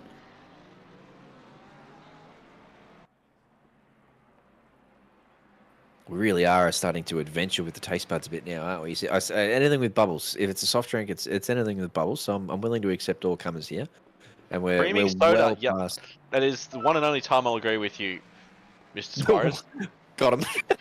Okay, so hang on. There's a couple of creaming sodas though, right? There's that red one, but then there's a brown one. So the brown one's better. Red one is acceptable, but the brown is better. Yeah, for sure. Agree with that.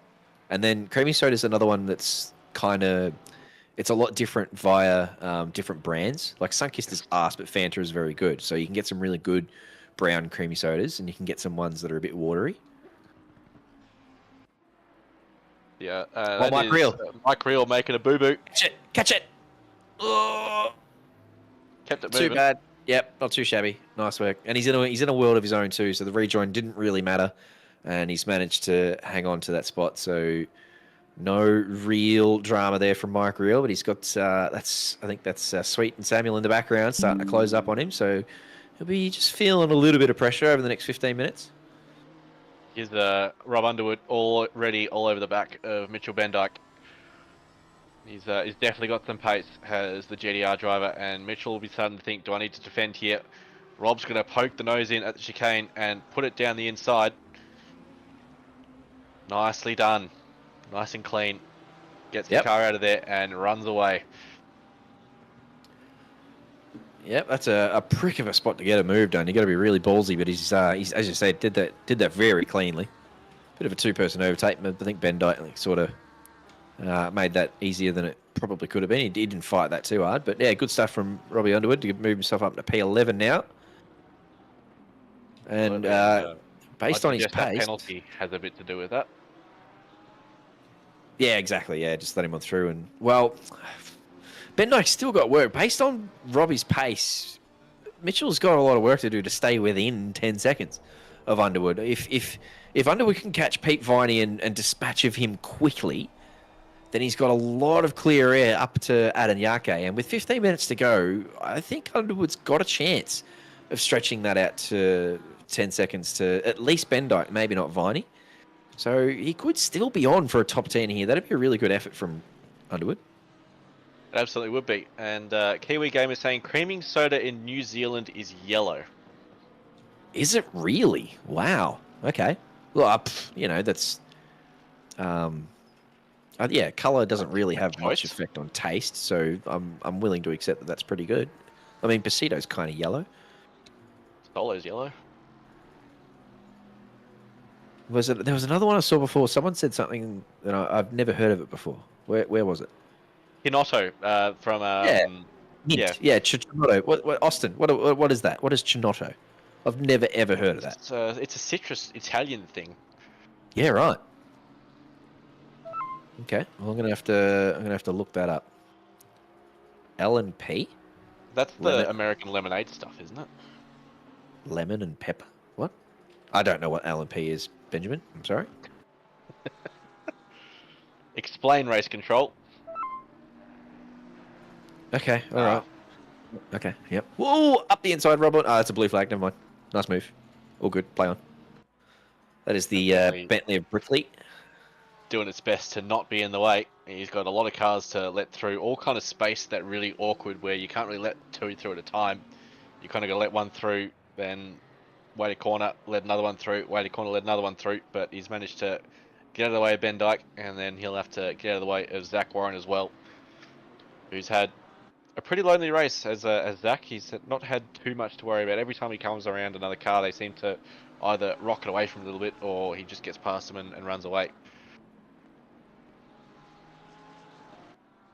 Oh, can I ask one more? This is a really controversial one, but I love Dr. Pepper. Ooh, yeah, it's pretty controversial. So is that a no from you? Is that a hard no from you, or? I don't like it, but I will not disparage people for having tastes that don't match mine, because my tastes are pretty weird. No, that's exactly how tastes work. If people don't agree with you, then they're the worst people in the world. That's what you've got to. That's the whole point. No, for me, I love Dr. Pepper, and I love all the different varieties of Dr. Pepper, like the vanilla Dr. Pepper. People think it tastes like medicine. I was like, what? No. It tastes like medicine. Yeah, but Mrs. hates it. She's screaming in the background. I think it's very, very excellent, Dr. Pepper. Well, if we're going to go with this then, so as Raleigh comes into the pits from P3, that puts Ben Floyd up into the podium. Carl Johnson will run past for P4.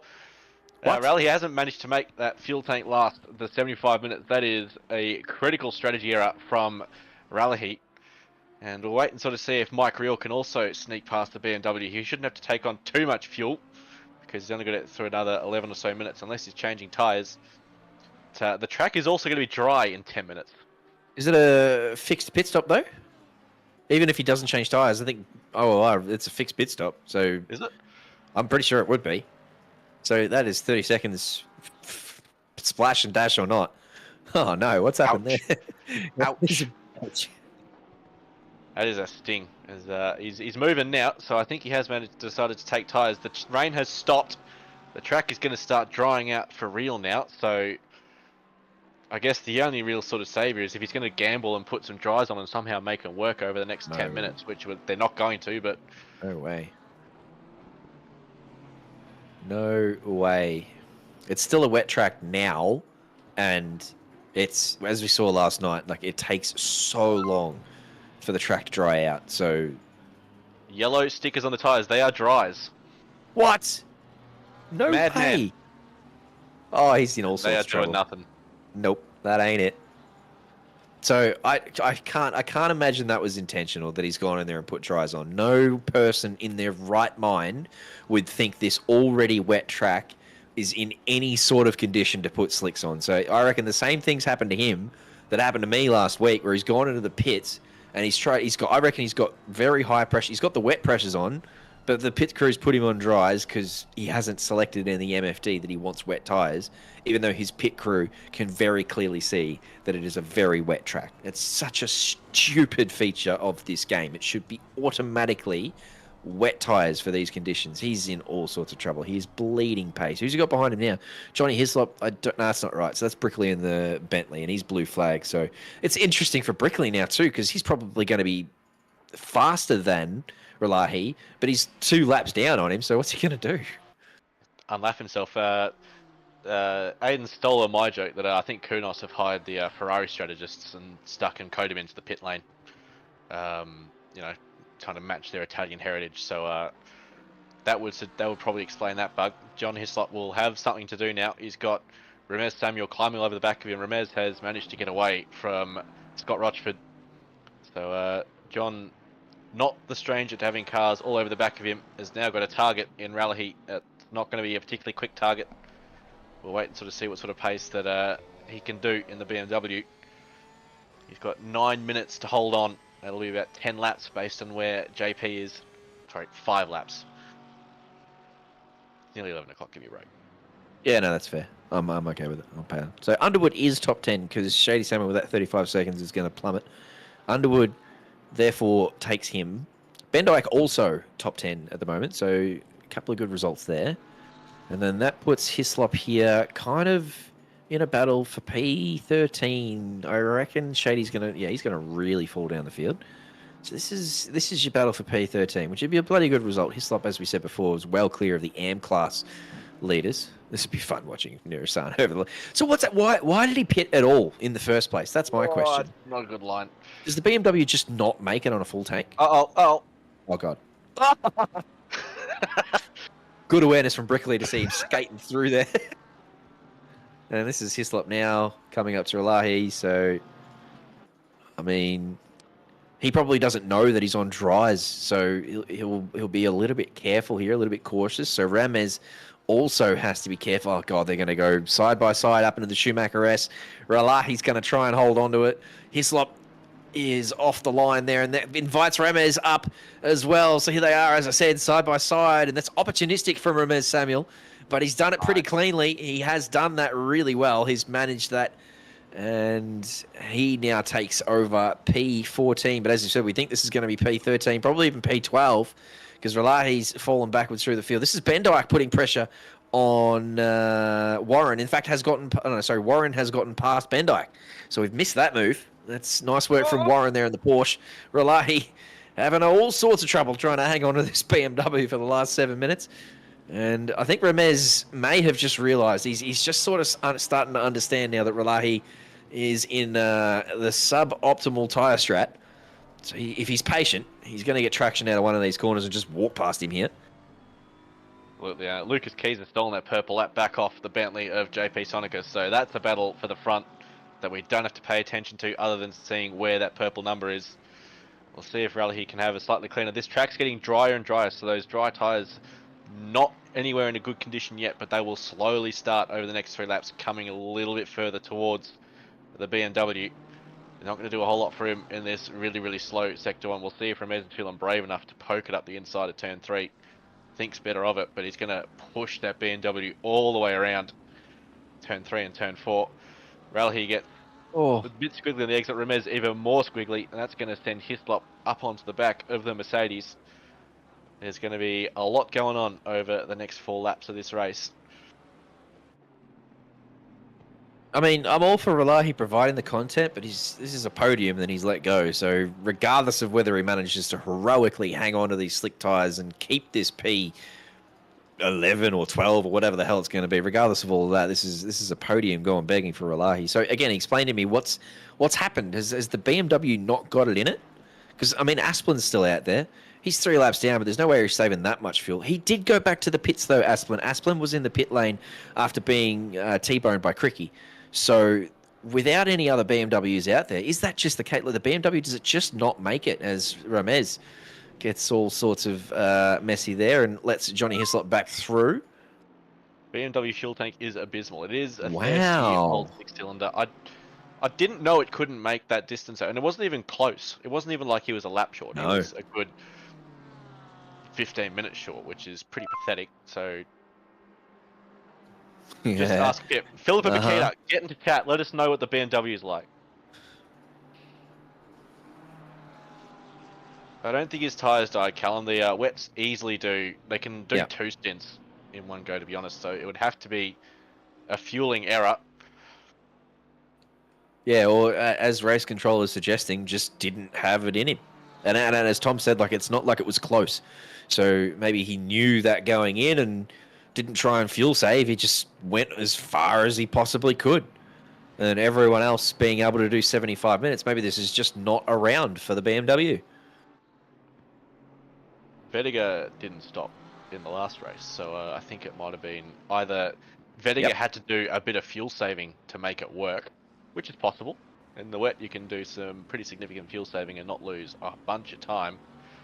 And that is very wide from the BMW. That's going to invite John Hislop to poke his nose all around the outside. Oh. Don't take too much grass, son. He did. And that puts Relahi back up the inside, and that gives Ramirez another go. John's going to have the inside here, but he was very cautious going in there. He gave Ramirez a lot of room. And in fact, Ramirez around the outside made that look very easy. So these two just trading places here behind Relahi, and this is kind of helping Relahi on his slick tyres, having these two trade places a few times. Helping the dudes up ahead with a couple of penalties that might otherwise lose positions to these guys with the time they're wasting battling. So Ralhi doing a pretty good job defending, but shout out to Ramirez and John behind, racing nice and cleanly as well. It's a 10-second gap from Ralhi to Ben Dyke, so Rob Underwood's penalty won't take him back this far. It'll be interesting to sort of see how far back Shady's penalty takes him. It'll be a big old chunk of positions, but we'll wait and see the end of race results to see where that puts us. We're coming into the braking zone for the chicane. Wipers on for the spray. There's no rain. Track's still fully wet. This is one of the things that bugs me about the AC tyres. There's no way slick should work this well with this amount of water on the track. No way. There's way too much sand. There's still aquaplaning happening for the guys. Like, it's not. Yeah, no, it's very silly. Track temp's only 27 degrees. There's no wind to speak of. The sun's not out. Like, there's no way there's... Like, Relahi's a very good driver. Don't get me wrong. I'm not taking anything away from him. But there's no way that dry tyres should be superior in any way, shape, or form. Look at all that standing water. I don't care how dry your dry line is. There's no friggin' way that BMW should be going that quick. So yeah, it is hats off to Relahi, as I said. Ramirez gives him a boop. Oh, rubbing his racing. Play on. Play on. Just got to be careful. Doesn't want to throw away a reasonable result here, Ramirez. Doesn't want to get himself... It'll be absolute hell for Ralhi as well across the track there. So this is where all the action's been. These two corners here. And again, Ramirez just looking around the outside there and gets the switchback happening this time. And Relahi up on that that curb would have lost a fair bit of traction. John sniffing around as well. Relahi deep under brakes here. And again, John is just going to... Oh, I thought he was going to get the switchback happening, but Relahi managed to pull that up nicely. So Ramirez now with a chance to streak away a little bit. He's put a car between himself and Hislop. And now it's probably just down to Hislop to try and find a way through on Relahi. And can Relahi hang on to this one?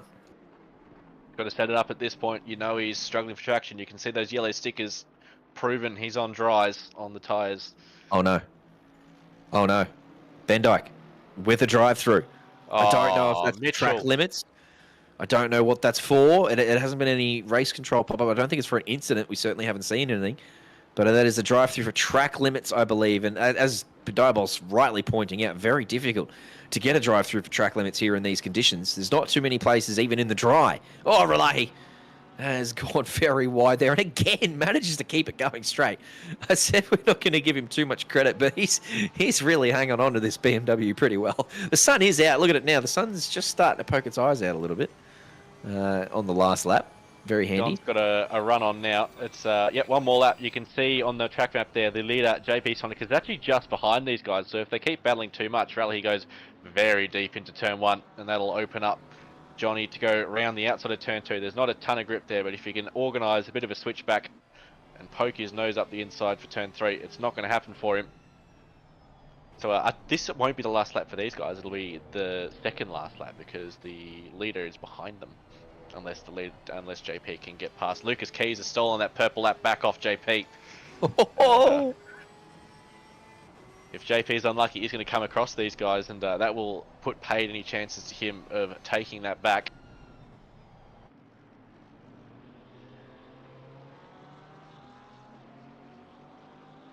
I think John's going to have the inside lane. He pokes his nose back out towards the outside. You'll see if he can trick Ralhi into going a little bit deep. Ralhi's a pretty experienced campaigner, and he's managed to pull that BMW up pretty well. The sun is definitely coming out now. You can see the reflections on the track, and that dry line really starting to come out. So those dry tyres will start working a little bit better. They won't be comfortable, but they'll be better than they were. Yeah. Yep. No. Wet track. I just don't. Nah, can't believe it. I can't believe what I'm seeing.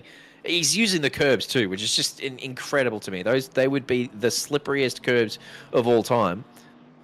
So it benefits Ralahi here to let Peach through, because that would make this the very last lap. And so... Well, actually, because he's a lap down now, I don't think he can benefit from any of the penalties ahead.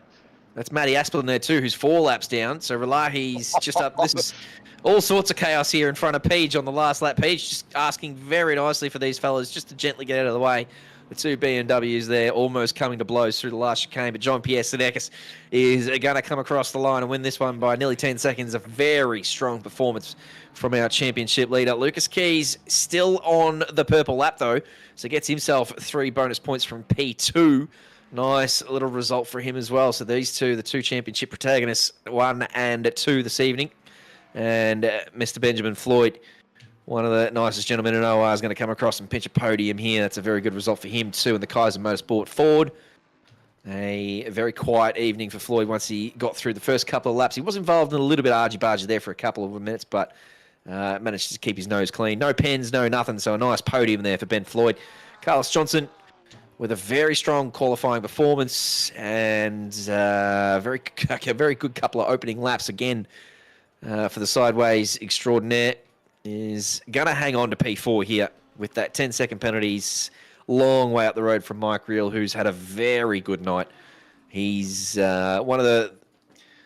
Well, I want to say he's out of position, but he's not, because he's right there with Carlos Johnson. So the two of them, the Silver Class boys, as we said before, a couple of promotions maybe next season for a few of these drivers, and these two would be right up amongst that discussion. So a good result there for Mike Reel. Corey Sweet and Shady Samuel follow each other across the line provisionally in 6th and 7th, but with those penalties, they're probably going to drop behind a couple of these guys. Ananyake across the line in 8th, Pete Viney in 9th, and Underwood a very good drive from him to come back and finish in P10th across the line. He's got 10 seconds as well, so very interesting to see how all that shakes out at the end. Zach Warren, a very good performance as well, the Silver Class podium for him. And Ralahi, well, what might have been probably a podium on the cards tonight, but the BMW just not quite having the legs. And then going on to slick tyres there at the end for good measure. Track's damp now. Oh, that's One more good. lap, That's he might have got unique. the purple lap, to be honest. Oh, yes. Some style points around the last corner for Nirasana, and Ben Dyke is going to be the last one to come around and complete a lap. Everyone else down there at turn 1 doing donuts or in the pits. So that's it. Split red, nice work. Very entertaining race. Maybe not such a good racetrack in the dry for passing, but when it gets wet, it certainly puts it on. Absolutely. We'll go through the race results again in the pro class. JP Sonicus, your championship leader, P1. Lucas Keys, the purple at P2, and Benjamin Floyd, the very lonely P3. We'll jump across to silver at Carl Johnson, P1, Mike Rill, P2. Zach Warren, a very well-deserved podium in P3. Pro-Am, Melissa Adeniaki, P1, just ahead of Pete Viney in P2. Nice close race for those boys. And Rob Underwood, P3, with that 10-second penalty, holds on. And in the AM class, John Hislop holds on for the class win. Sam O'Brien, P2, and Rob Brickley, P3. So that was a cracker of an evening. Thank you all so much for coming along for Split Blue and Split Red. It's been an absolute pleasure, JC, as always. Yeah, love your work, Tom Maloney. We won't give you too much now. We've got North America tomorrow morning. You know all that stuff. Benjamin Hignett behind the cameras. Thanks to the stewards. And thank you for hanging around with us tonight, chat. That's it. Go to bed. Past your bedtime. Good night. Hard to pack one for me.